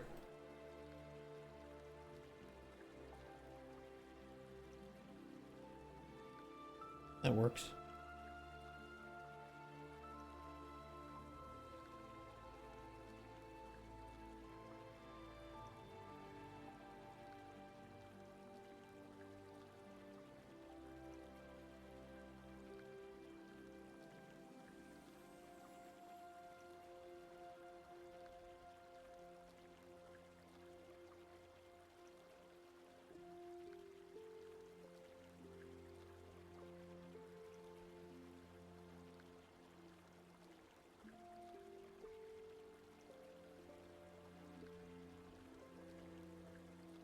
Beautiful. Poison curing tonic of a health fortification.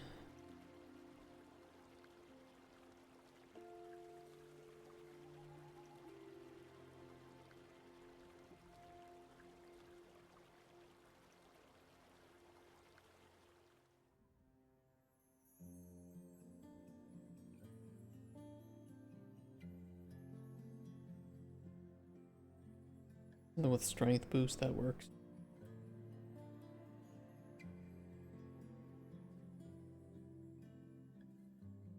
Earring dram of blasting.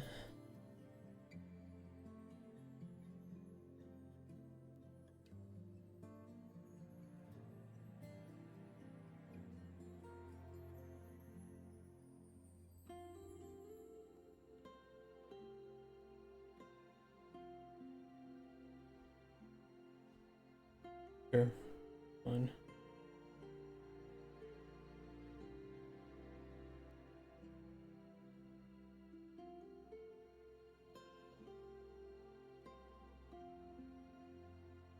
That's fine.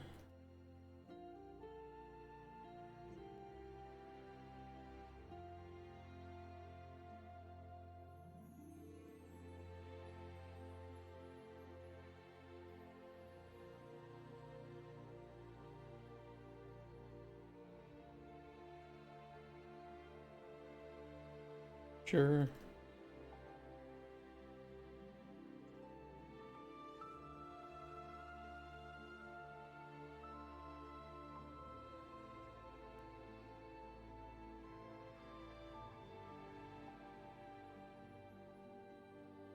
I'm trying to get some variety here, and the important thing here is that all of these potions could be made by the player, so if they can backwards identify what's on these, or apply some trial and error, they can make the exact same potion that they pick up. And that should always be the case.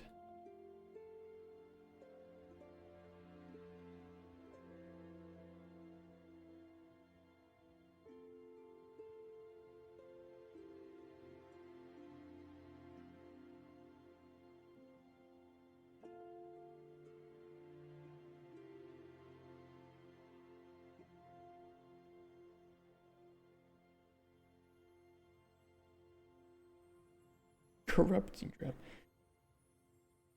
There is one issue though.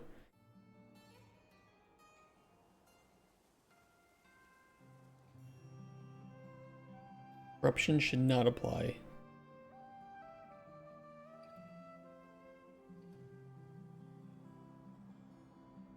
But I didn't really tell it not to be applicable. My mistake.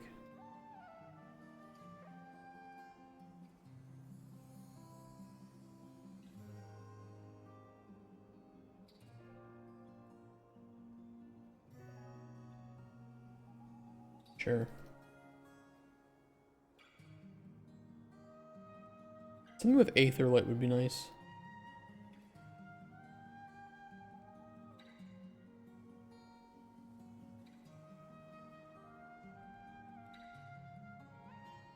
That'll work.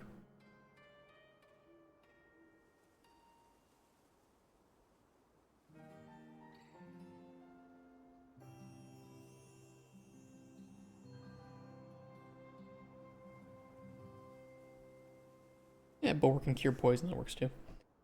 Okay, that should be fixed then. We shouldn't have done it yesterday, we should have just waited until today to fix all those up. But we didn't know. I didn't know that I would be hiding flavor. Okay. Flavor discovery would be one.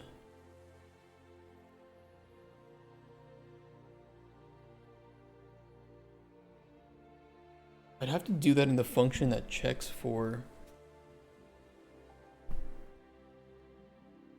potion knowledge.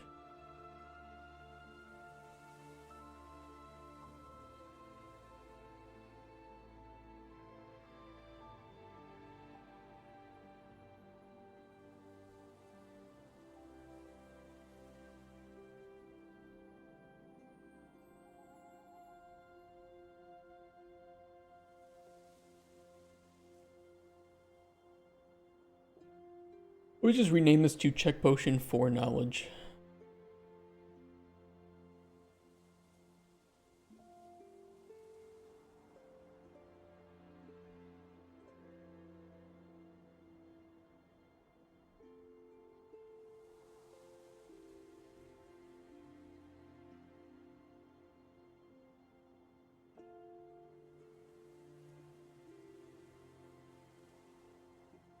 Once we have the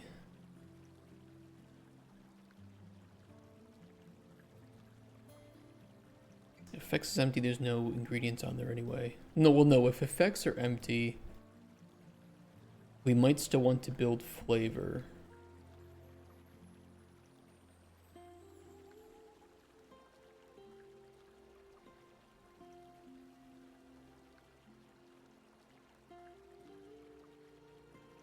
Yeah, hold on here.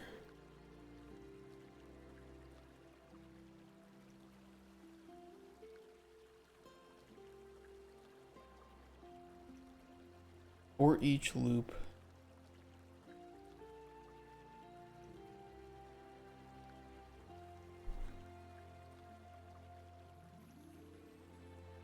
Hit potion break.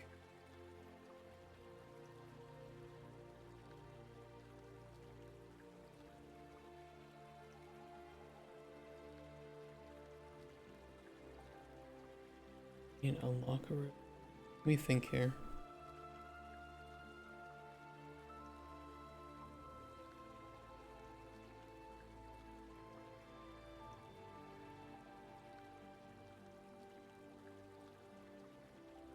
I don't really have any like calculate flavor based on input of ingredients.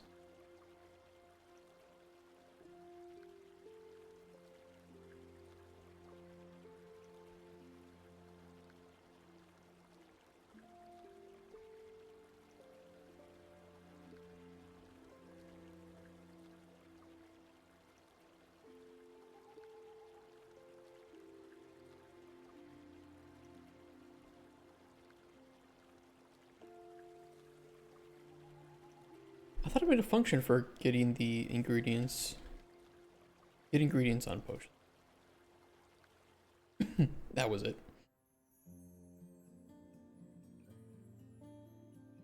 This returns the discovery of the ingredients on the potion.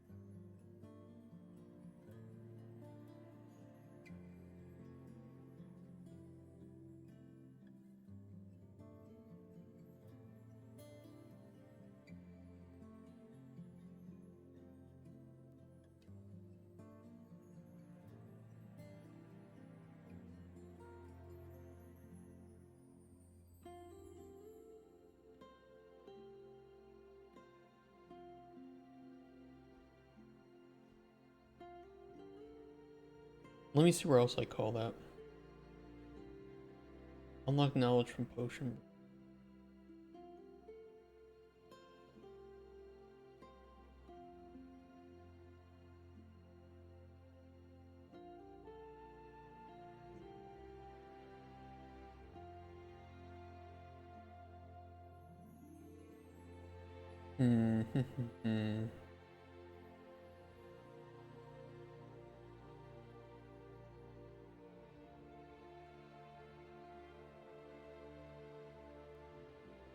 It should be fine to run here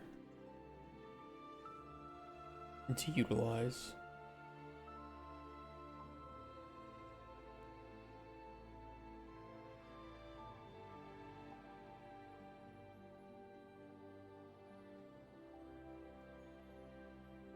Hey, Janummer.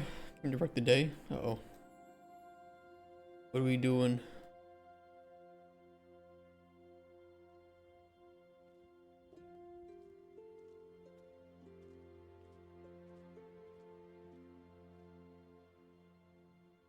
Working? Dude, same. Tired as always, yeah.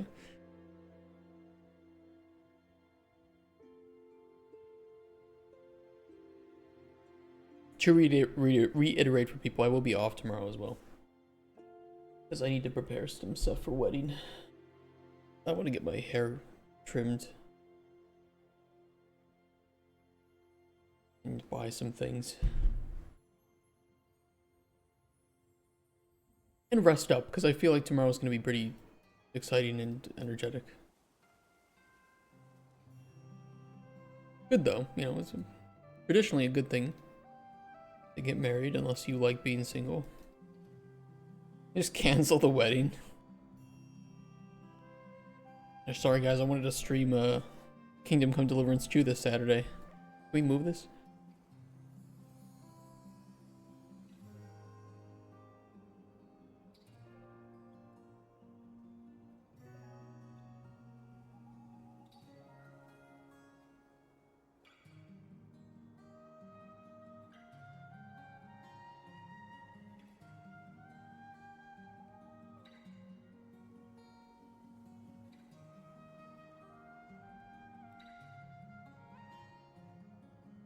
Sure they'd understand, I don't know.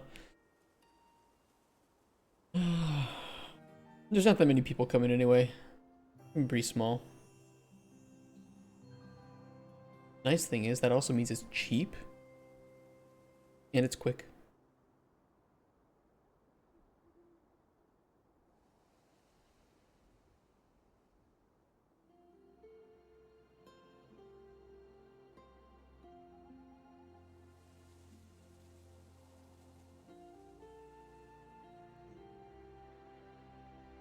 I honestly kind of wish it would build, I could build flavor from ingredients.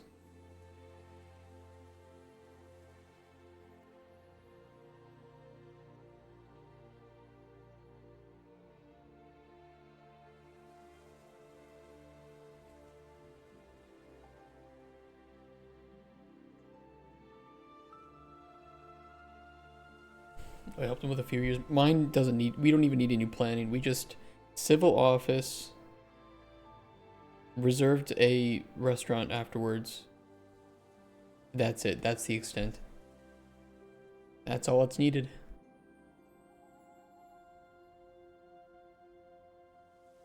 I don't even care if people like, oh, you can come in casual clothes. I don't give a shit.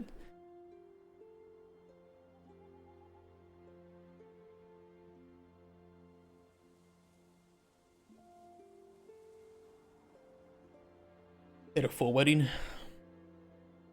Pricey, pricey, pricey.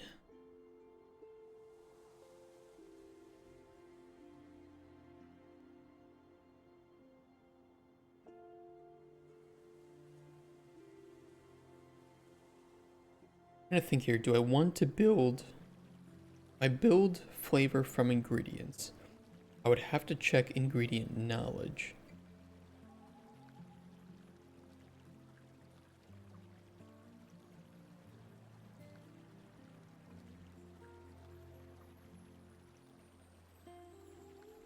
In the case of potions, this would be okay.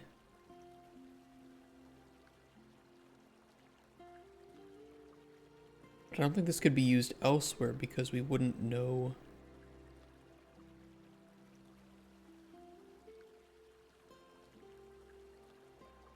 I think I'll just do it from scratch. Not ideal, but it'll work.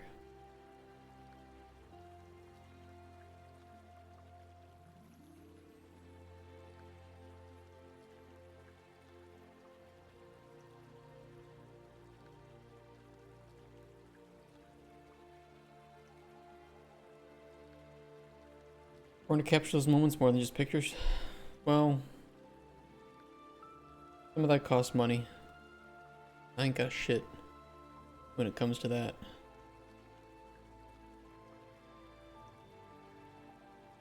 Cheap and easy.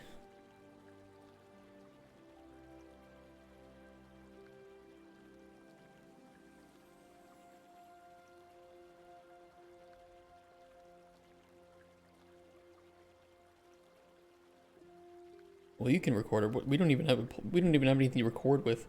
Weddings are expensive in Poland. I mean, weddings are just expensive in general. But everything's expensive when you don't have a salary, so. Or any form of paycheck.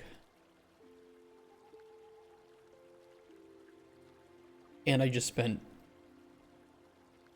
1/6 of my bank account on a main menu theme for our game, so. You know, there's. Things are prices. Priorities. Hey, if we get funding, it's worth it. I consulted with her on that one beforehand. It is what it is.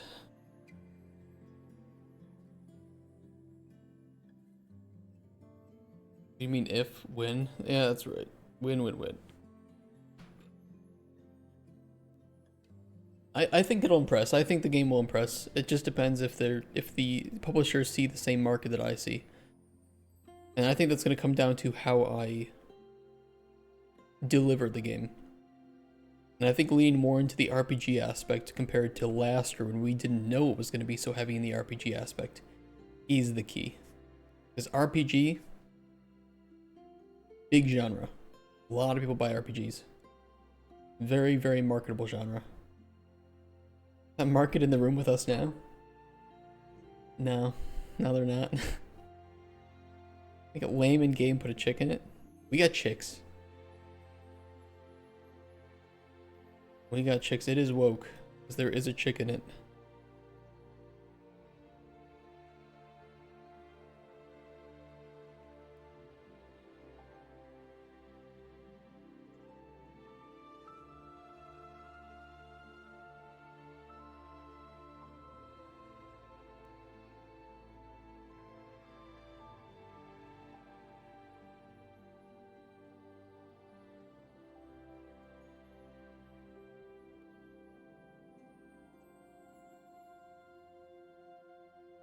Where's that widget for brewing? It's on the ocean panel, right?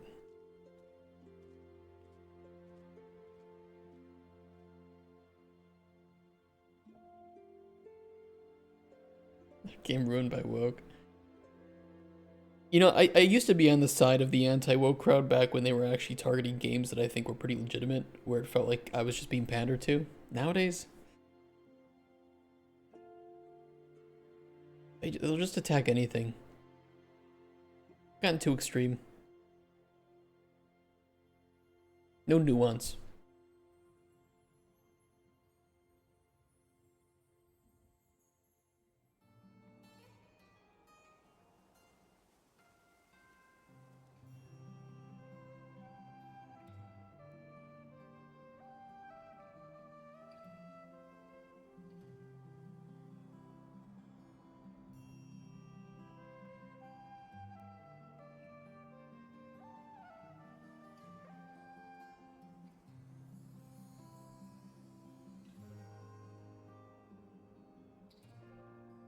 Well, Trinamir, I mean, that's why I've gotten in trouble for saying that I'm not an ally before. I just I don't support groups, I support individuals. And even then, I don't necessarily support individuals as much as I support actions. You know, it's like, I don't like everything some bad, you know, some not great people have done, but sometimes they do something decent. Yeah, the Antichrist, yeah. You're not an ally, you're a Nazi. I think people just take it the wrong way when I just say I'm not an ally. I need a better way to describe it. Like, just because somebody's gay doesn't mean I support them. Who the fuck thinks like that? Oh, all gay people are good people. Yay, perfect.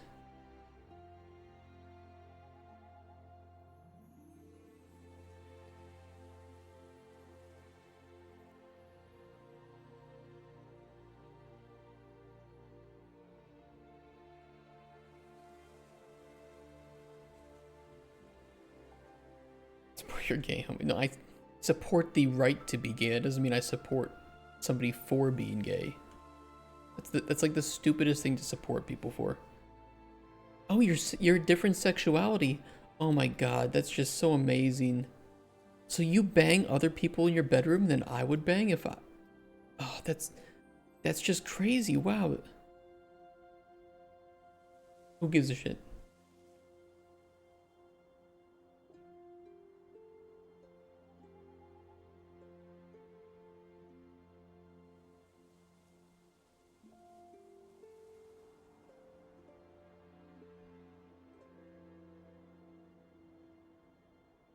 Lesbians be kind of hot. No, look, I think straight dudes like lesbians and straight women like gay dudes. That's just kind of the way the world works.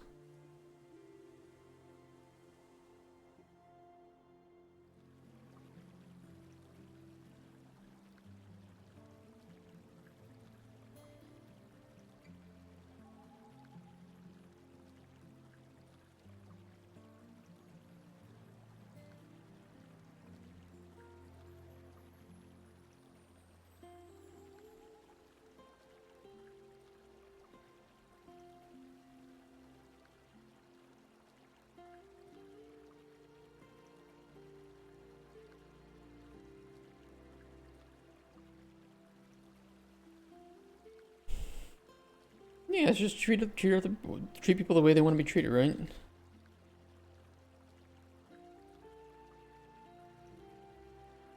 I don't give a shit if you're gay. Why are you telling me about it? Oh, you want to be treated differently because of it? Yeah, that's not gonna happen.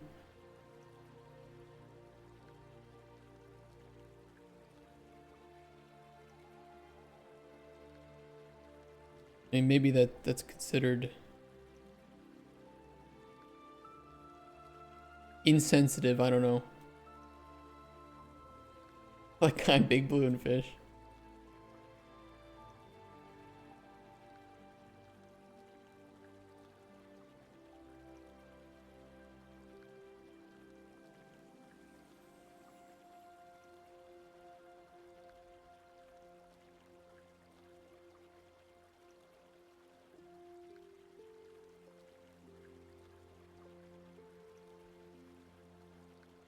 But you know, you used to have like gay people fighting for the right to get married, which was you know, great and be treated like actual humans. Again, great, necessary. But now a lot of their like pride parades have been hijacked by fetishists. Be sponsored by Microscape. I wish. I think Kent and I are both trying to make some money right now. Commit coding war crimes? Do I? My game's actually getting made. Time for chat to catch up.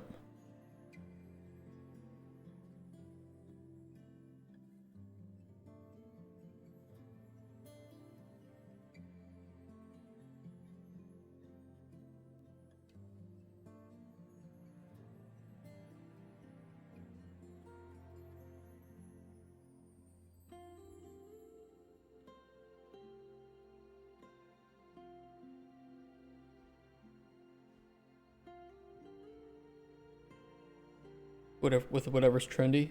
You see, Serene, you would make a great CEO of a company, because that's all that they do too.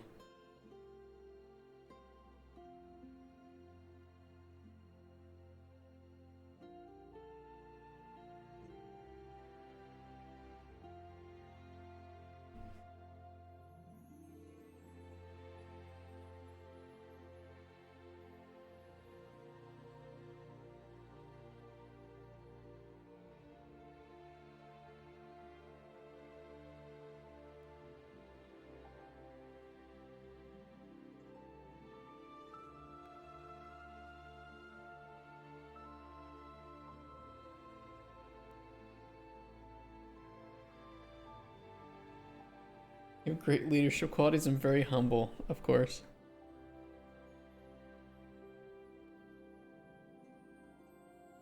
I was saying that all the DI stopped. We just got it because development started when it was at its height. Yeah, I mean, there's always going to be a delay like that. This is true. We'll see. I think it's clearly it's proven to not be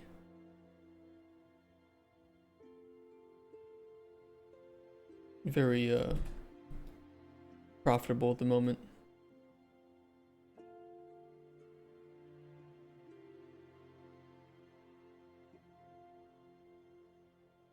But I think that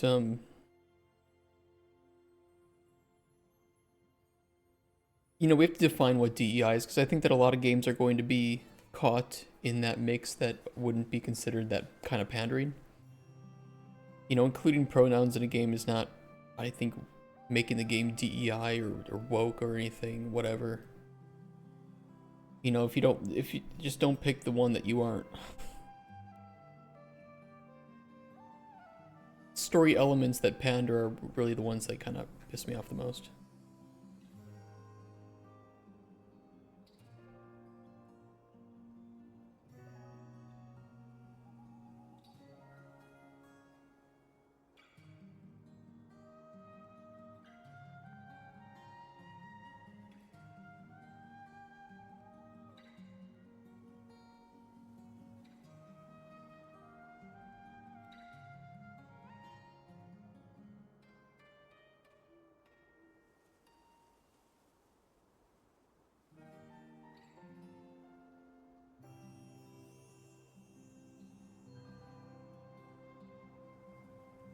It's weird.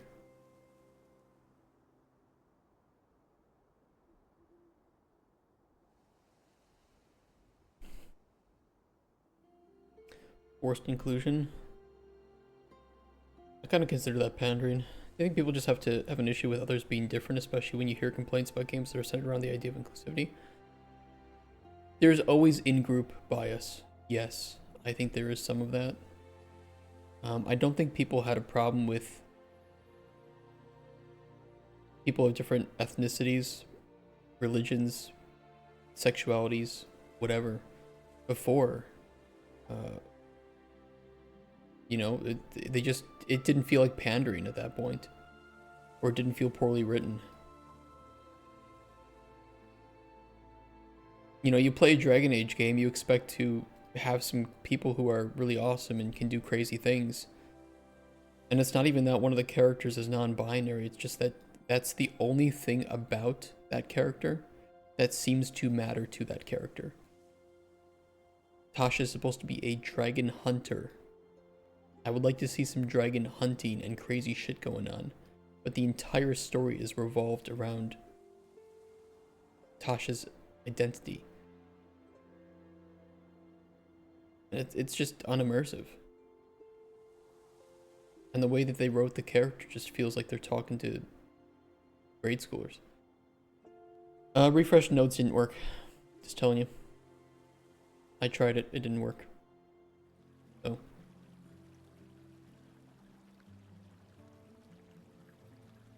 Yep, that's the first thing I tried because that's what usually works, but it was bitching at me. For some reason, I don't know why. You can go back in the VOD.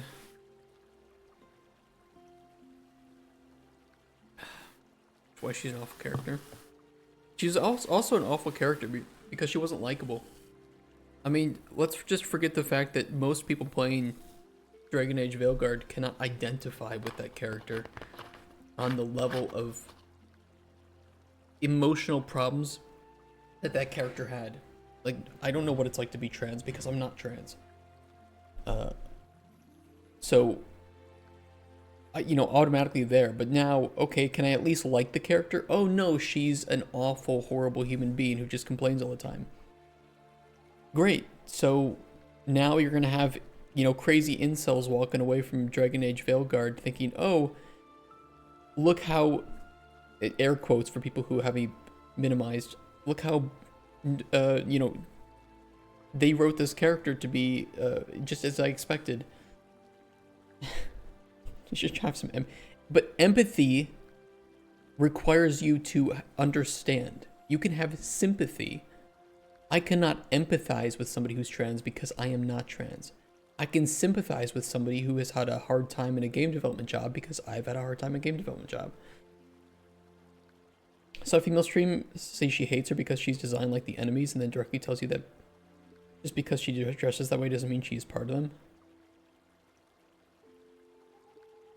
I don't know. Tosh was just fucking weird. I don't know what they were thinking with that.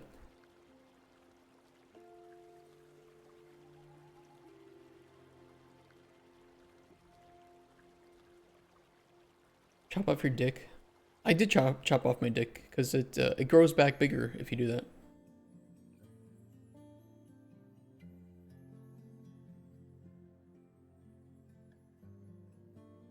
Shit, BRB. There's gotta be at least one stupid kid who's done that in their life. By the way, don't do that. Just in case somebody wants to do that and then sue me, don't chop off your dick. Under pretty much every single circumstance you can think of, don't do it.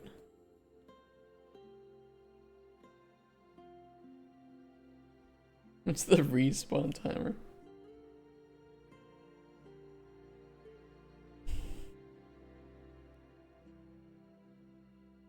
Goes back.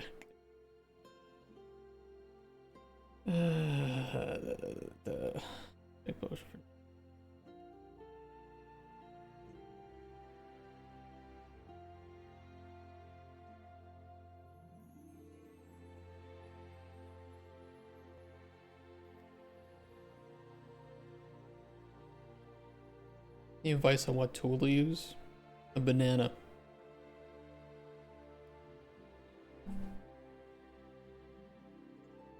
Potato peeler, oof.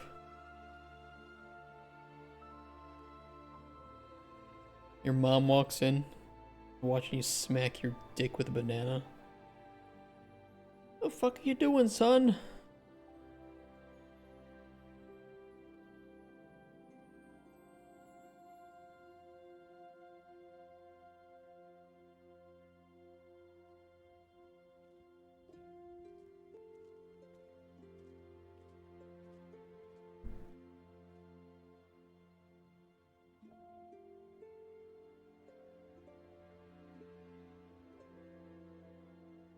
Okay, do I have anything with 2 ingredients on it? I think I made these all with 4.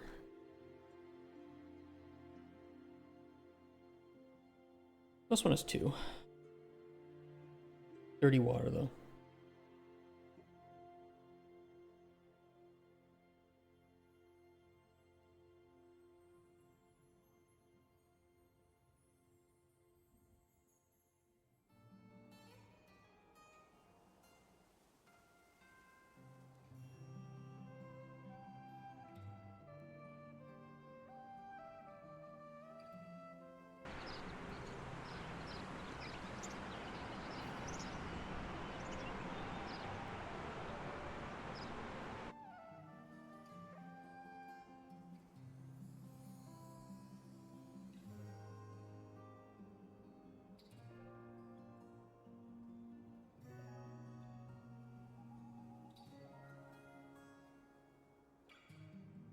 What is this potion? Chill. Mystical Thistle Dried have chill in it.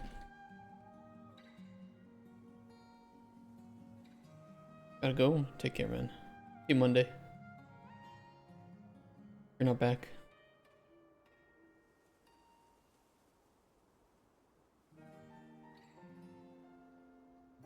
Might be the one with chill in it. Yeah. Toe biter cut.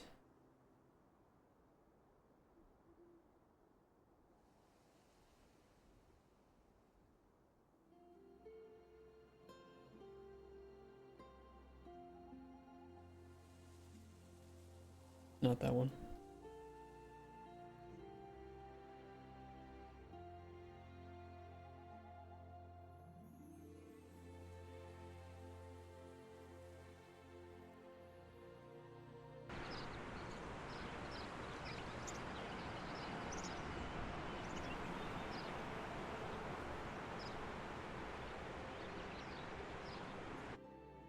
If I delete the toe biter,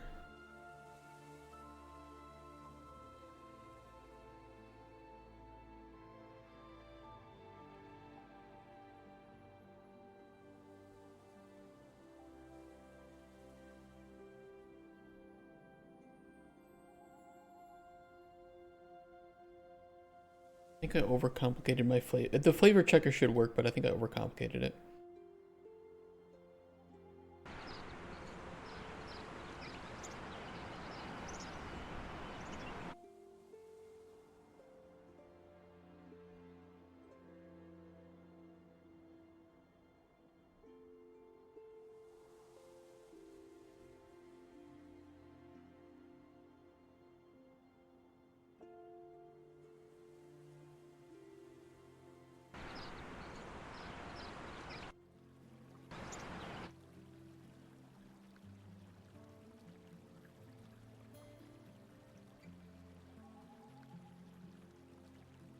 Forty 3800.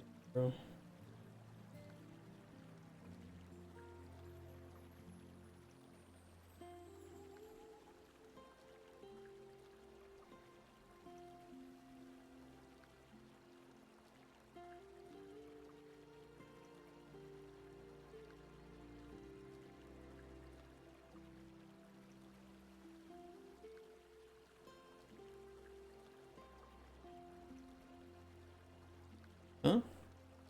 I think it's missing that initial value. Just like the sweetness. Kind of weird.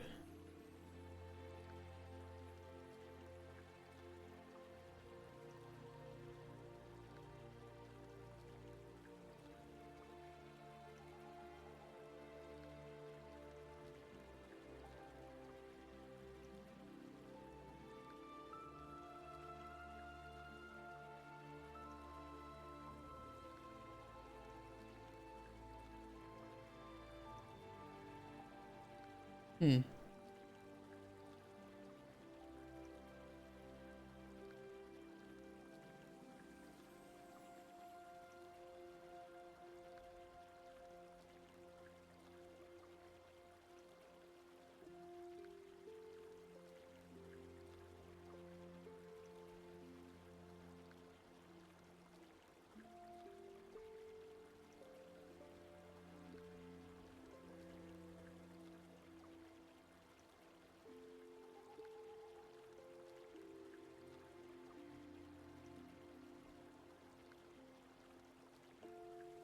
Weird.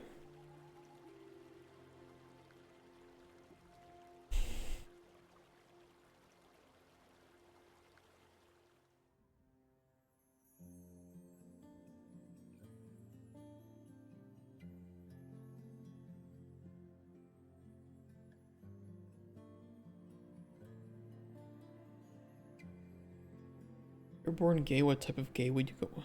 I don't know.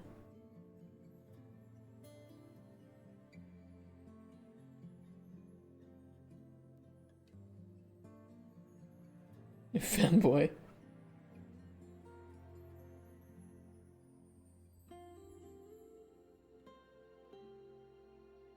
Liz, I don't think you can be born gay. I think the devil makes you that way. Gotta pray it off.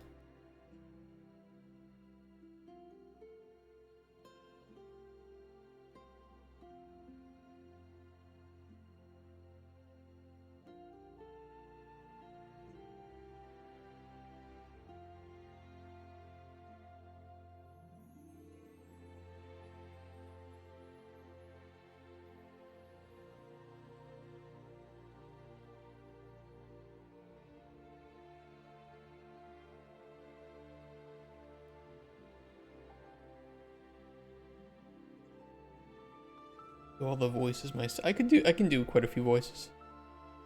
I don't like to do them in front of a camera, but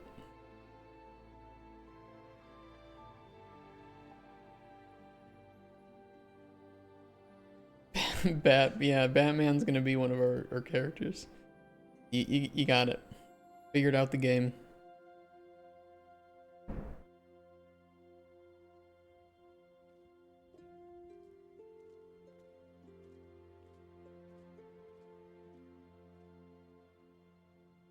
It was just showing improperly. I mean, I don't think that was the issue anyway. The issue is when it's being shown. Where did we move that check potion for knowledge?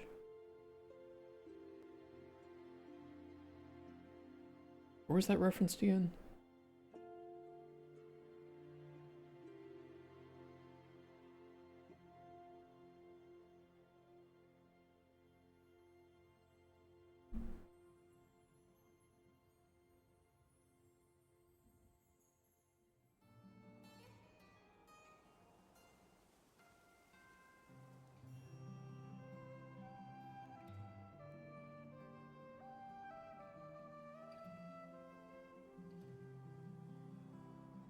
Great, thanks for not searching. Being done on the potion. It's being done on the potion panel.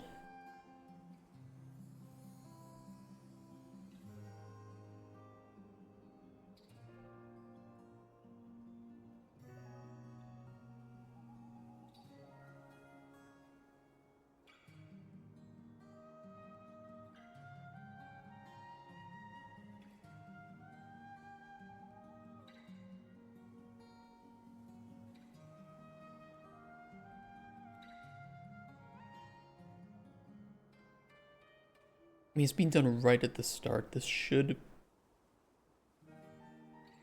push that info.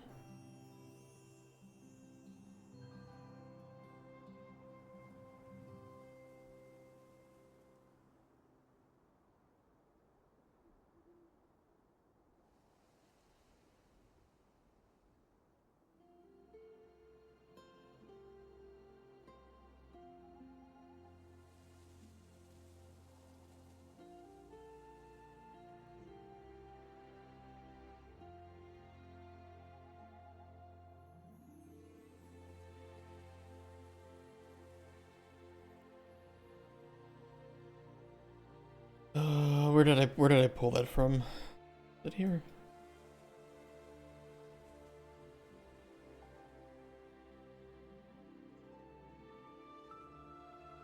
Yeah, I know what the issue is.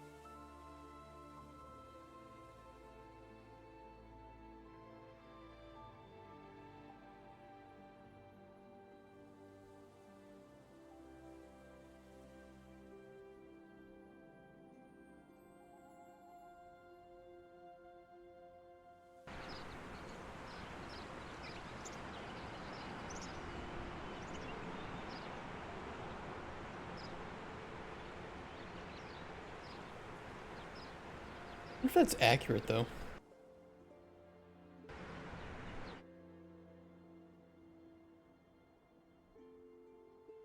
Mint dried mystical wait, mint distilled mystical thistle dried.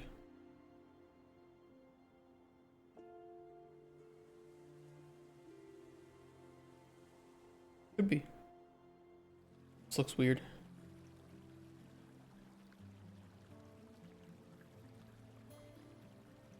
Oh, that's correct.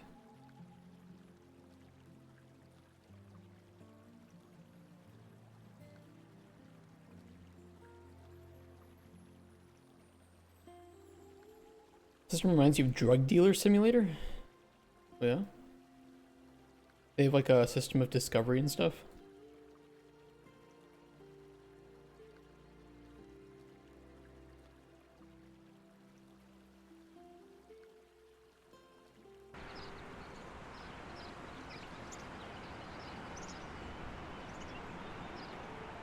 Okay, that is working.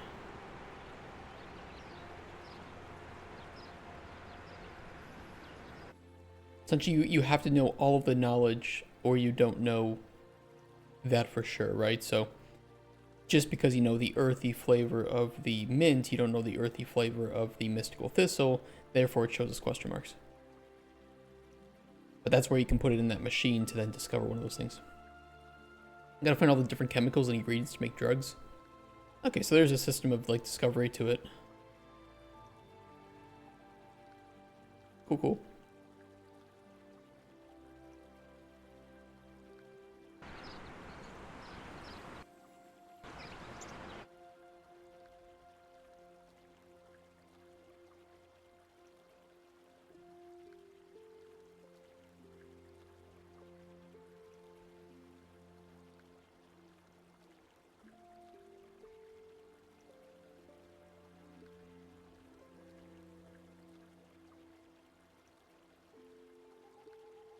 Okay, you know the ingredients, you know the effects, discovered that. We'll need like some little effect discovered sort of thing, right? Some little pop-up to show you what you've discovered would be really cool.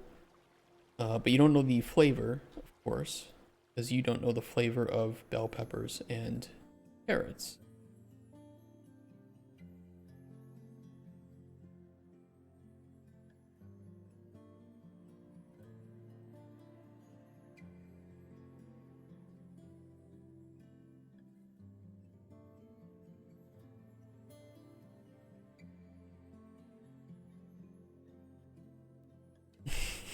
Nice miss, Kent.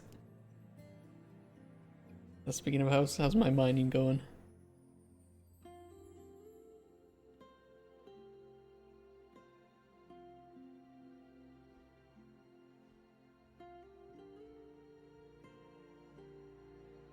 Oh, my banking? Oh yeah, I was. Hold on. Go back.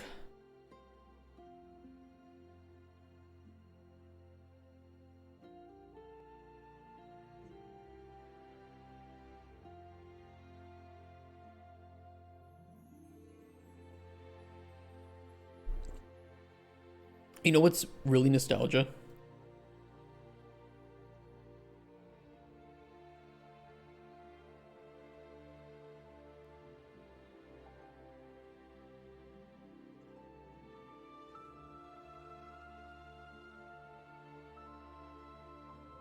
This is the most nostalgic run in the world. Here to here, or from here to here. If you know, you know. Time to make some bars.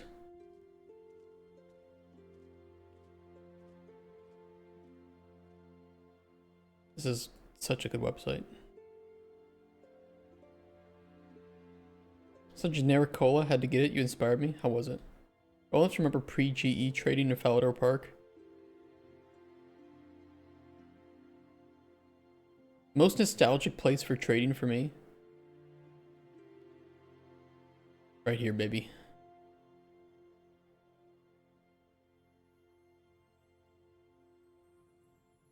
That is the location. I think Falador Park was before that, though. Back when these were supposed to be player-owned houses. I never knew that this is actually open up here. Crazy. I always play with roofs turned off. Or another nostalgic place would be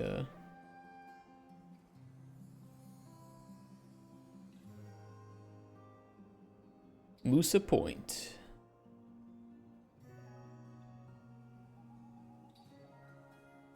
Fishing some lobsters on the pier. Getting people to light fires. The smart people who brought logs. Those were the days. Good stuff. What a game.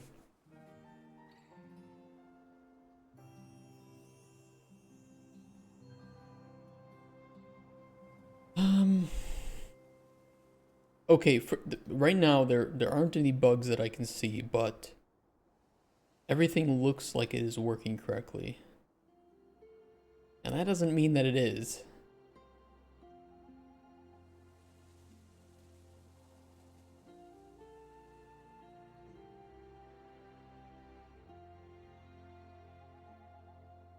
The good thing with forcing potion knowledge into the structure itself. Acrylic Pixel, thank you for the raid today. Hi guys, happy Thursday. Acrylic podkreślenie pixel raided my stream with 3 viewers. How you doing, guys? Come get some potions. Mixture of winter. Let's take the mixture of winter into the pet. I want to see what happens if we place this in the... Well, there's two things. I'm going to try to get the merchant to spawn. Just a few things here. Just stopping for lunch? Well, I hope you have a nice lunch. And I hope you're doing well today. I will be off tomorrow.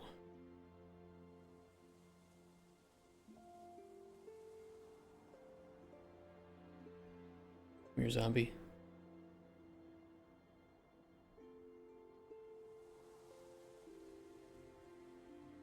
Alright, let's go test this out.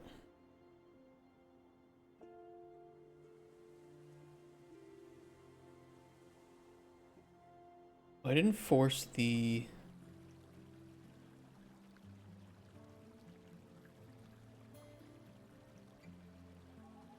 Yeah, I didn't force the values to be known for that.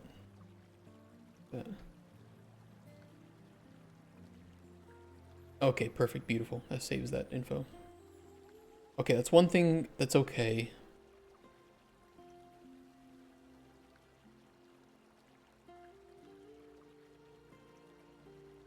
Next stream will be day 200, that's right, yeah. Next stream will be day 200, and I will be married for the next stream. Both pretty wild. Yeah, they're forced to known. I think this is an issue with the check potion for knowledge.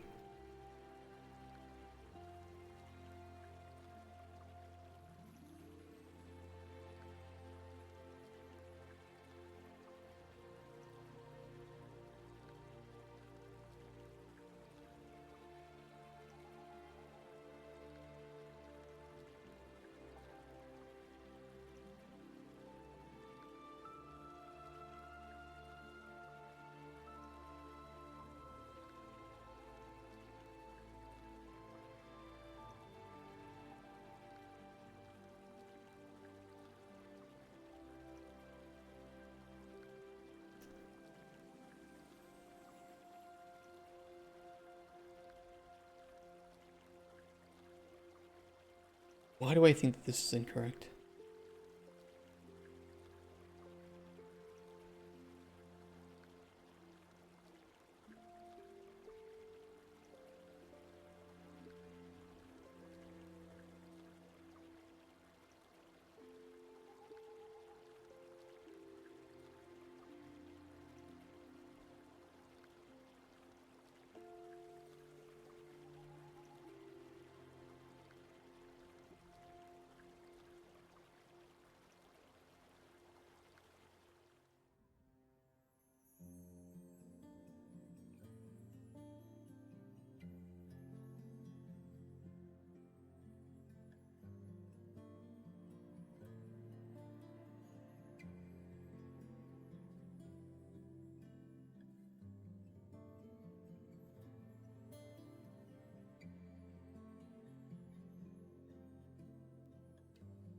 I think I know why.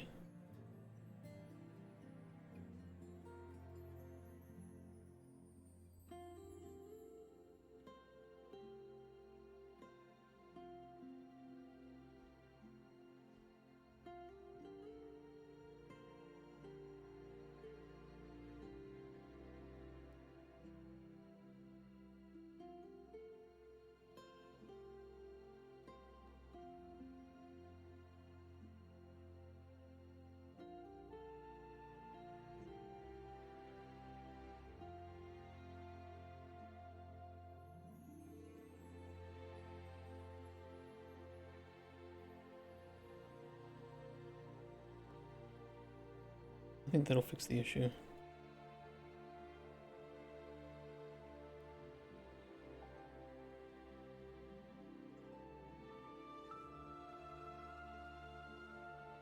It's a little bit of a data chain there, but fine.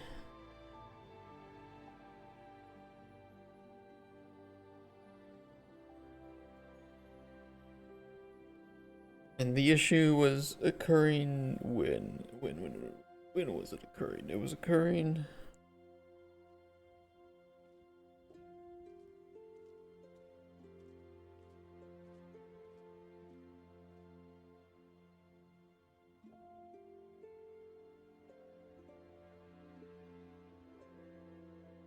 I'm 90% sure I just fixed an issue. I've already forgotten what issue that was.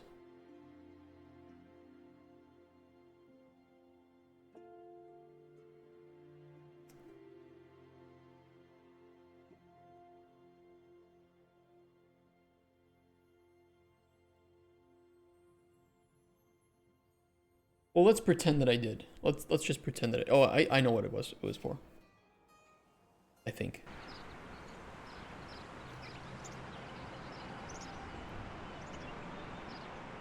Yeah, it's for when we force knowledge of the it saves that info. Or it reads that info.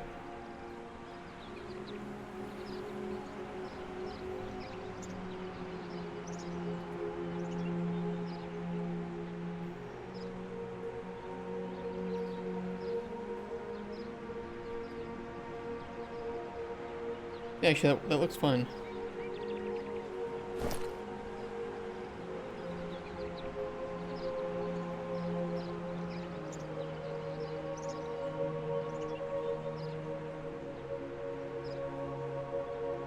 Compiling shaders.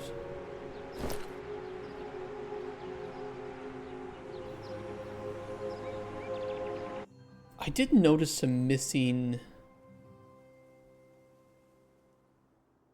icon for one of the biomes or something. I noticed that earlier. I forgot to write it down. I just remembered it. It'd be pretty easy to spot. I think it was on an ingredient. We'll know when we see it because it'll just be a white square.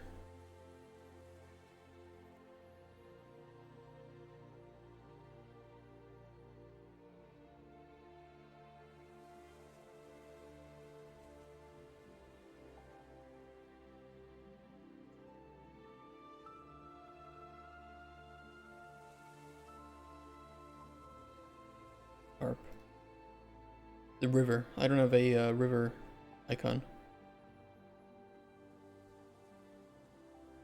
Easy fix. I could have sworn that I did. Maybe I don't. Assets, icons.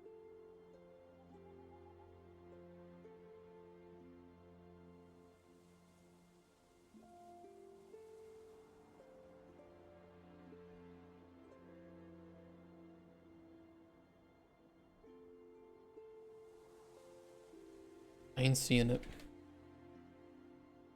Okay. Do we truly not have it?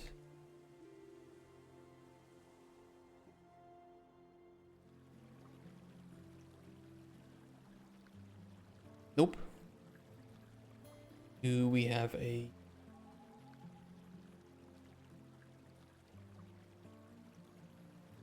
We do not. Okay.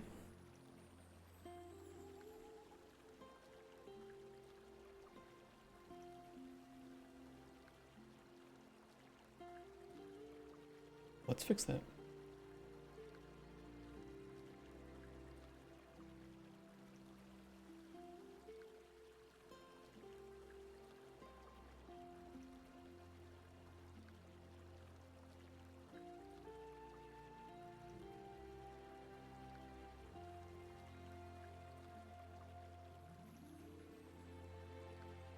Beautiful, but I need to get rid of the background.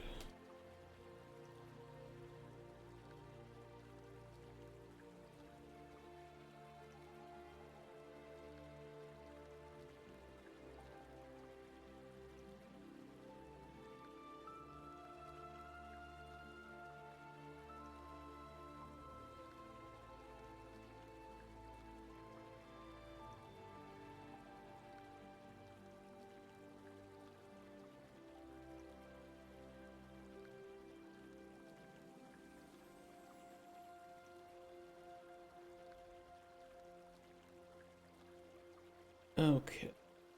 Alchemy, art, biome icons.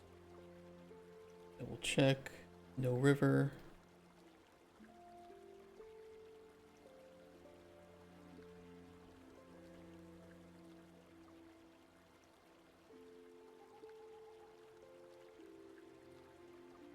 River.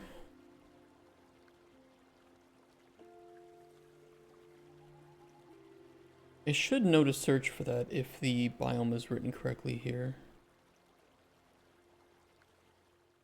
Yeah. We just need the string file for it.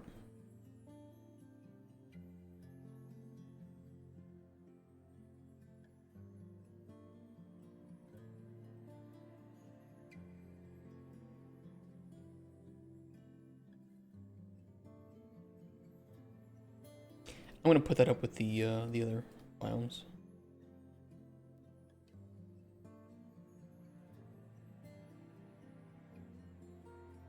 Oh, I even had it actually. I already have the string for it. We don't need to touch anything. Should just be fixed.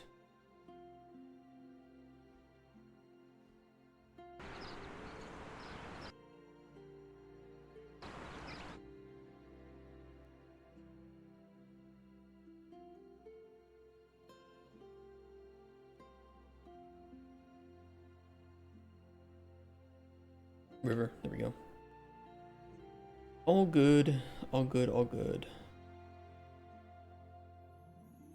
Are you adding loot boxes? I mean, we kind of have loot boxes in the form of treasure chests. Do you consider those loot boxes or not?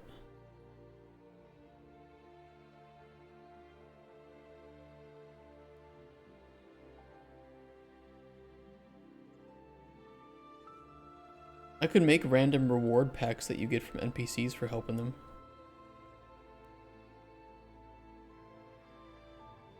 Dirty water, wonderful, thank you.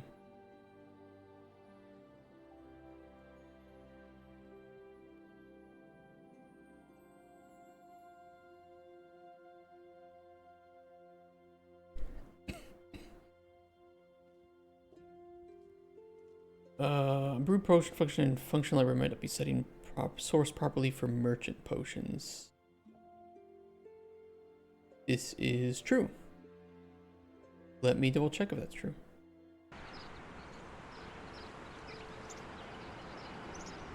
But I'm pretty sure it would be. I also wanted to check merchants for purchasing and selling potions. It should retain the info. We'll try doing it. Right, better than Avowed, and I'll leave the open animation is goofy. Lunge grow up all over the chest, but you can actually see what's inside the chest.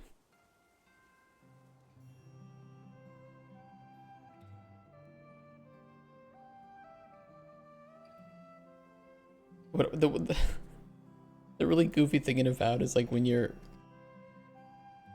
like holding stuff in front of you, you're holding it like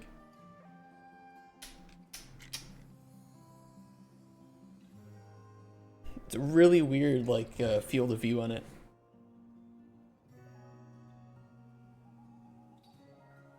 Looks pretty silly. It actually makes me a little sick. The field of view and the way that things are being held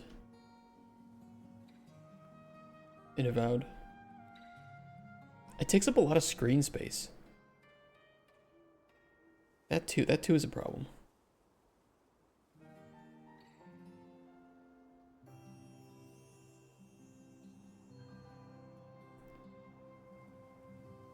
Yeah, it's setting to found. It is also showing the flavor. But to be fair, that is also happening on the potions here. Flavor is wrong.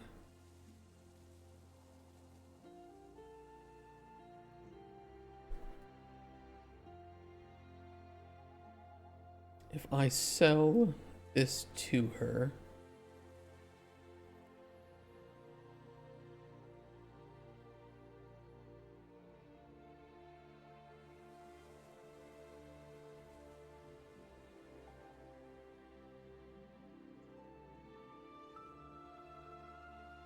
Okay, it does retain its info. That's good.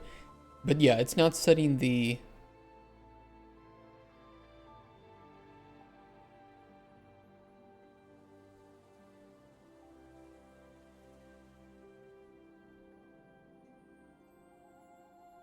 Mhm.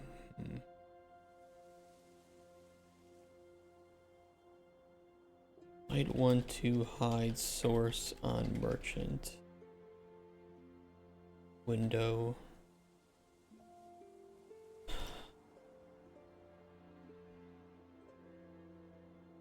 You going to lunch? Have a nice lunch. And if you aren't back, I will see you on Monday.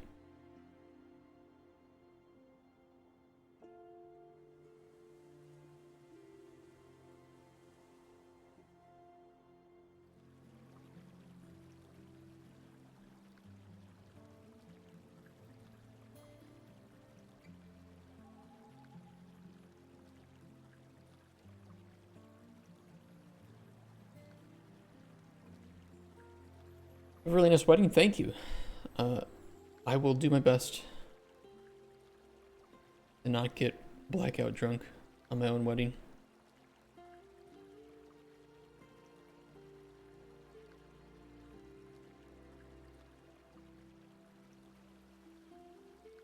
I won't. I will be drinking, but I don't know what we're gonna be drinking. I think I fathom how English doesn't have a dedicated word or phrase for wishing someone good, tasty food. We just use French. We just use bon appetit. You know, we're the language of borrowing.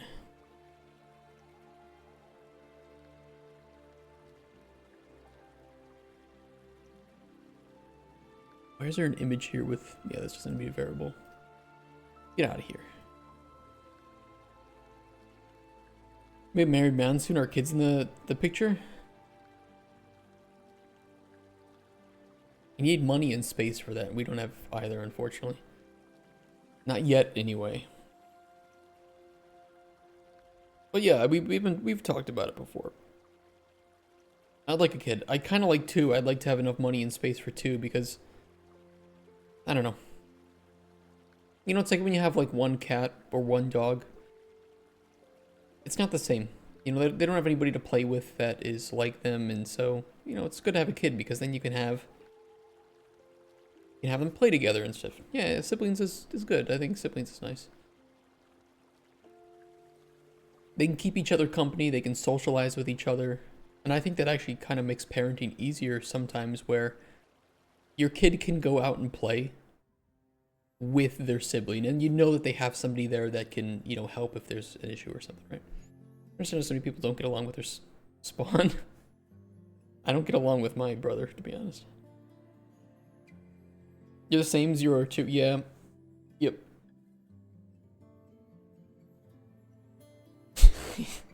Hey, let's go. How you doing, man? It's been a while. Okay. Why is flavor not working, huh? I know I was building this properly.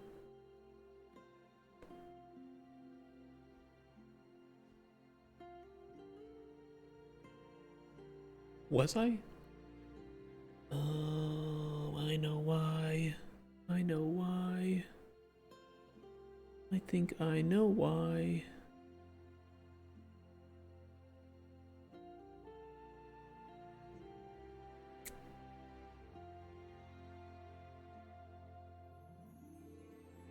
This is kind of resetting it.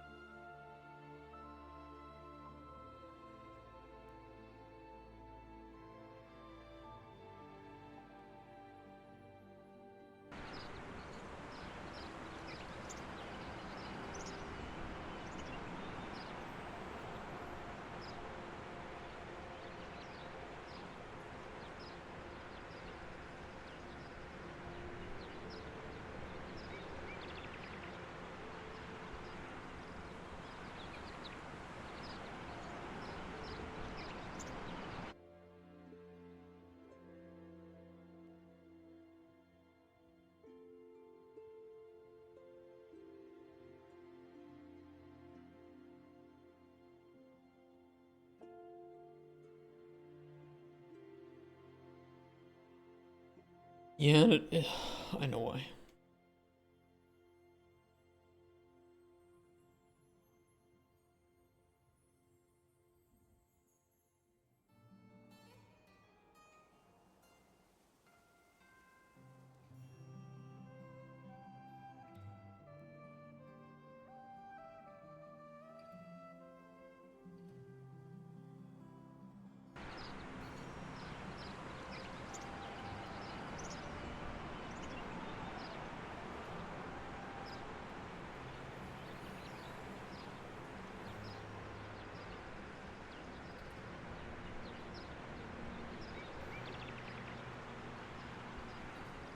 Is it not utilizing this properly?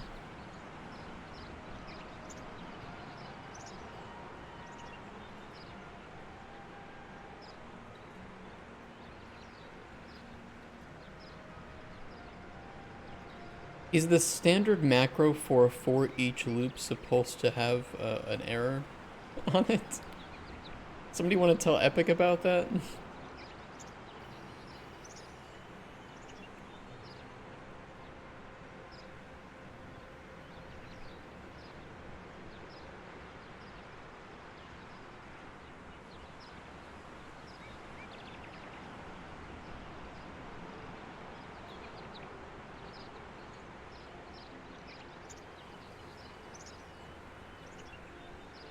I mean, it should be hidden.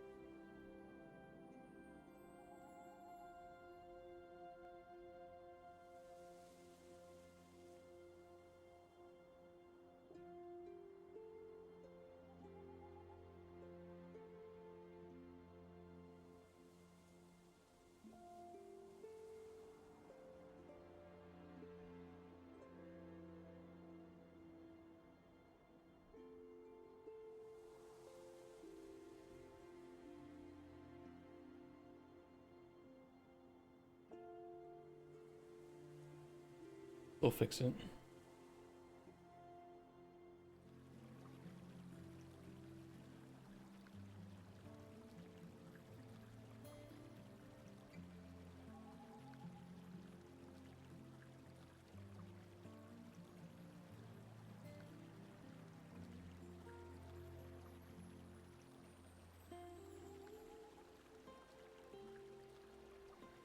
Did you guys see the, I don't know if you guys were watching the State of the Union address for the US. Did you see the news anchors bullying that poor kid who survived brain cancer?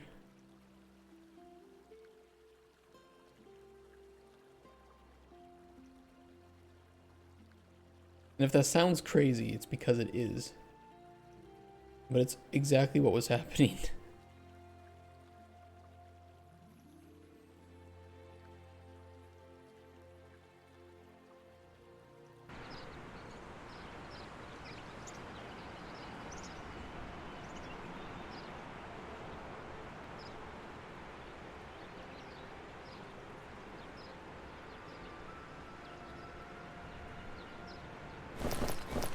Okay, I think that's better. Let me test this with the merchant again.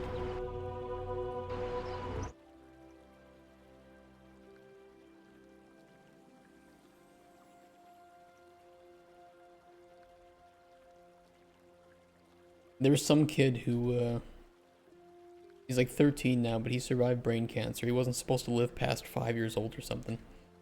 And he's always wanted to become a cop.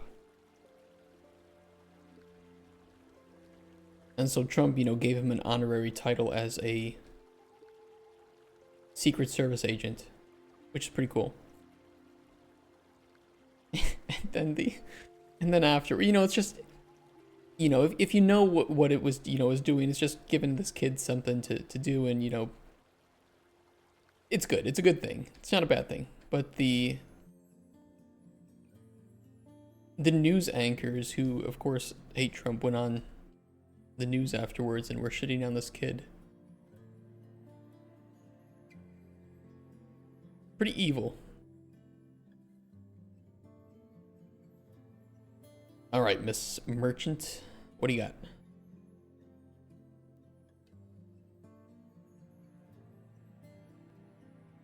Okay, sweet. We now cannot see the flavor because we don't know the flavor. They're making fun. They were saying some just kind of some stupid things.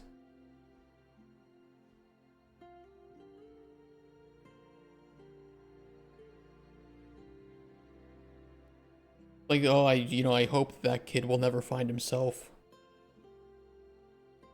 I'm paraphrasing, like the end of Trump's insurgency into the Capitol, and that he isn't one of the 6 service members that committed suicide or something. It's like, he's a 13-year-old that survives brain cancer, and he's just given an honorary title because it's a nice thing to do. Do we have to comment on him at all?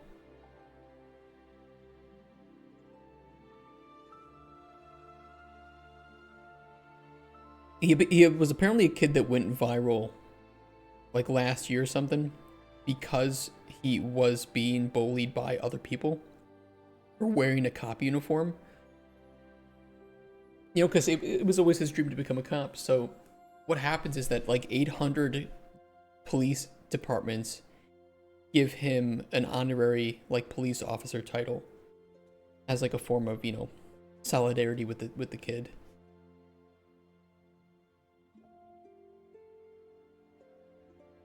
It was pretty crazy too. You should have seen when he was when he learned his eyes were, it was pretty cute. Let me see if I can find it.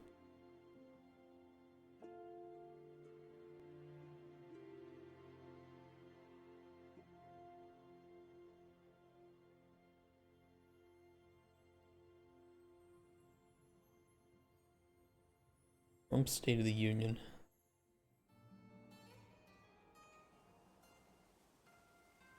In here somewhere.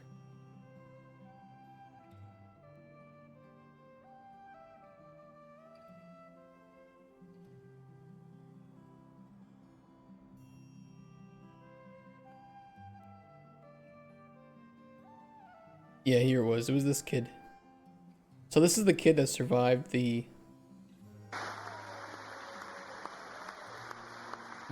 brain cancer, right? And he wears the uniform because he's always wanted to become a cop.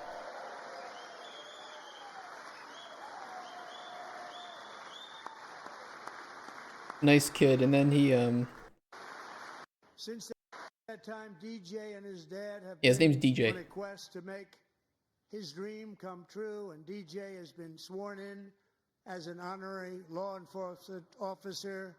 Actually, a number of times. The police love him. The police departments love him. And tonight, DJ, we're going to do you the biggest honor of them all. I am asking our new Secret Service Director, Sean Curran, to officially make you an agent of the United States Secret Service. So this nice thing happens, right, for this kid who survived brain cancer. He even has an ID and everything. And the news anchors went on later to shit on this kid for this. If that says anything about the state of the news.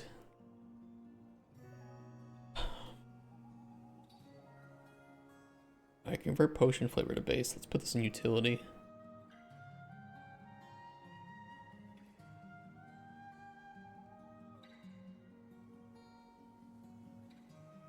Like, partisan politics aside, whatever you believe in, I don't care.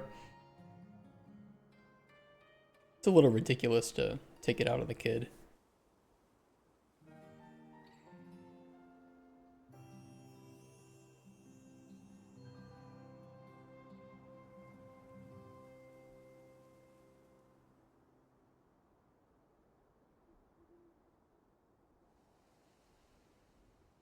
Merchant. The merchant source. Flavor fucked up. That's been fixed. I just fixed that. Hide potion source and merchant window. That should be easy to do because I think I have a call for that, a function.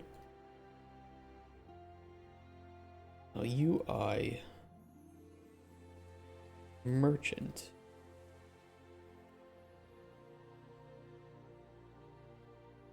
Sucks the whole thing was wholesome. Sad to hear the news. Yeah, it's just...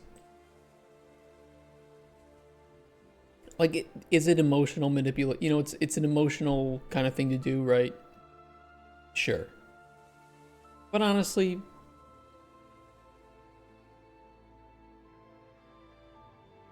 Just let the kid have his time, have his moment. You know, who cares? I think if you want to criticize whatever Trump was saying based on his actions, sure, but there's like a few things that were in that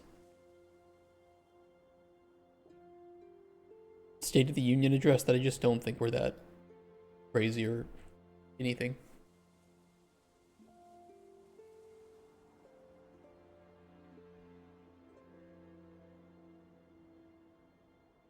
Doesn't rebuild her inventory, right? No, that's on buy and sell.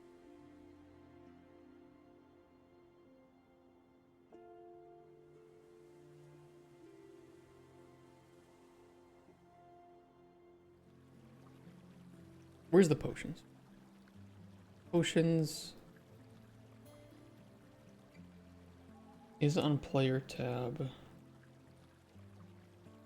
Get merchant potion from index, update potion inventory.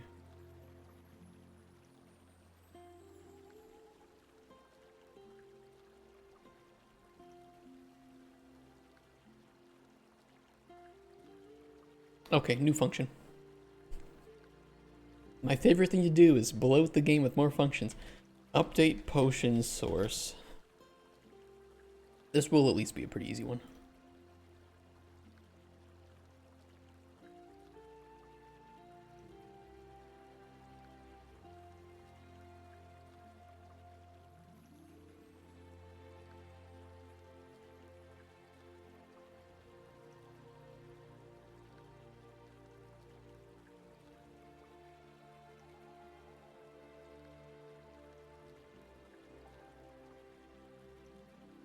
Probably could set by reference, but this will be easy too.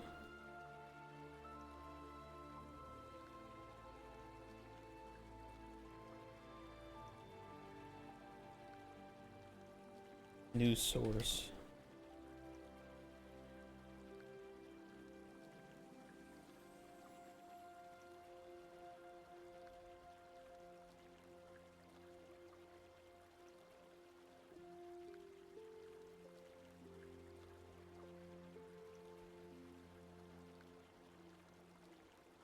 Weird that the default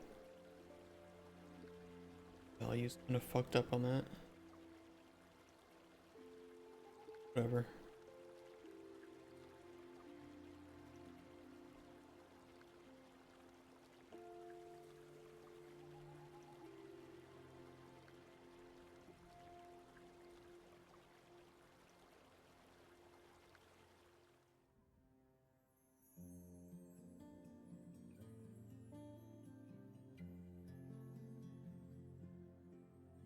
I don't know if it's the same for people here in Europe, but at least in the US, the news really just can't be trusted anymore. It's all biased and they all just pander to their base. They don't mind making up lies as long as it drums up controversy and drama.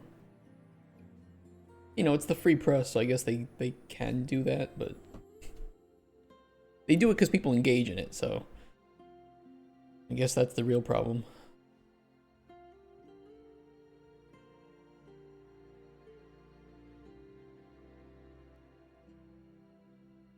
Merchant inventory. Switch to Potions tab.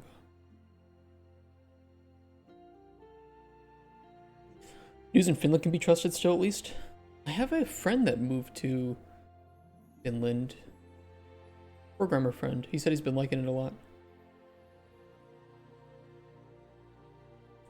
I've honestly heard nothing but good things about living in Finland. Maybe I'll try to visit him one day. We worked on that the train game together. He was the lead programmer. So we were we were very close. We worked well even before that. We were at the same company since since I got there. But we knew each other for like 5 years. And I think he still checks in on how the game is progressing. He was the train conductor. I feel bad for him. That whole programming team on that game was fucked with crunch. They did a good job though. They did a really good job with what issues they had.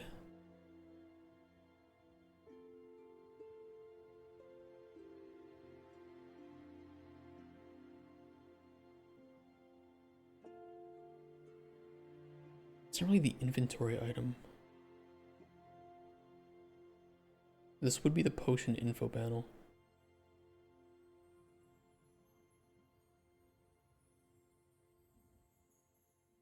Right?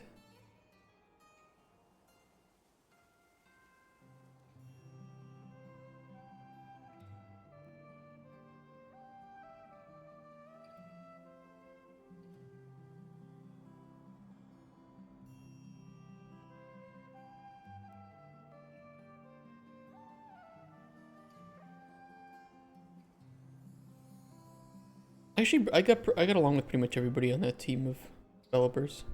It was really an issue with the production of the game that I didn't agree with.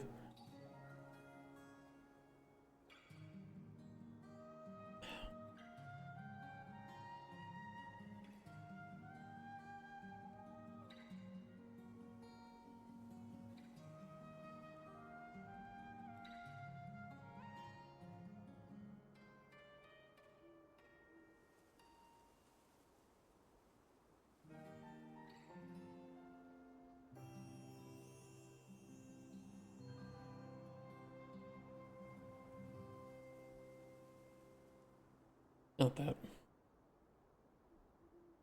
Keep potion source, get all widgets.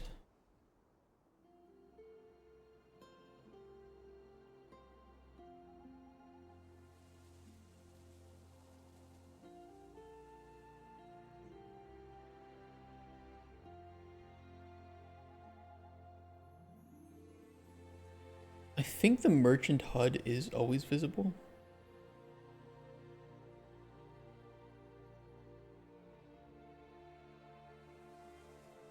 Well, it's always on the viewport. It might be collapsed. Yeah, it is there. Rex getting a quick 12 hours with Microscape. Damn, bro. Calm down.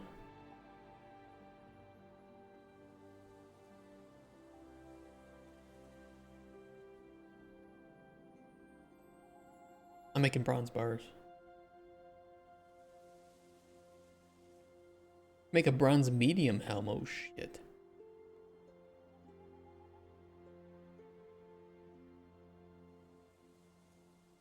Look at this fool.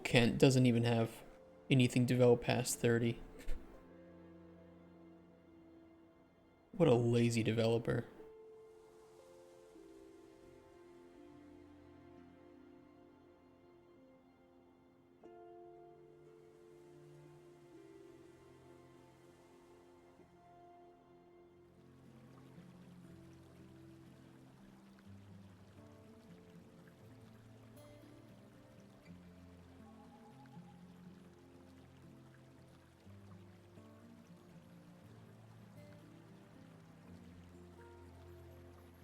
Oh, they're just hidden due to you being... Okay, fuck off.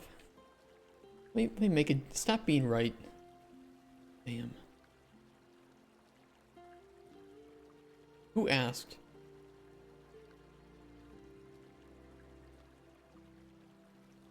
Well, I'll just grab the merchant inventory.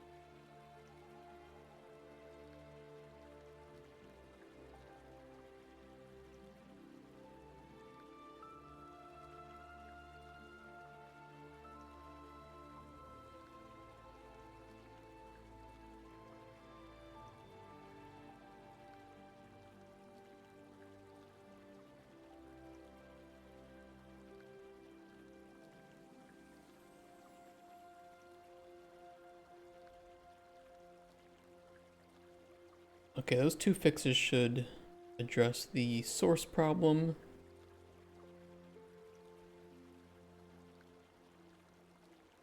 No, that's not true.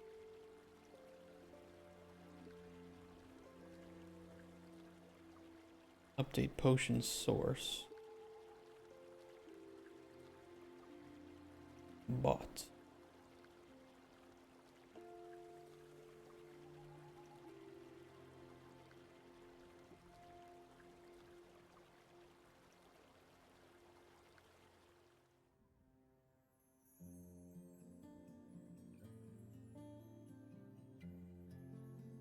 Let's give it a test.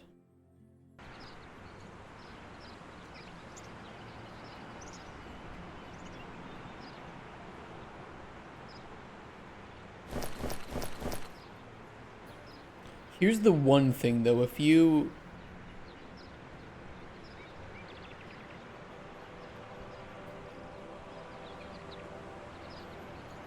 Why is it not showing up?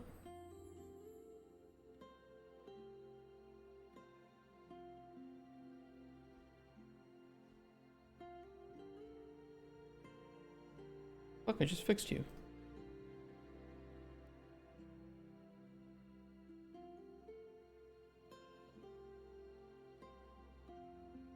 Oh, because we're checking is valid. Do I have a...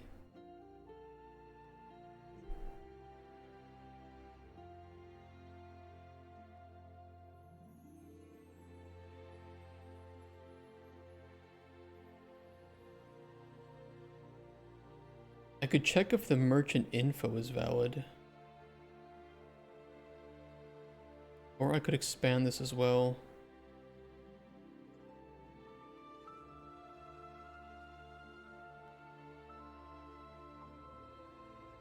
It's not really accurate though. 'Cause it's not if it's valid, it's also, is the merchant there? Is the merchant relevant in this case? Like, is the player bartering? Is the player merchanting? Do I have anything for that? Is encounter active is alternate? No, but I can make that. He is merching.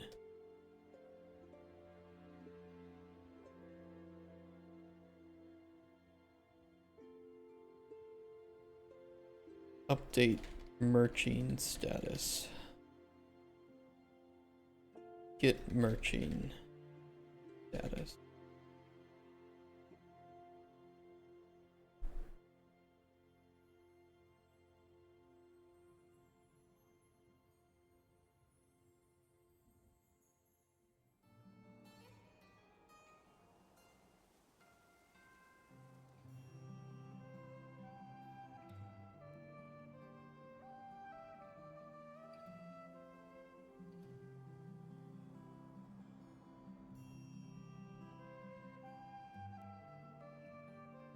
Game instance.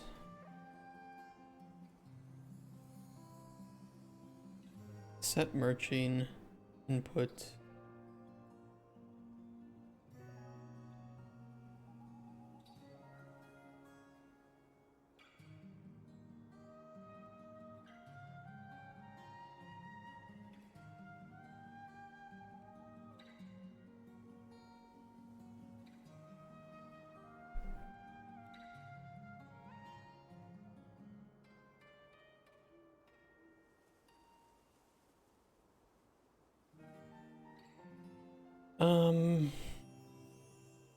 These have to do with merchant, but they're also kind of core or utility.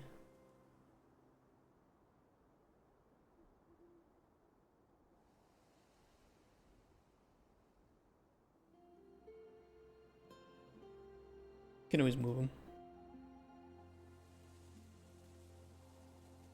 All right, I know where we need to set these. Number one is in data, story, events, open merchant UI, update merchant status.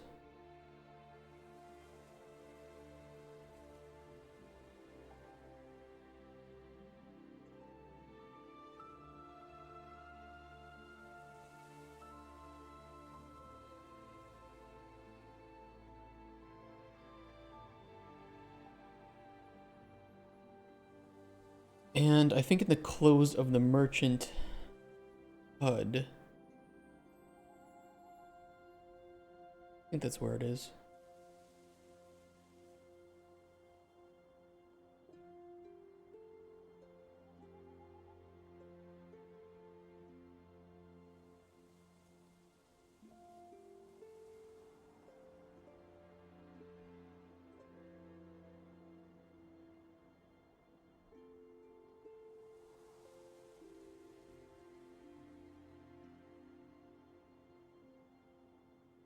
That'll do it.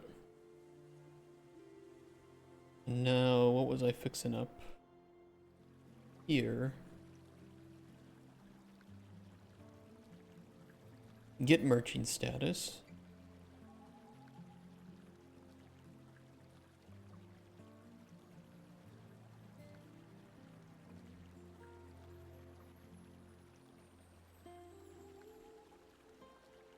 That could be kind of the first thing we want to check.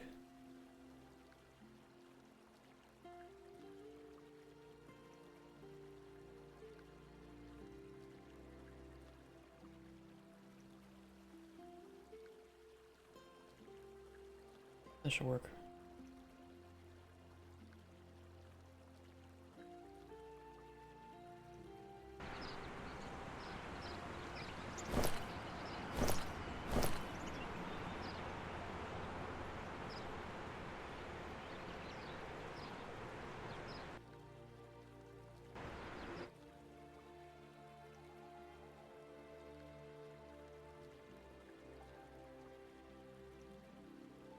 Beautiful.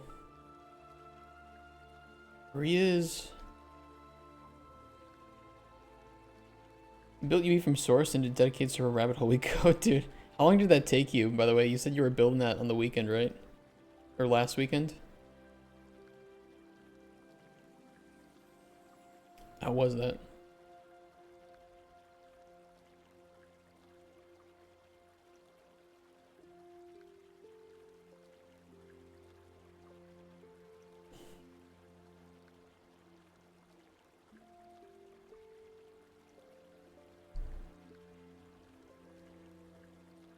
One and a half hours? That's not too bad. It took me longer to build my game this weekend. Or last weekend. Because I gotta compile all the shaders.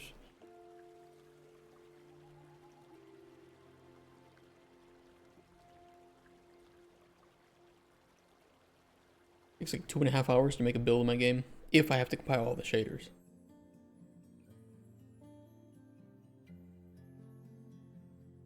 Beautiful. Okay, it hides that. And if I buy one...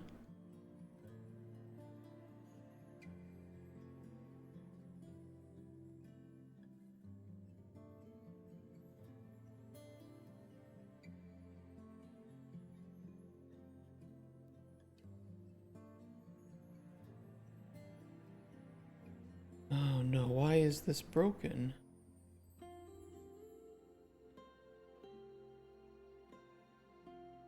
What are we doing?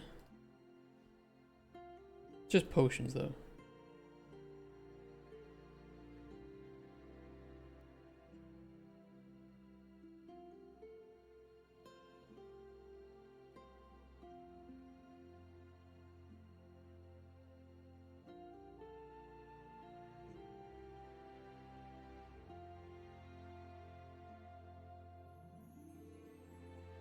It could be related to this. It could be.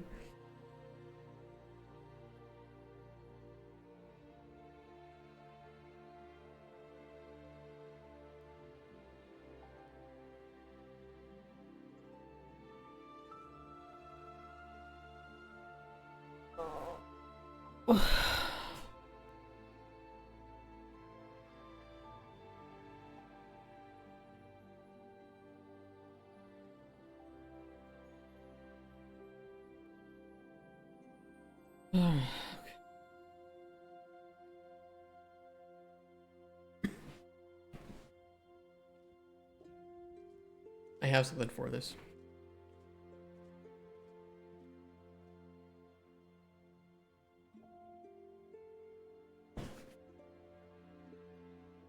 It's called Cabernet Sauvignon.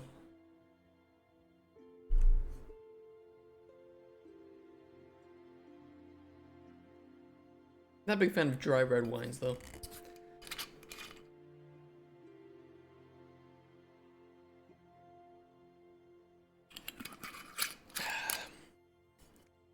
It's alright. Greatest, not the worst. Okay. Alright. Ooh. But warms the gut. What kind of alchemy is that? Making cocktails is kind of like alchemy. I like making cocktails. What is everybody's favorite cocktail in chat? I want to see what kind of drinkers you guys are.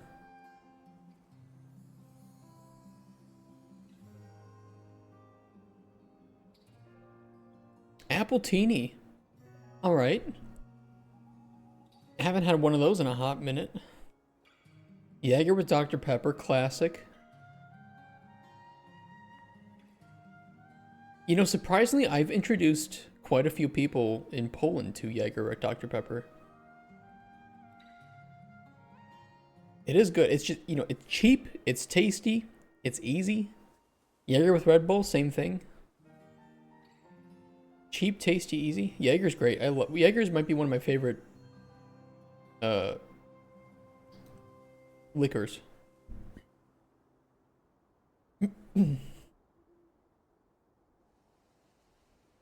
Okay. Your fucking problem, you stupid mother game. What did I break now? Probably like only one or two things that are broken, to be fair.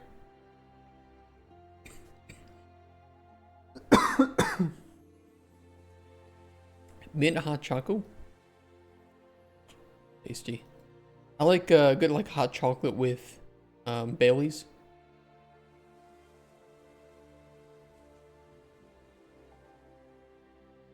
Bailey's is a great liquor too, honestly. Bailey's and Jaeger might be tied between my favorite liquors.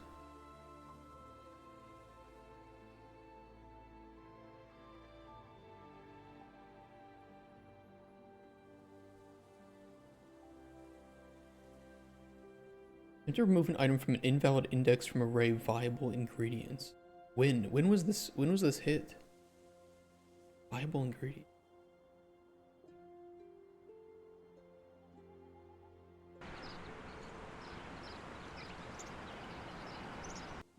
Viable ingredient.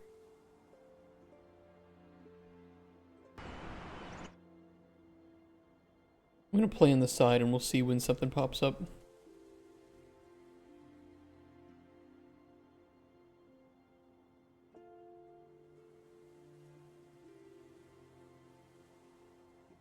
It's nothing here.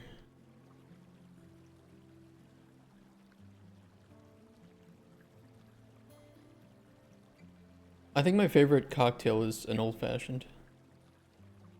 With a whiskey sour coming in second.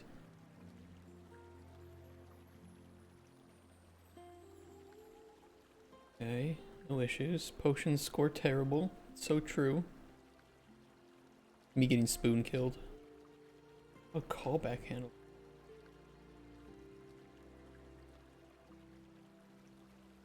Weird.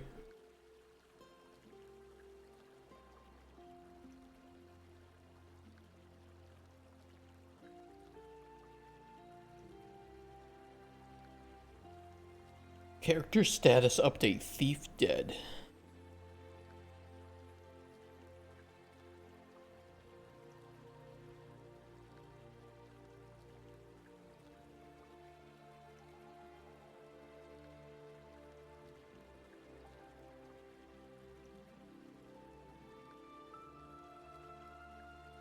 Oh.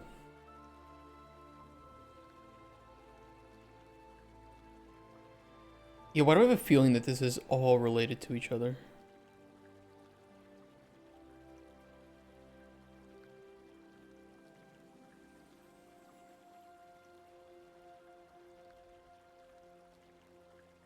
Well, flavor knowledge ray is 100%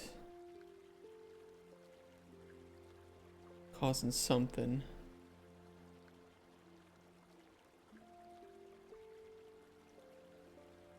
Yeah, the weird thing is,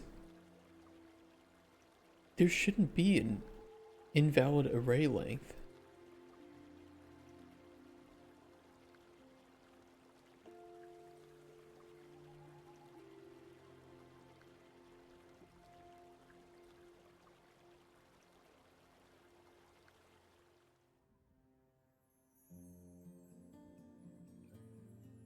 Let me close everything for the moment, except for the function library.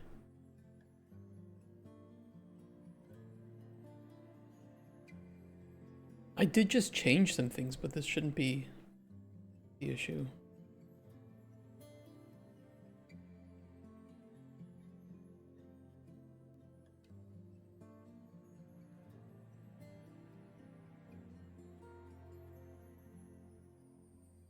Where's viable ingredients?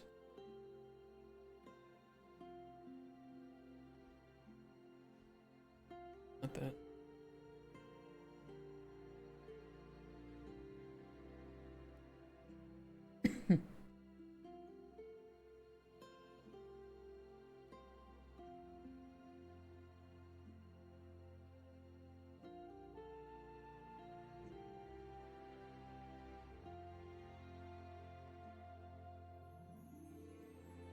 Generate random ingredient. Is it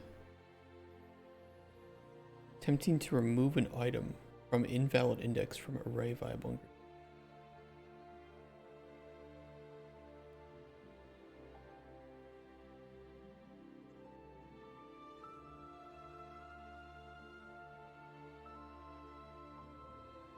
We're getting all ingredients, setting those to viable.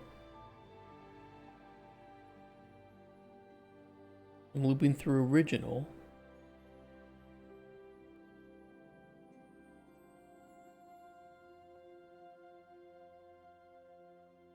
Yeah, that should be reversed for each loop.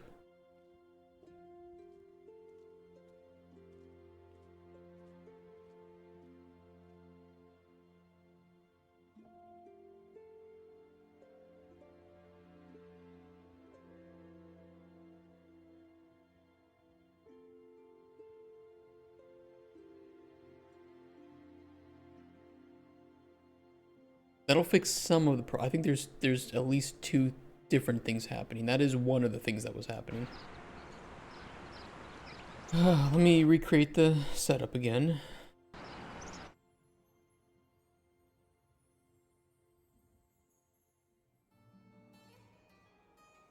That one must have snuck in when we were developing the merchants and I actually just didn't find it.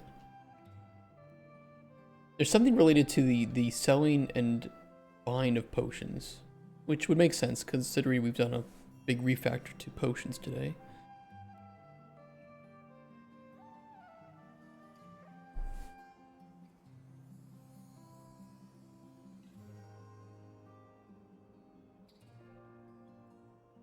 Me killing Spoon.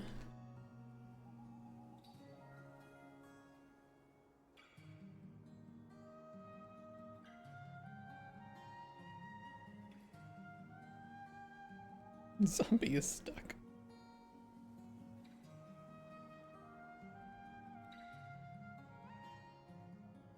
Weird. Okay, we'll see if the invalid index thing is wrong. That one made sense at least.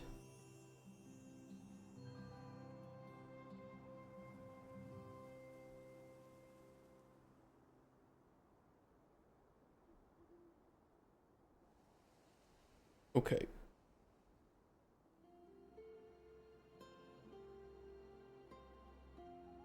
Yeah, this is all something to do with flavor.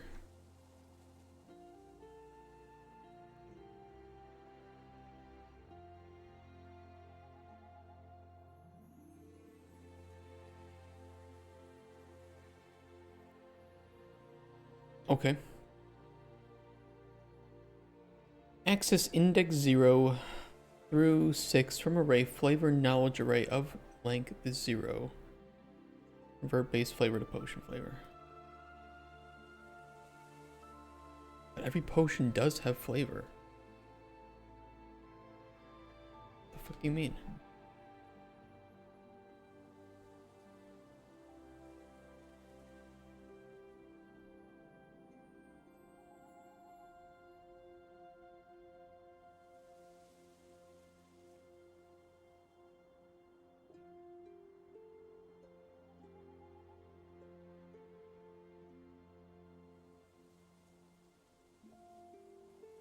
Oh, yeah, yeah. Okay, I see the problem.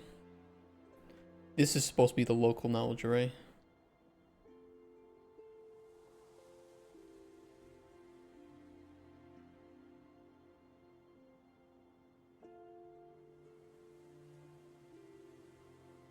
We made that to prevent it, so that if it was empty, we fill it up with, you know, a bunch of bullshit.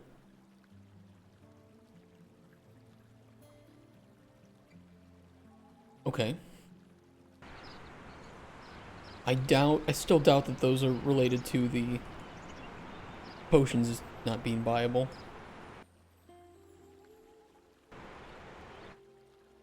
I don't see how they would be connected at all.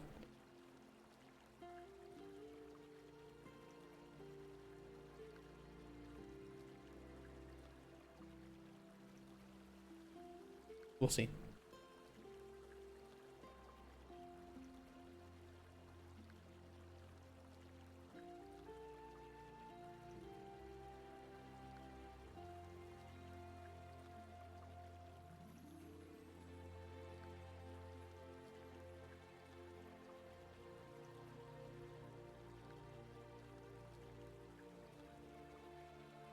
Da-da-da-da.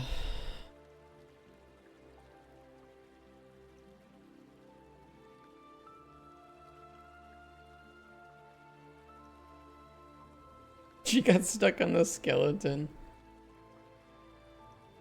That's funny. We gotta watch out for that. That could be a problem. Alright, let's see. Do we got any errors? No.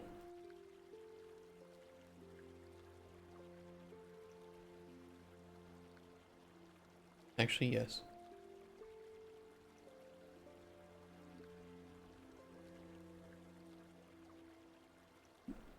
These are in the other tabs, though, and I think they're all related to the same widget. But they're not errors. Can I buy a potion? No.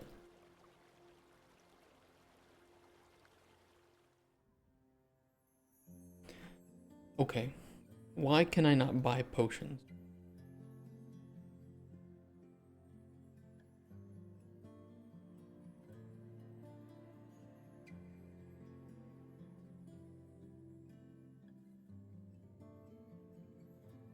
This must not be working correctly. That's fine. Another way that I can make this.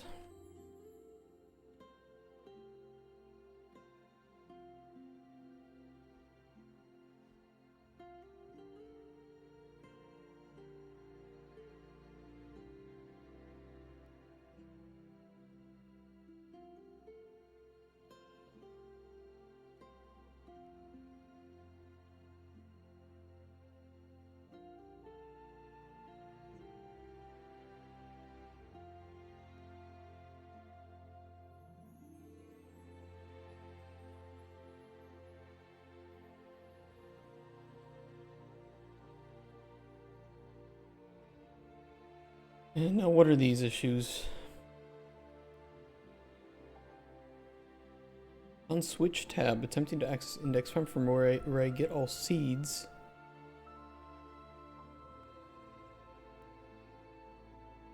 What do you mean?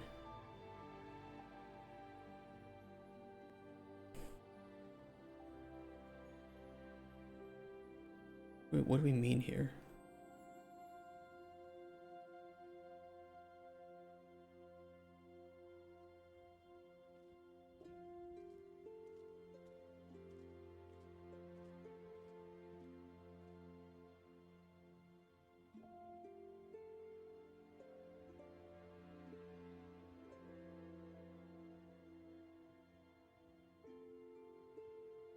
Where are you attempting to get?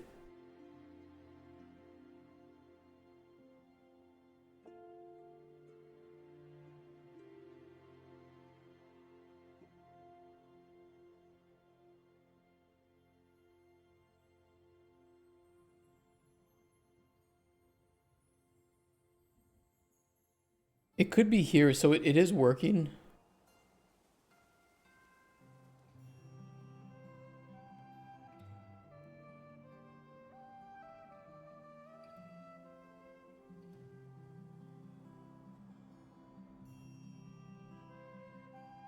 Get all ingredients, ingredient indices.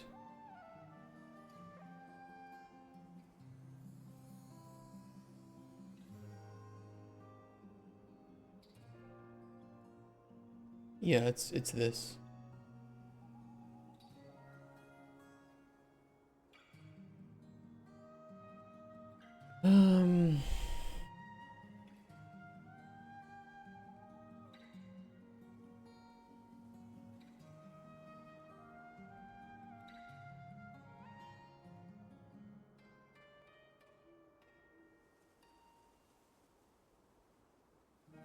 Seed indices, ingredient indices.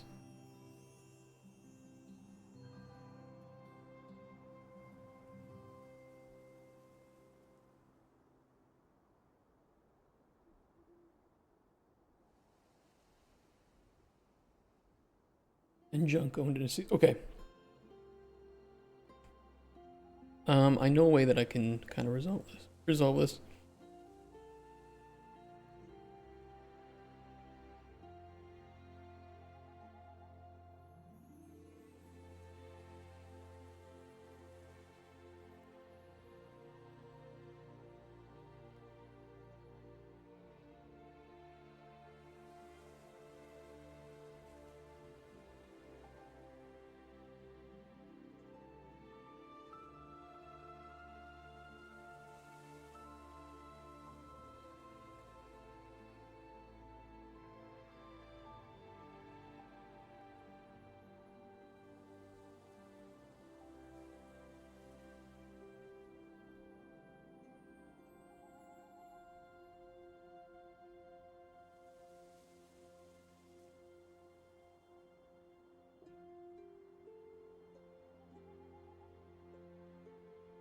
It's really stupid, but it wasn't causing any error actually in the code. It just is spitting out warnings. You know, which if I can prevent, that would be great too, but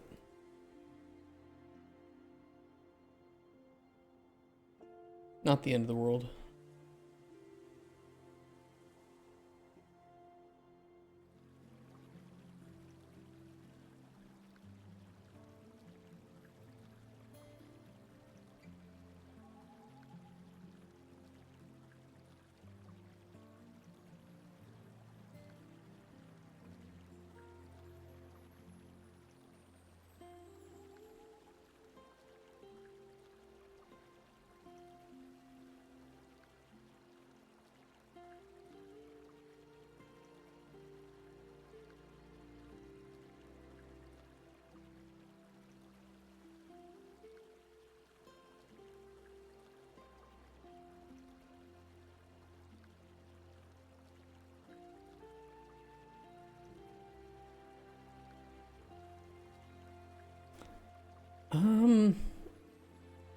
I actually might want to move that after the Boolean check, because if it isn't valid, then I don't want to replace that.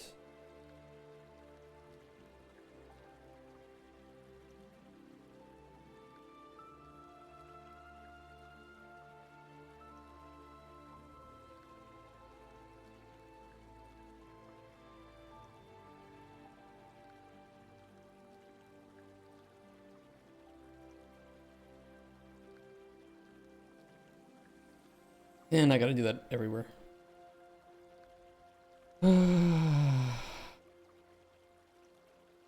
Spaghetti, spaghetti.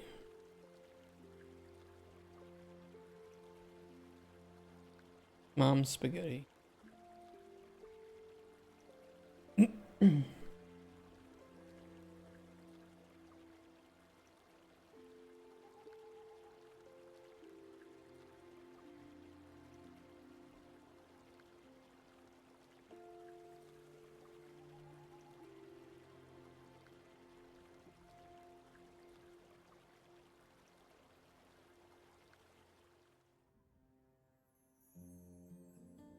Okay, try this again.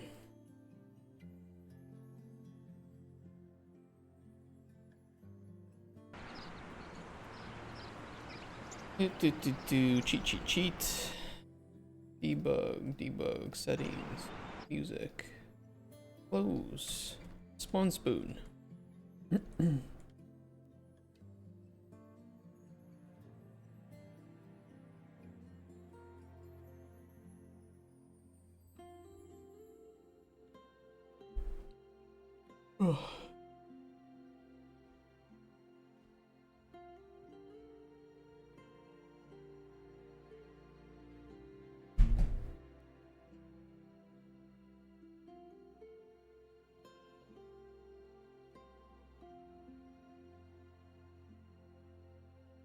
Okay, spoon is killed.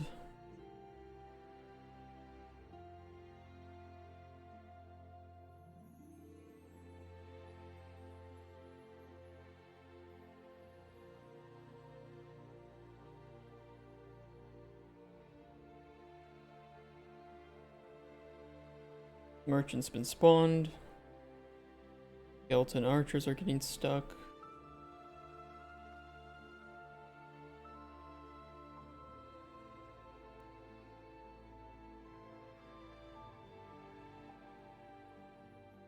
What are they getting stuck on? Okay, let's open up our inventory now.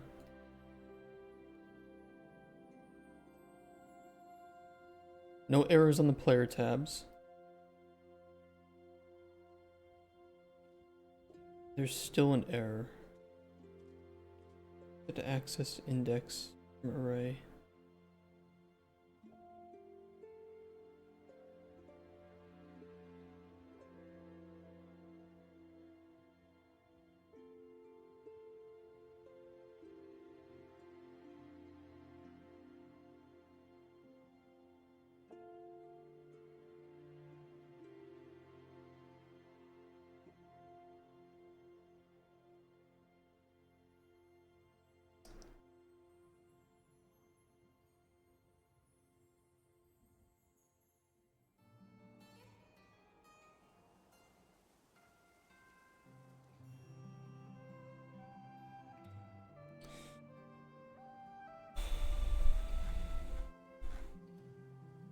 Ignore it.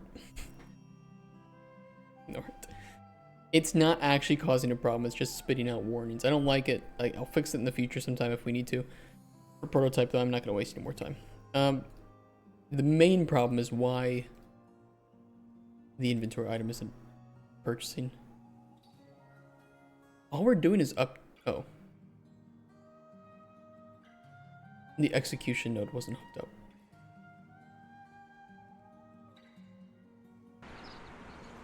Well, that would do it.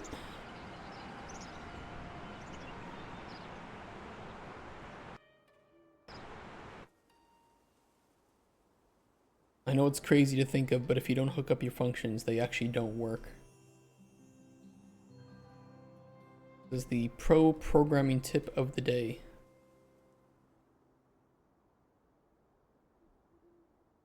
Yeah, dude, it's actually so real and true.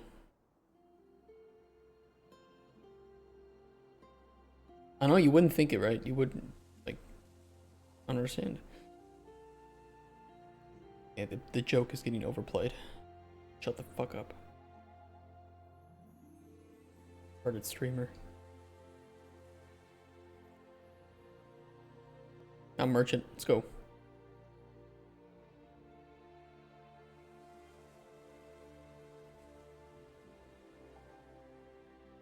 Look at the light leak. Gross. I'm gonna shut the door on her. Watch this.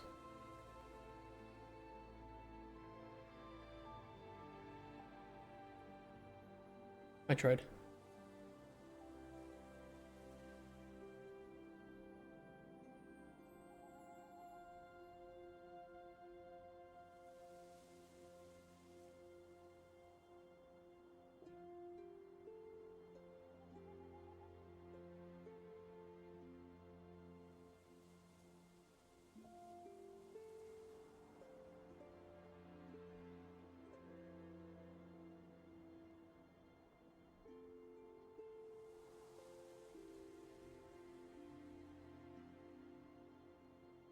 There's one more bug. Because we're updating the potion source, we're actually changing the potion.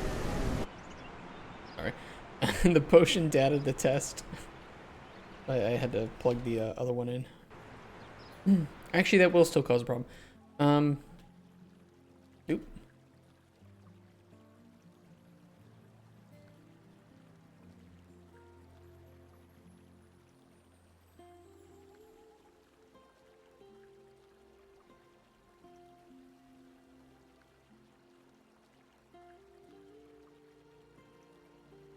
Problem is resolved.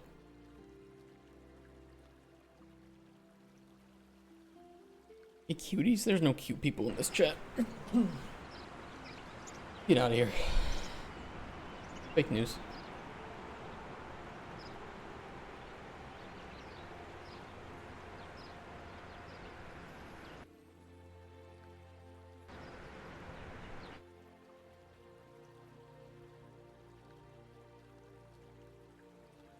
If you, man, I'm cute. My mama told me. How you doing, Dex? All right, we're all cute. We're all sexy. Everybody wants to tug on our wieners or flick our bean. For all the woman in chat.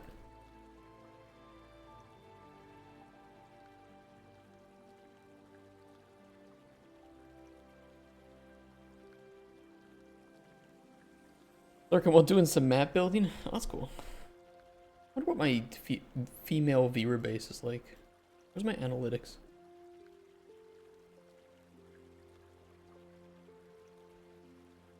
Where are my female viewers? Category suggestions. They want me to stream Pokemon Fire Red version. Honestly based. Path to partner. We need 75 average viewers.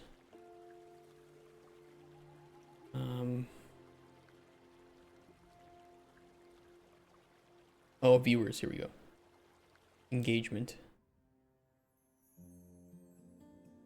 I thought you can see the people. Maybe not. Maybe only on YouTube you can see gender. I can see we get a lot of impressions from UE5, so I forgot who told me to do that, but good choice. We have one person who saw us from offensive humor, and 2 from hot takes only. I'm keeping those there.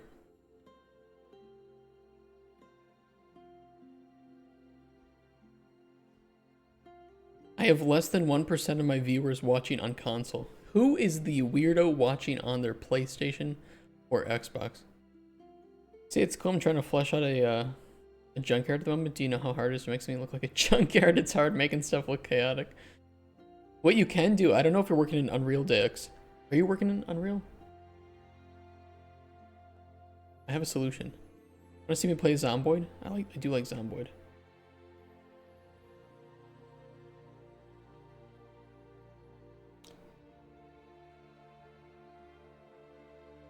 Other channel pages, interesting.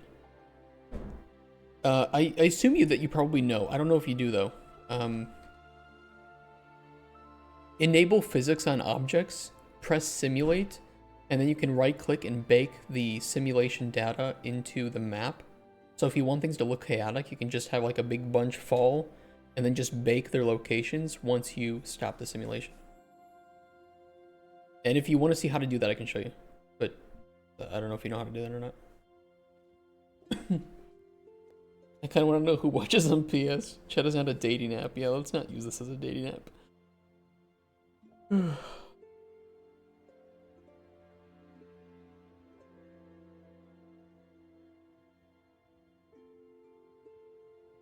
Now it's working. Okay. And that does show bot. Okay. Ignore these then. These were fixed.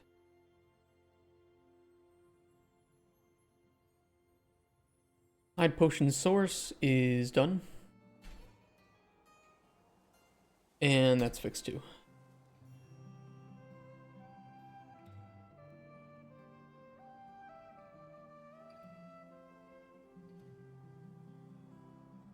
Your last step? Paint is making the workshop look like a workshop that's been used. Oh yeah, just making it look like lived in. There was a great example at the end of Uncharted 4. I think the environment artist did a fantastic job with it. Spoilers for Uncharted 4, by the way, but you know what? I don't even have to spoil that much. You're in a house at the end of the game, and it's one of the most lived-in looking houses that I've ever seen. If you know, you know.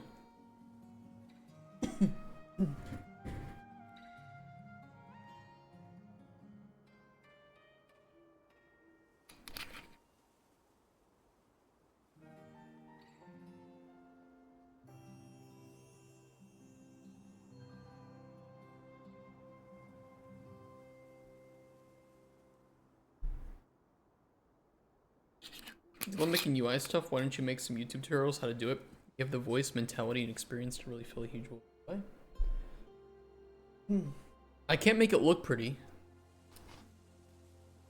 to be fair. I mean, we do have that tutorial. If you ever wanted me to expand that tutorial with a with an update, do that.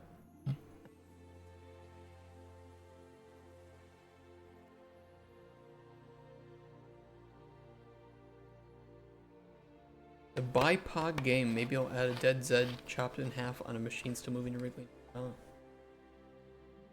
An APOC game, not BIPOC game. We have a tutorial on our YouTube channel that we made for blueprints. I think it has its own playlist too, so we can expand it later. UE5 tutorials. Nice 4-hour tutorial where at the end of it we had a playable version of the game where you could run into these coins. You got different values, they showed on the UI, and we had a winning condition. And then we expanded it a bit later with a interaction system and a door. People were curious how to make those.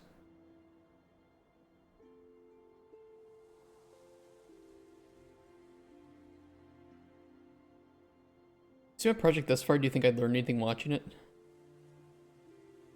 Yeah, I think that you could. Some of it might be stuff you already know or have seen from watching us. But there's a lot of basics for like working with the game instance, function libraries, working with data tables, material instances, all that stuff that I think could be useful. Tutorial on how I can imagine something and UE5 builds it automatically for you, and I'll watch it and like, I wish that were the case.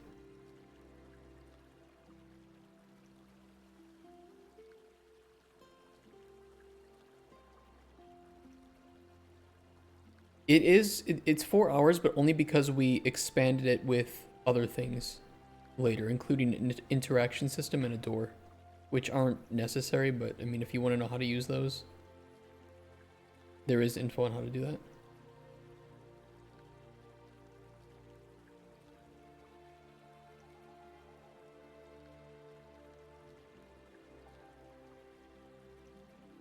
And with like a tooltip too, so you can see what you're hovering on when you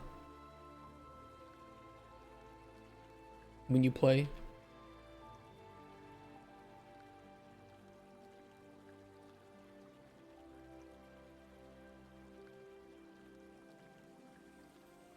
I should have made chapters for this. I could go back and I could add chapters.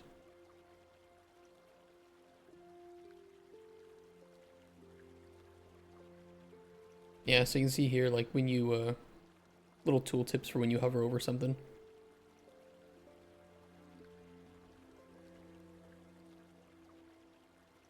Yeah, I should have added. I think the plan was to do it and I just forgot to do it. This is Janko. Shout out to Janko if you're still here. I woke up feeling pissed.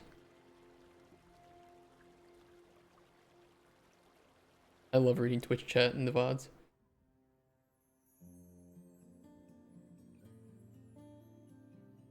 Yeah, I think that there might be some to obtain from there. You were so focused. Yeah, well, I was trying to get it done because I didn't want to be distracted during it.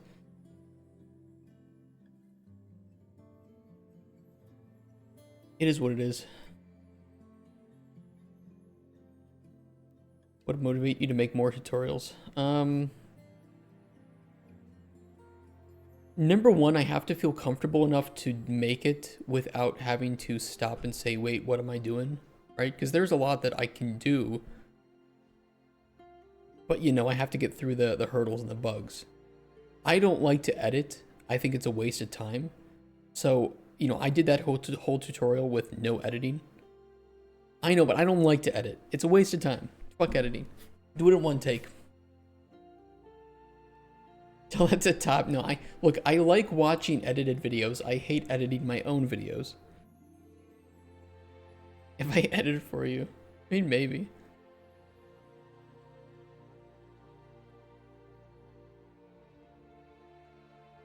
It's 2:40. Is there anything else I can work on today?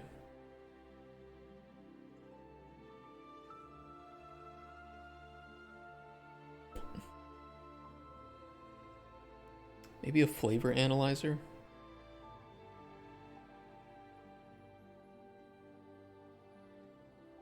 I could reuse that stupid pedestal.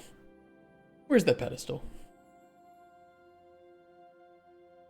Pedestal.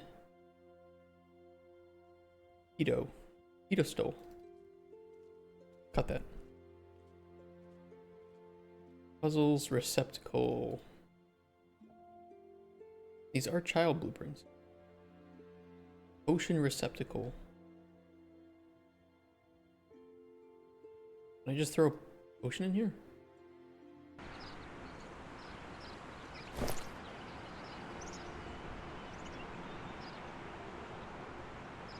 Oh yeah.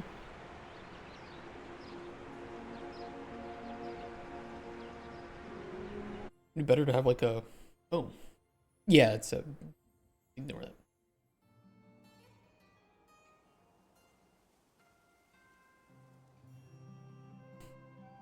See, just because as a newbie I have questions, I could fill more gaps. I don't know if I can answer all the questions though, that's the thing.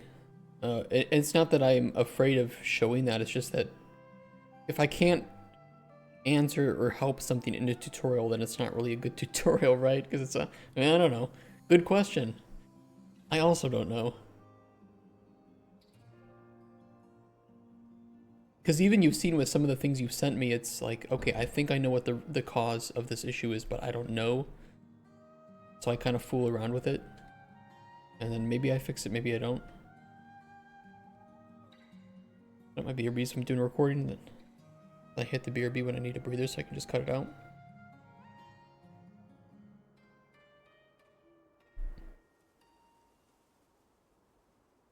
Making points of where to edit would definitely be the way to do it.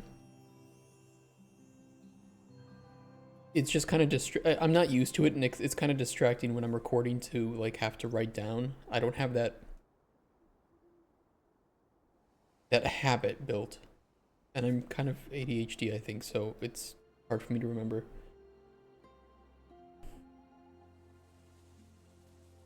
We could reuse potion receptacle, but potion receptacle grabs from the player's hotbar. You can't put ingredients in your hotbar.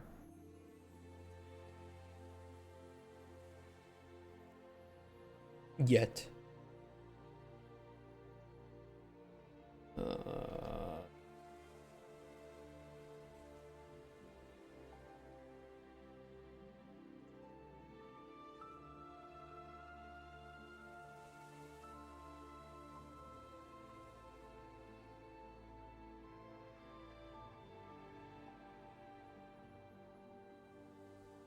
Mr. President, wake up.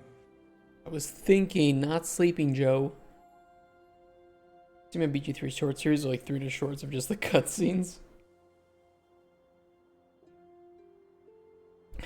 My voice is starting to go today.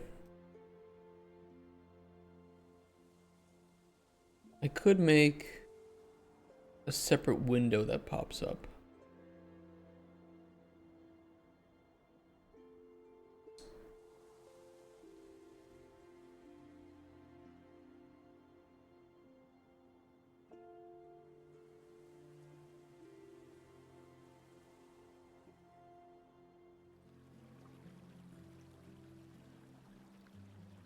Let me see here. BP flavor analyzer.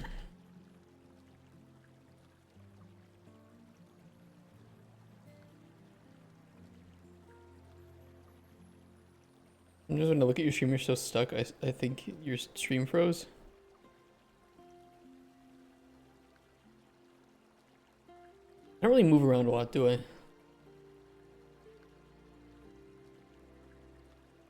You bring up a good point.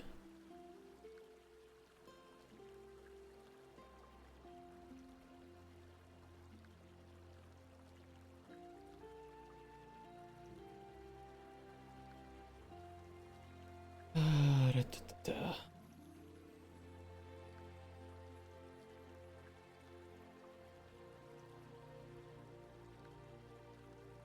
Where would I put this though?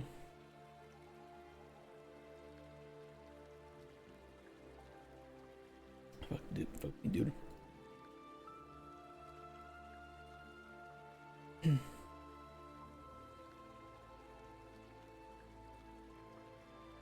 Building for debugging part of the development process. Bigger studios just have crazy machines for it. They're a different approach. These build times are crazy. They have dedicated build machines.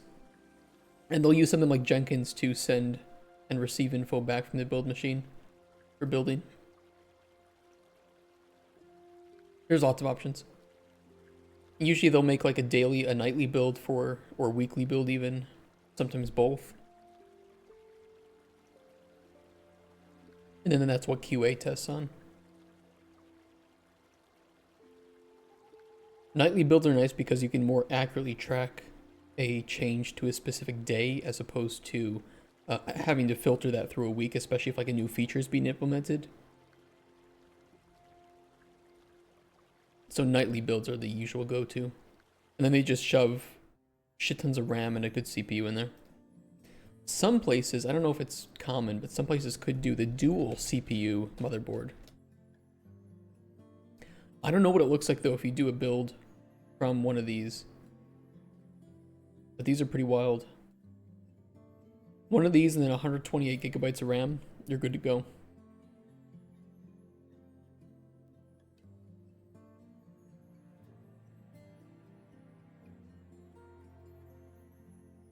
I've never seen a dual CPU motherboard in action or use one.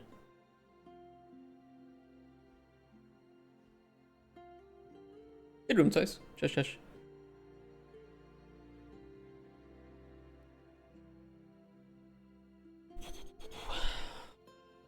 What was I doing? Widget.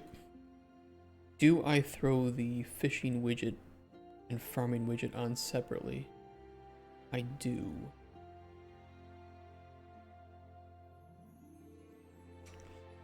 Da, da, da.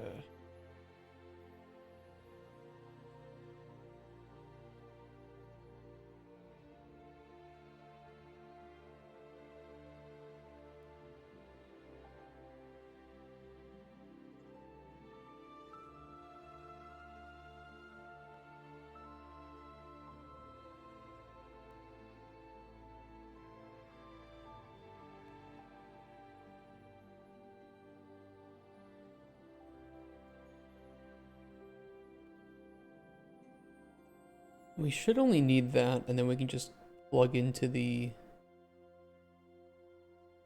ingredient. Where's your energy? Should be there. Microscape? You can see it in Microscape directly. You can see how much you have. Ooh, I'm almost done with my bronze bars. I'll wait until it's finished, then we can go smith those up.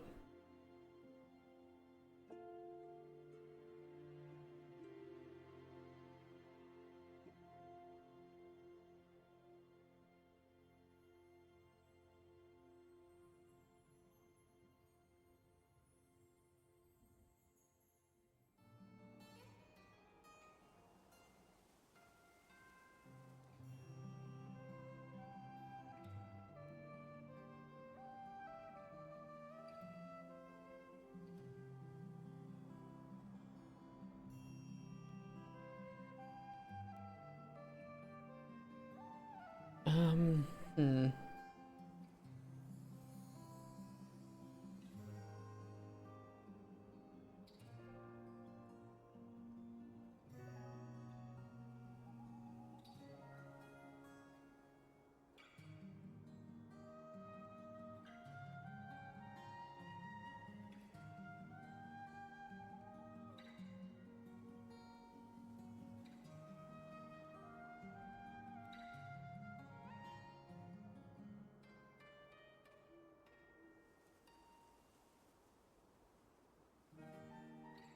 Okay, this is not.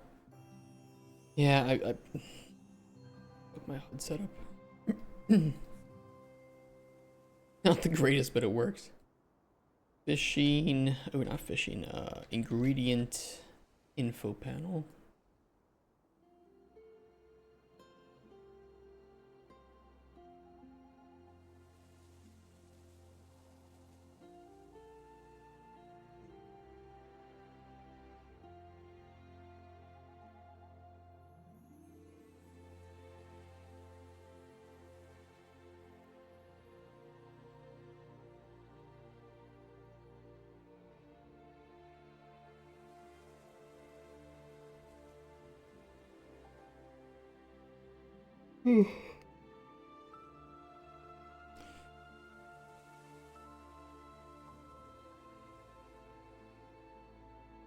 I'm not happy with how this is set up, but it works. The intention was originally to make a more robust set of widgets, and then I kind of just gave up on that and didn't touch it again. And now we're here. Any celebration planned for tomorrow? Actually, tomorrow I will be off. I have to do a little bit of preparation, so Monday will be the 200th day. I don't know what we'll do. I will try to think of something, but I'm getting married on Saturday, so I might not have too much time to think about it, unfortunately.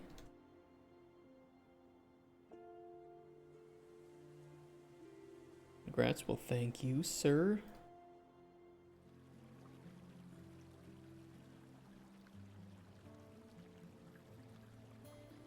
Thank you, guys. Yep, she officially will be able to take half of everything I own, which is actually nothing. So, joke's on her.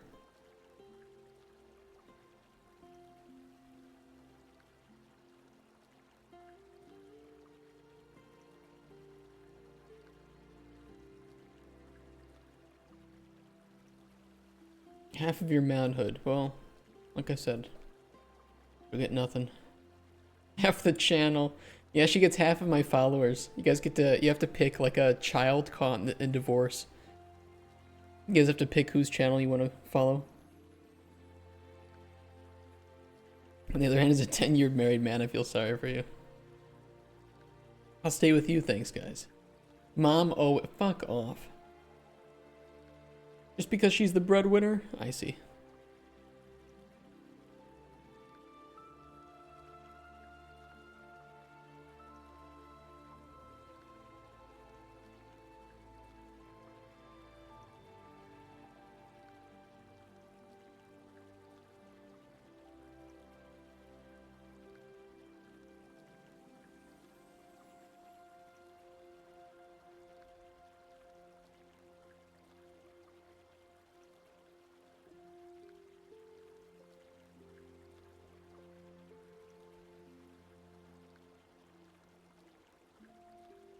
Dad lets me play OSRS. Dad drink. Fuck off. Damn it, you guys. And who is giving higher allowances? Well, I don't make any money currently, so you will have to feed Dad. Actually.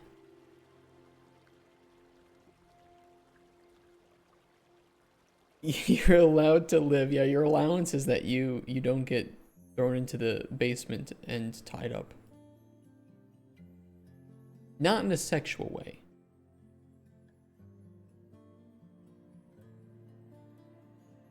But also.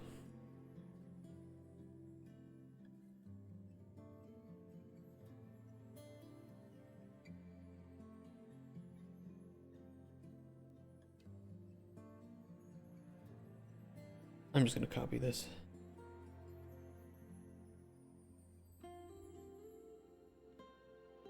If it ain't broke, don't fix it.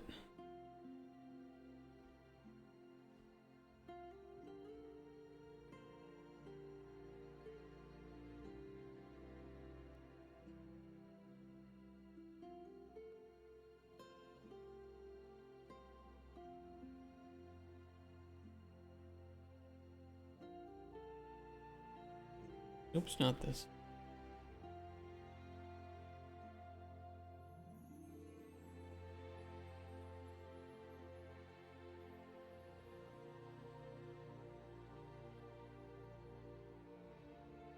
Oh shit, she's been listening.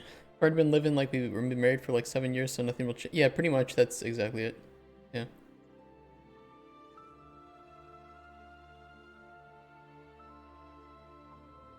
That's exactly how it will be for us.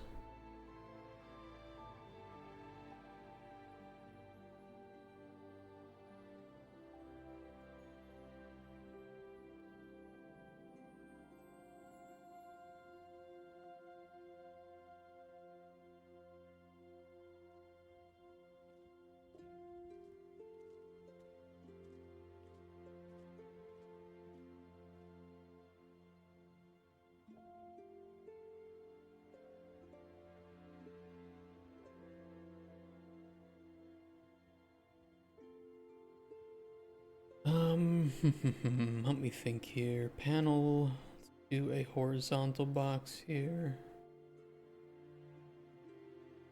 Need some buttons. Where can I steal buttons from?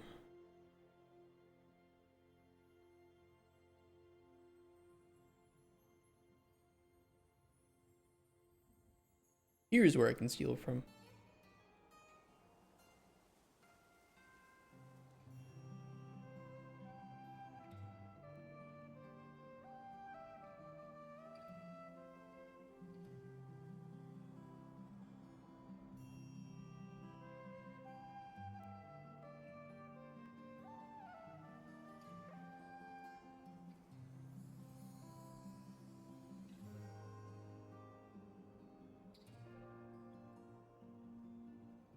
Nah, it's fine to do it like that.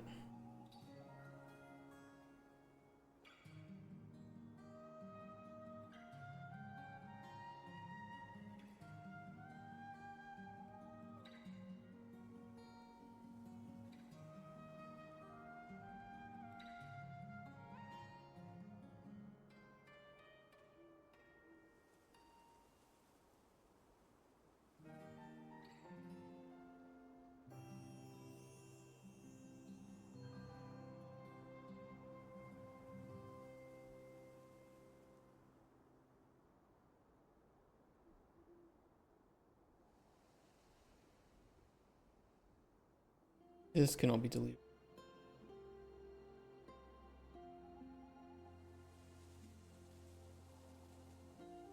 Okay, let's see. Blueprints. Flavour analyzer.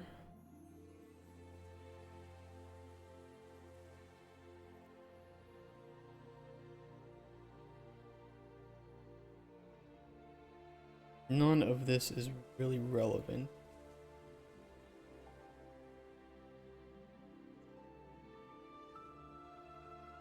I want to keep some of it.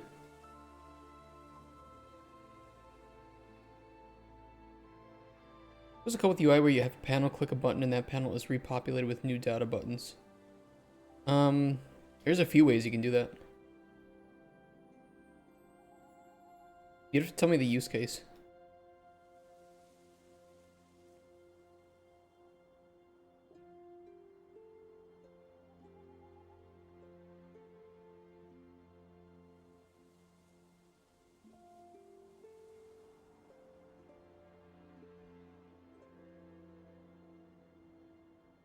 Different category of modules. Because it's all the same widget, you would just, once you click that button, you would clear that list and then repopulate it with the things that you would want to. Kind of like we do for our inventory, right?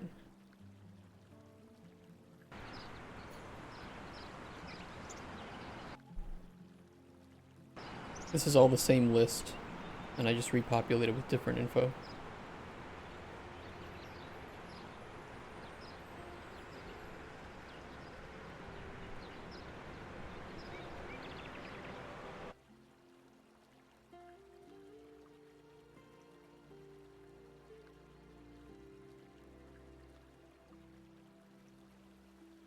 Yeah, ignore that. The loss with UI stuff. Don't feel bad. Do not feel bad.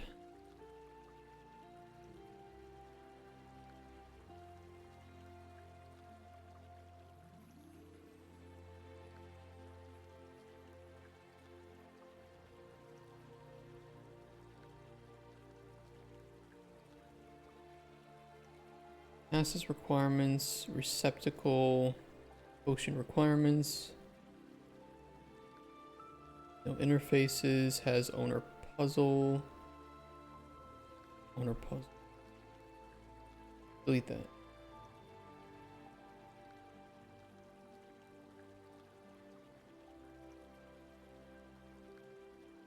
Like a magic card. Well, yeah. I mean, I think that's kind of why people often just say, you know, start with something super, super simple. Where even, you know, that stupid game where you run around and collect coins and get a score, you know, that was like 3 hours of a tutorial. And for a lot of people, that might take a whole day or multiple days to do on their own for the first time.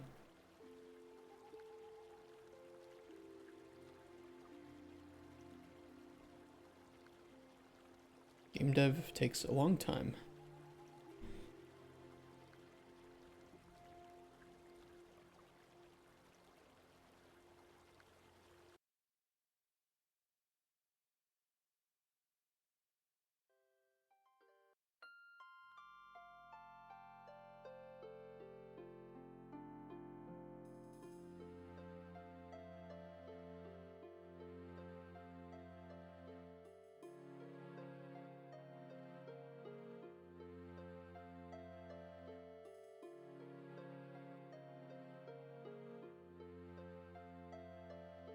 I actually kind of want to make the flavor analyzer more in-depth. I want it to have like a tooltip.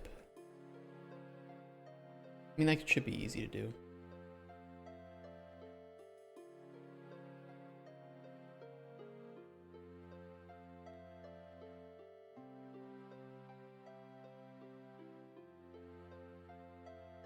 That should be easy to do. You know what? I think that it would be. Because, I mean, if you're just analyzing ingredient or potion, then I don't need to make a custom panel for it. Necessarily, I could just show the ingredient or the potion. Like, we already have those those hover tooltips. I don't need to make a new one. Oh yeah, I was supposed to go smithing. Go do that.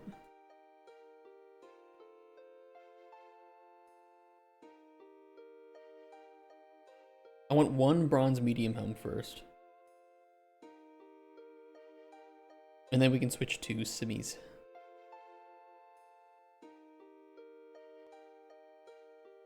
Unless they give the same XP, but I need at least one of each, so. No, the scimitars are worth more.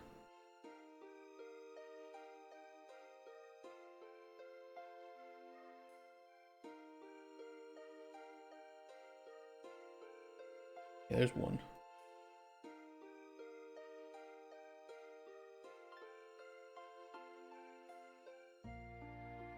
Oh, I'm wearing it. We're getting kitted out.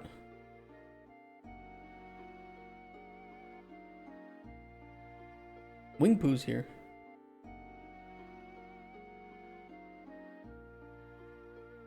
Good, we'll make that. I'm level 5 smithing. It's gonna be a while till I can make. I gotta reach level 7 for bronze square shields. We'll get there.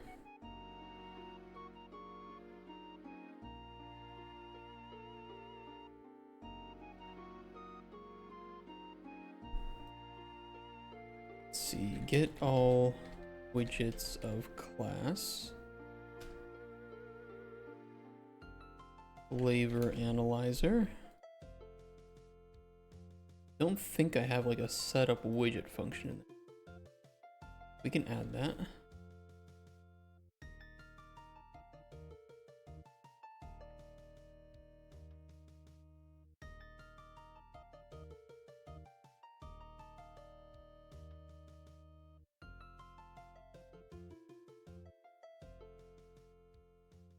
I'll equip the sword when we're ready to fight.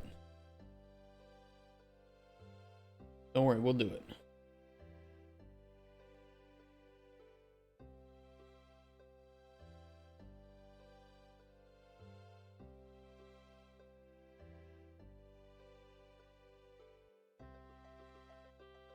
For now, just set visibility to visible.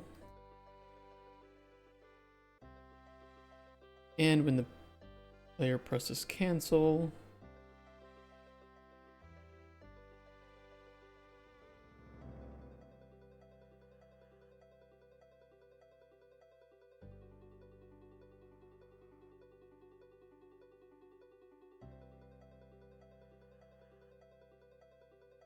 did I make a universal function for inputs?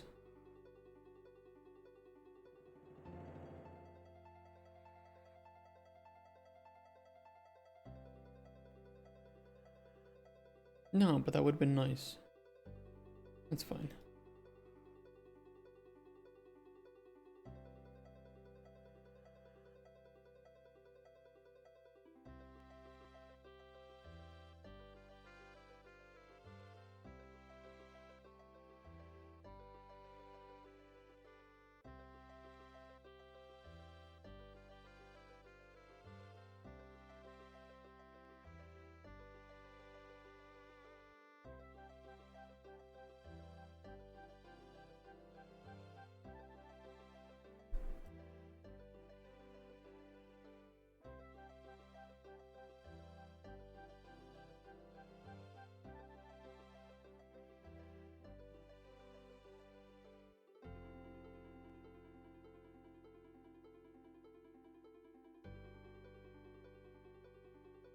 I remember how we set this up.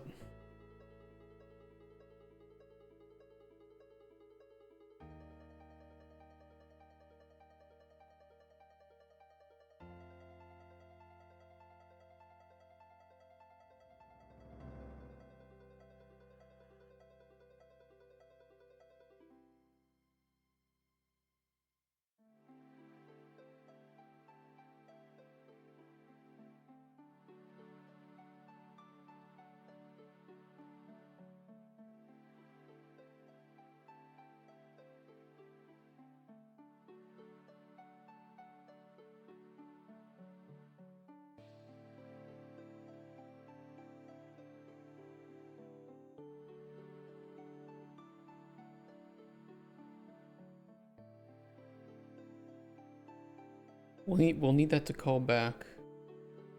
Here, I can just pull this in. If it is actually valid,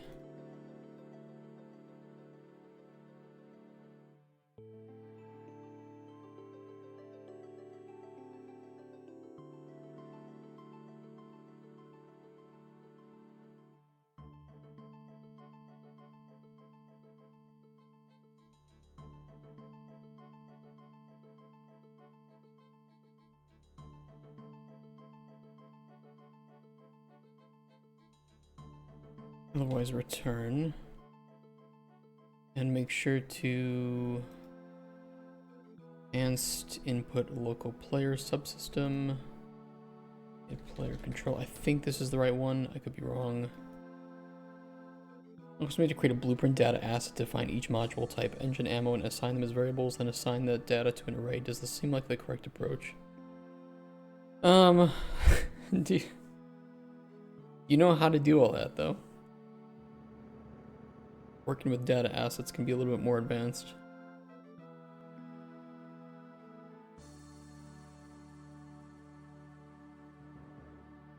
Here's why I wouldn't recommend using a data asset. You cannot export from a spreadsheet. You cannot like export or import from CSV. I like working with data tables instead.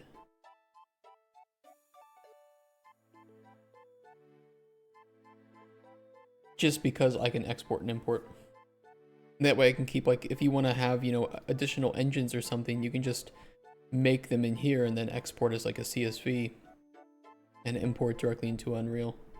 If you do data assets or any other way like that, you have to make them manually in the engine itself, which can be a little bit more painful. And I mean, especially if you do like balance on them, right? You might do a sweeping balance change to all of your parts or something, right? For value or whatever. doing that in Engine, you'd have to manually adjust every single data asset for every single part. So the moment you have like anything more than 20 parts, and worst case, you have hundreds of parts, you can imagine the pain that would come from having to hand balance all of that by opening up each data asset individually and adjusting it. As opposed to, you have like 9 parts, right? 7 parts, whatever. 7 data tables. That's it. And it integrates spreadsheets to Engine and the functionality I'm trying to achieve. What promise should I provide?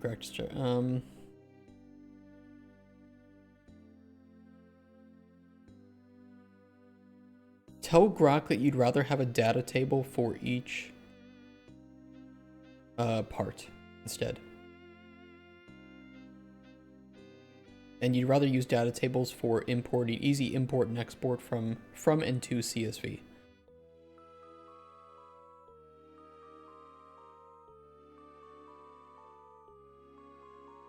And that tutorial I made, by the way, would teach you data tables and such. Recommend.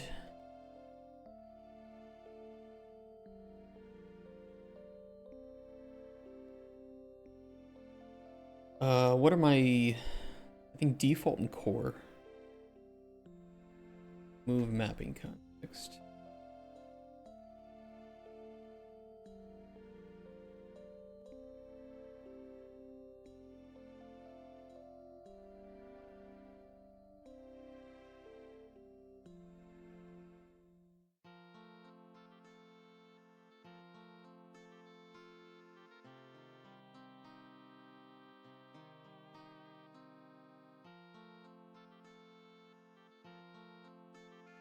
And analyzing.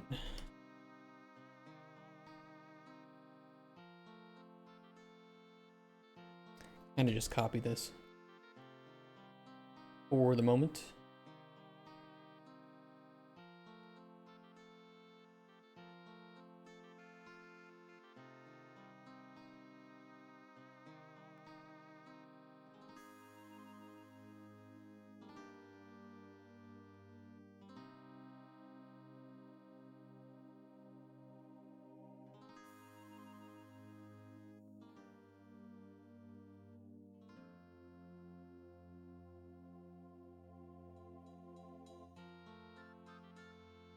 Yeah, data tables are what you want.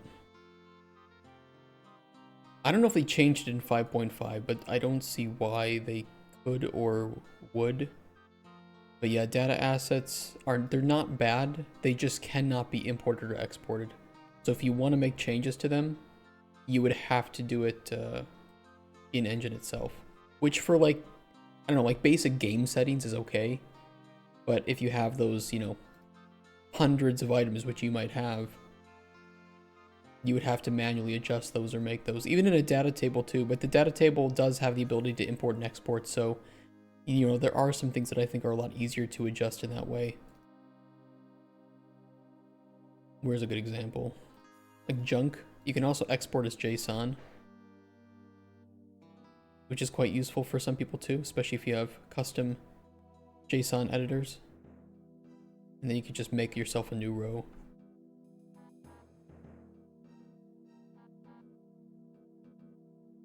Copy, paste, change it.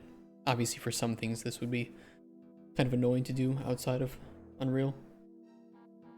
Plugin with Unreal for Microsoft Excel? No. No, I had to make my own export scripts for Excel. This is something that is a little bit more advanced. Yeah.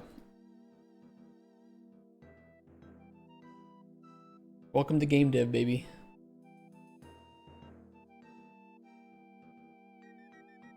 Join the feast. Use data tables a fair few for building parts, items, cooking, crafting, loot tables, and so on. So easy to manage. Yeah. Now here's the thing: if you structure Excel normally, where you just have like a normal page, and you start from the upper left. Like you can import a CSV from Unreal into this and have it work just fine.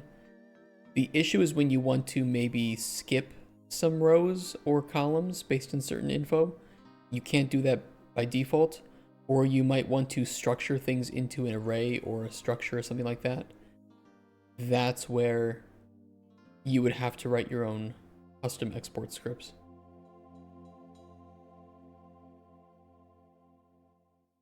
That's the only place where it would start to get complicated. But like a super basic CSV where, you know, it's not too complicated, you could just export that page as a CSV directly from Unreal or from Excel.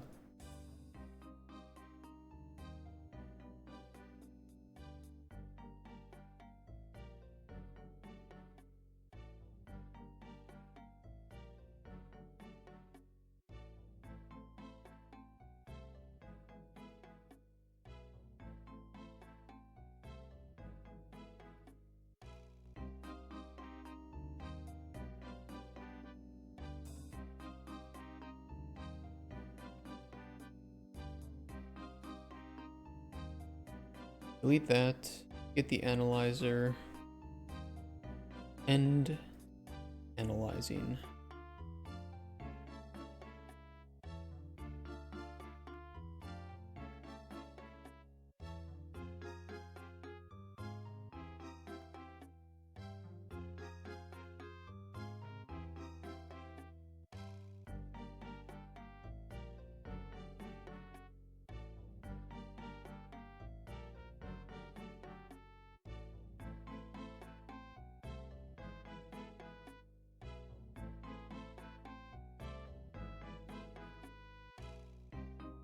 The one thing you don't want to do with data tables, though, you should not modify these during runtime. I think there is a way to force modify data tables during runtime, but I hope they remove that, because you definitely should not do that. Ice Creek, what are your thoughts on Alchemy system in KCD2? It works fine for that game because you aren't expected to make potions all the time. It is the short answer. I can expand on that if you want. It's good, specifically because there's so much more to do in that game than make potions. My trader's piggybacking off my items list to have the ability to randomly sell 30 random different items each day that refreshes at 6 AM. We're in pretty similar boats then. I also do random merchant inventories. However, I can also force inventories too, so I can mix and match. For instance, there might be like some story elements that would want to force an item to appear.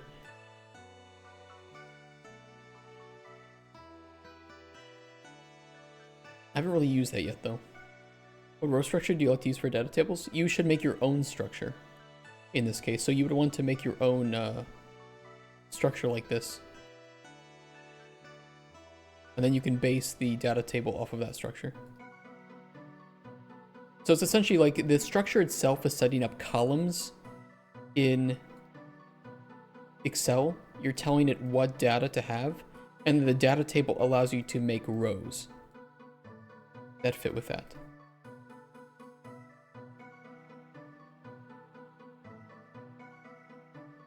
If we're in a game where you were expected to make potions all the time, what are the downsides? It's very tedious.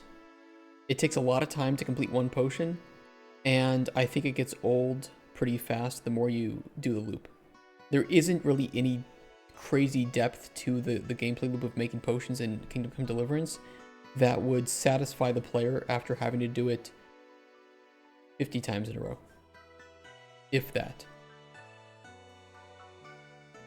And the good thing is in KCD2, you do not have to make 50 potions in a row. You can make like, I don't know, 3 or 4, maybe 5, and then you go do something else.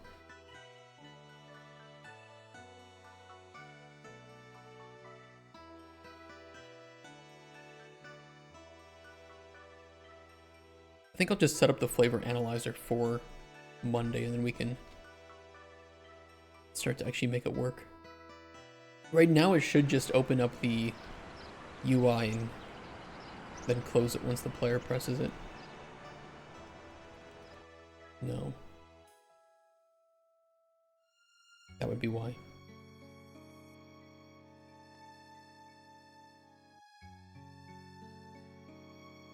We'll rename it too.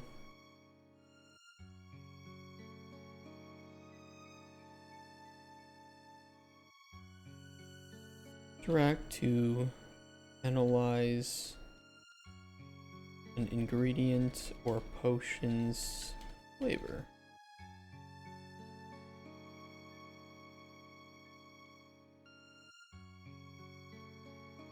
Let's add tags to items soon in my item list for food, weapons, buildings, so on, so certain traders can only sell items with certain tags. That's nice. I'm gonna have moving traders in spots that make sense, like military base or lumberyard. Nice, nice. Sounds like some good shit.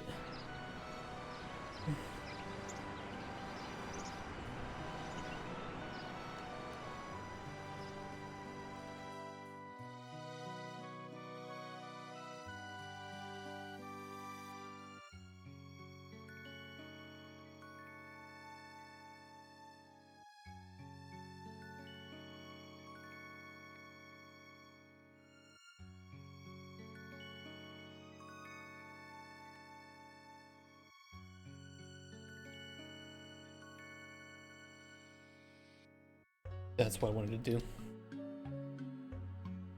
Spacing out.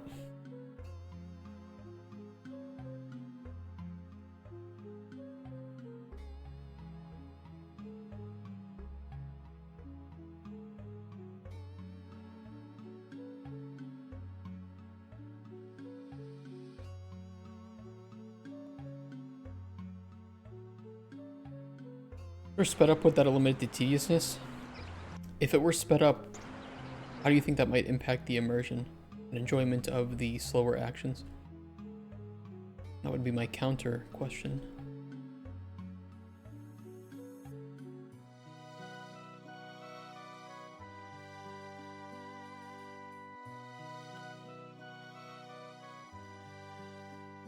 What are you not showing?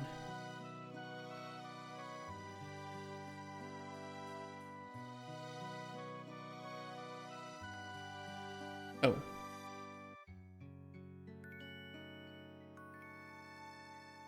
Wait, did I mess up something? Oh yeah, I put it here. It's not used anymore. Well, and technically the validation check was working, so that's a good thing. Now we're good to go. It'd be too slow even for immersion.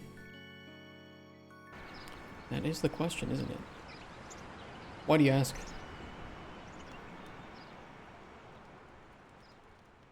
Getting rid of the tooltip. Get rid of the tooltip. I know what the issue is.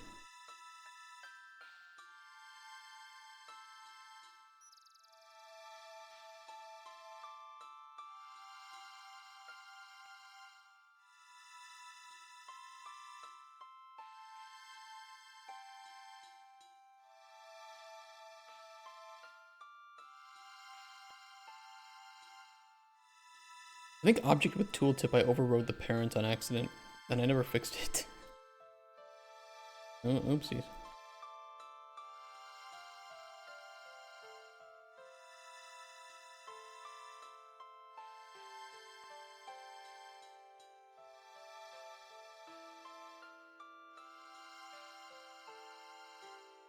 Yeah, aesthetically it's perfect, so I'm curious if it can be adapted into a full-blown alchemy game. I wouldn't say so. I think that that alchemy game would be really, really slow and tedious, and therefore boring. Take a look at all the current full-blown alchemy games, especially one like Potion Craft. One of the biggest complaints of the game is that while potion crafting is cool, it gets old very fast, and it is so requiring that it just doesn't become fun anymore. And then the game itself doesn't really have a lot of depth to you making potions, right? It's more just like you either succeed or you don't. That's the only checker here, so.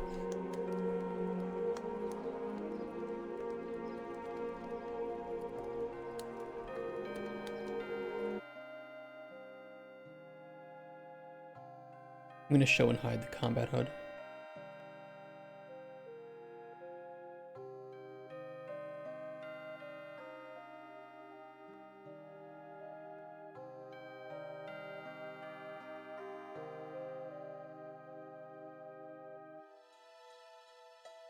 That's kind of the question to ask with most things, that, hey, would this be a fun game? you know, here's this really cool gameplay loop or smaller like mini game loop that we could expand on, would it be fun to expand on it and add more depth? And in some cases, no. Some cases, yes. It just depends. And I think this goes for both KCD2's alchemy and its blacksmithing. How many potions or how many, you know, things would the player be expected to make during an average playthrough? And then what are your gameplay percentages like? Because maybe, you know, maybe there's a lot of time in between making these, just like you have with KCD2, and you can afford to have that.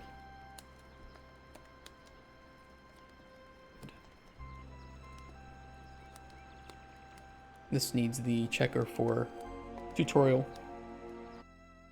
As a potion station, avoid the pitfall becoming tedious and repetitive compared to KCD2. It's way faster.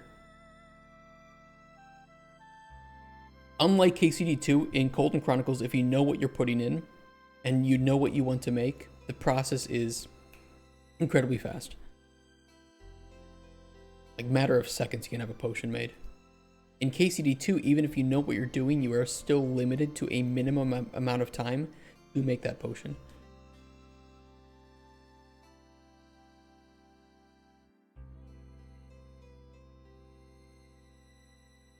So while it does have a skill reward, it is not as great as I would say Cauldron Chronicles is.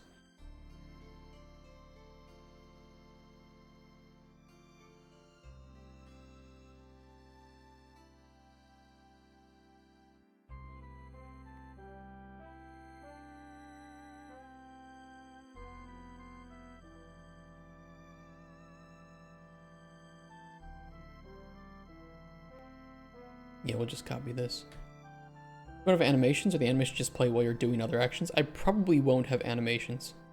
You know, we wanted a immersive style of alchemy creation like KCD2, but I'd rather for the player to do actions quickly when they want that action done, as opposed to having animations which help immersion, but definitely harm the amount of time that it takes to make a potion.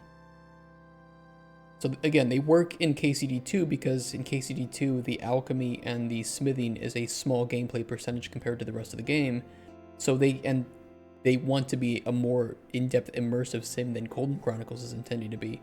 So imagine Cauldron Chronicles potion making in KCD2, it would feel out of place. It wouldn't feel as immersive as it should be. We are not trying to make that deep of an immersive sim, and so we can forego having those animations that help immersion at the cost of time. There are other ways to help immersion, but in this case, this is not it.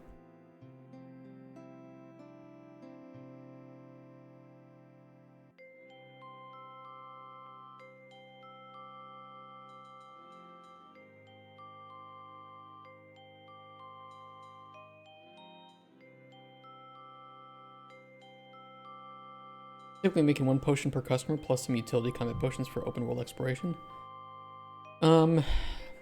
You might be making 1 to, let's say 3, probably, potions per customer, but you're making quite a few potions for the open world too. If I had to give an initial estimate on how many potions the player would make in an average playthrough of Cauldron Chronicles, it would be a few hundred.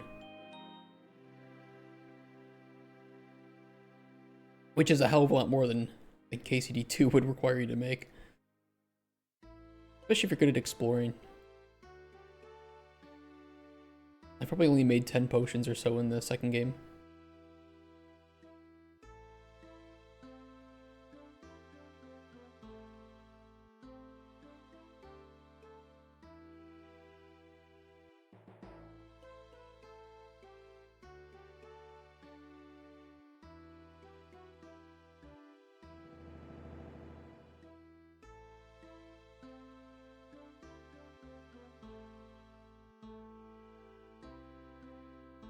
There could be animations but still feel responsive. Well, there could be. I mean, that's something for the art director to determine.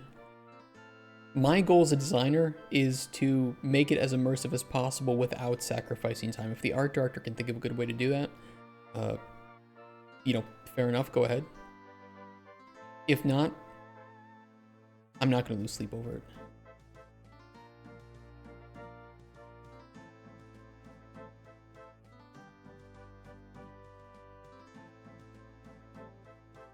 You know, we will still have mini games and such for processing ingredients.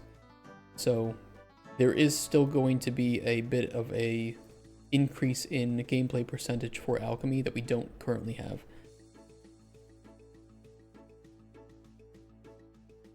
And especially now that we have hidden effects and flavor on ingredients, there will be an increase again to gameplay percentage for alchemy that we didn't have before.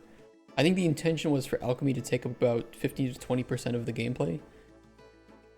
We're going to get closer to that with this week's work.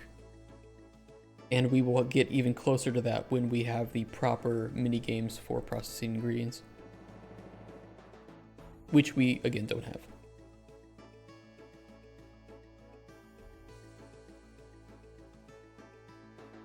Geez, you're adding in this refactor? I can show you.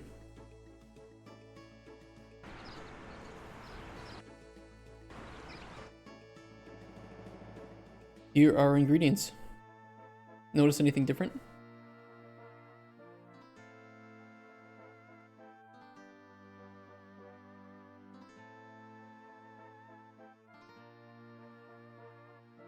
You don't know shit. You a dumb alchemist when you start the game.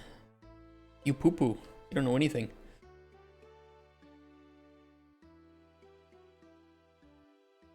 And same with potions. We show you effects. I still might change that, but we show you effects because I think it'd be kind of annoying to find potions in the wild and... Okay, I don't know what it does. Let me throw it and remove it. There is a planned way, by the way, but for now you don't know. You don't even know the ingredients that were used to make it. Unless you do know the ingredients that were used to make it, in which case these would be unveiled to you. Instead of an identification scroll, the idea is actually to use a potion effect, Druid Sense, which allows you to inspect/identify ingredients and potions out in the field. And the tier of the Druid Sense effect will indicate the amount of information that you obtain. I was setting that up, it was a little bit dirty, but some of the base information is still there and ready to go. So don't worry, there is a plan. Is a plan.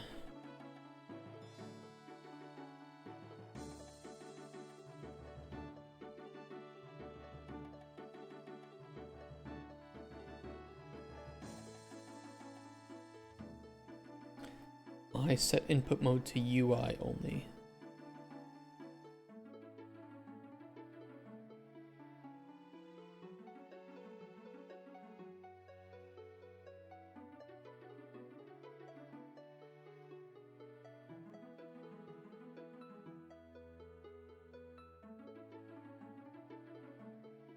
Yeah, this refactor is big. It is very impactful to our gameplay loop and gameplay percentages. Something I wanted to do since the start, actually, like week 2 of development. But we made a much simpler, easier version of Alchemy to test it. We're not just now getting back to the point where we can add this. It's Druid Sense for both ingredient composition and effects. What do you mean by ingredient composition?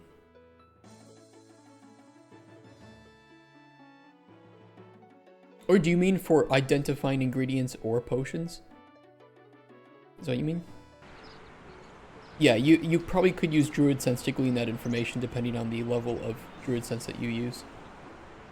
And Druid Sense is itself an effect, so you can make potions of Druid Sense, which would help you out in the wild. Like, oh, here's some new, I don't know, biome that I'm exploring for the first time. Let me drink a Druid Sense potion and go around and identify the ingredients out in the wild. And then that information is, of course, saved. Now, alternatively, we have multiple methods of discovery planned. You can simply make potions, right?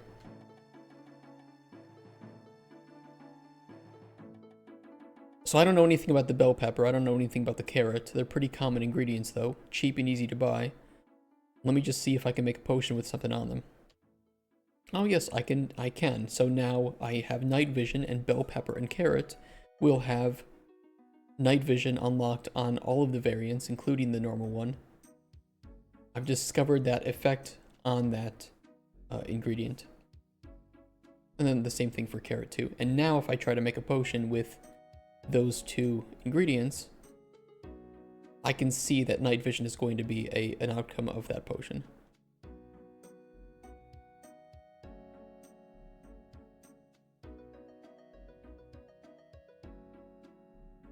But there is still, an unknown effect on these, so maybe something else happens. In this case, though, we know that it won't. And we're setting up a flavor analyzer right now where you can put in potions or ingredients to slowly discover the flavors of different things. We can also we have a few setups for the discovery. Let me pull it up here. On our public U-Track board, which any of you can access by pressing an exclamation point progress into chat.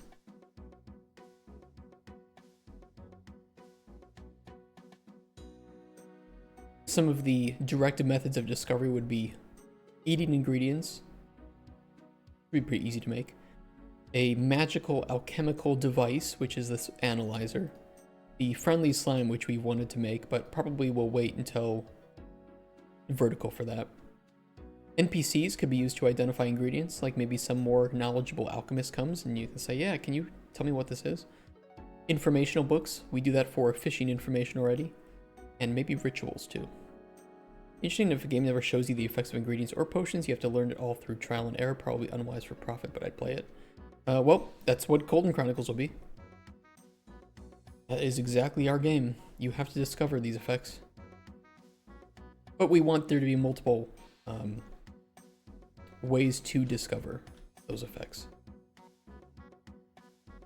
Not just trial and error, right? Because, I mean, if you want to purposefully limit yourself to only trial and error, I guess you could. It'll be pretty difficult, but you could do it.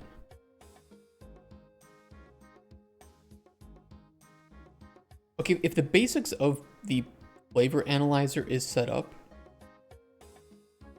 I'll just wait here then. Like we'll just save this for Monday before I jump into anything deeper. And then Monday we can work on the analyzer.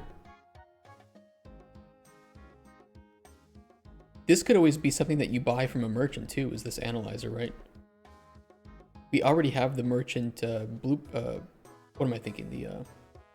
The greenhouse expansion. And I was planning to make a basement, but there's not really good space to put the stairs there.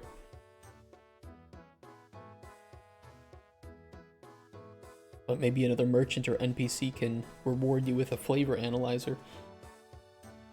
Maybe like a magical chef or something. I don't know. Lots of ideas, lots of possibilities.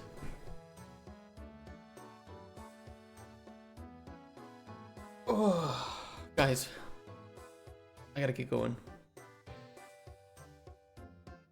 We made a lot of progress today, though.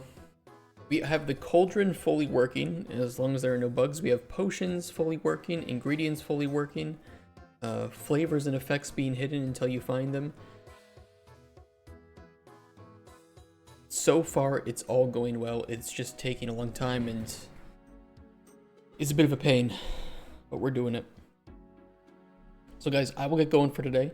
I will see you on Monday, not Friday, Monday. After which I will be a married man, so I don't want you guys sending me any dick pics anymore. As much as I might want them, I can no longer accept them. So guys, have a wonderful weekend, wonderful Friday, wonderful rest of your day today. I will see you on Monday with more Cauldron Chronicles, with our 200th day of development for Cauldron Chronicles.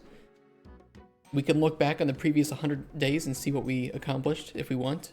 And take a little bit of time for the stream to do that. So guys, thank you so much. Really appreciate it. Have a wonderful rest of your day. Peace. Bye-bye, guys.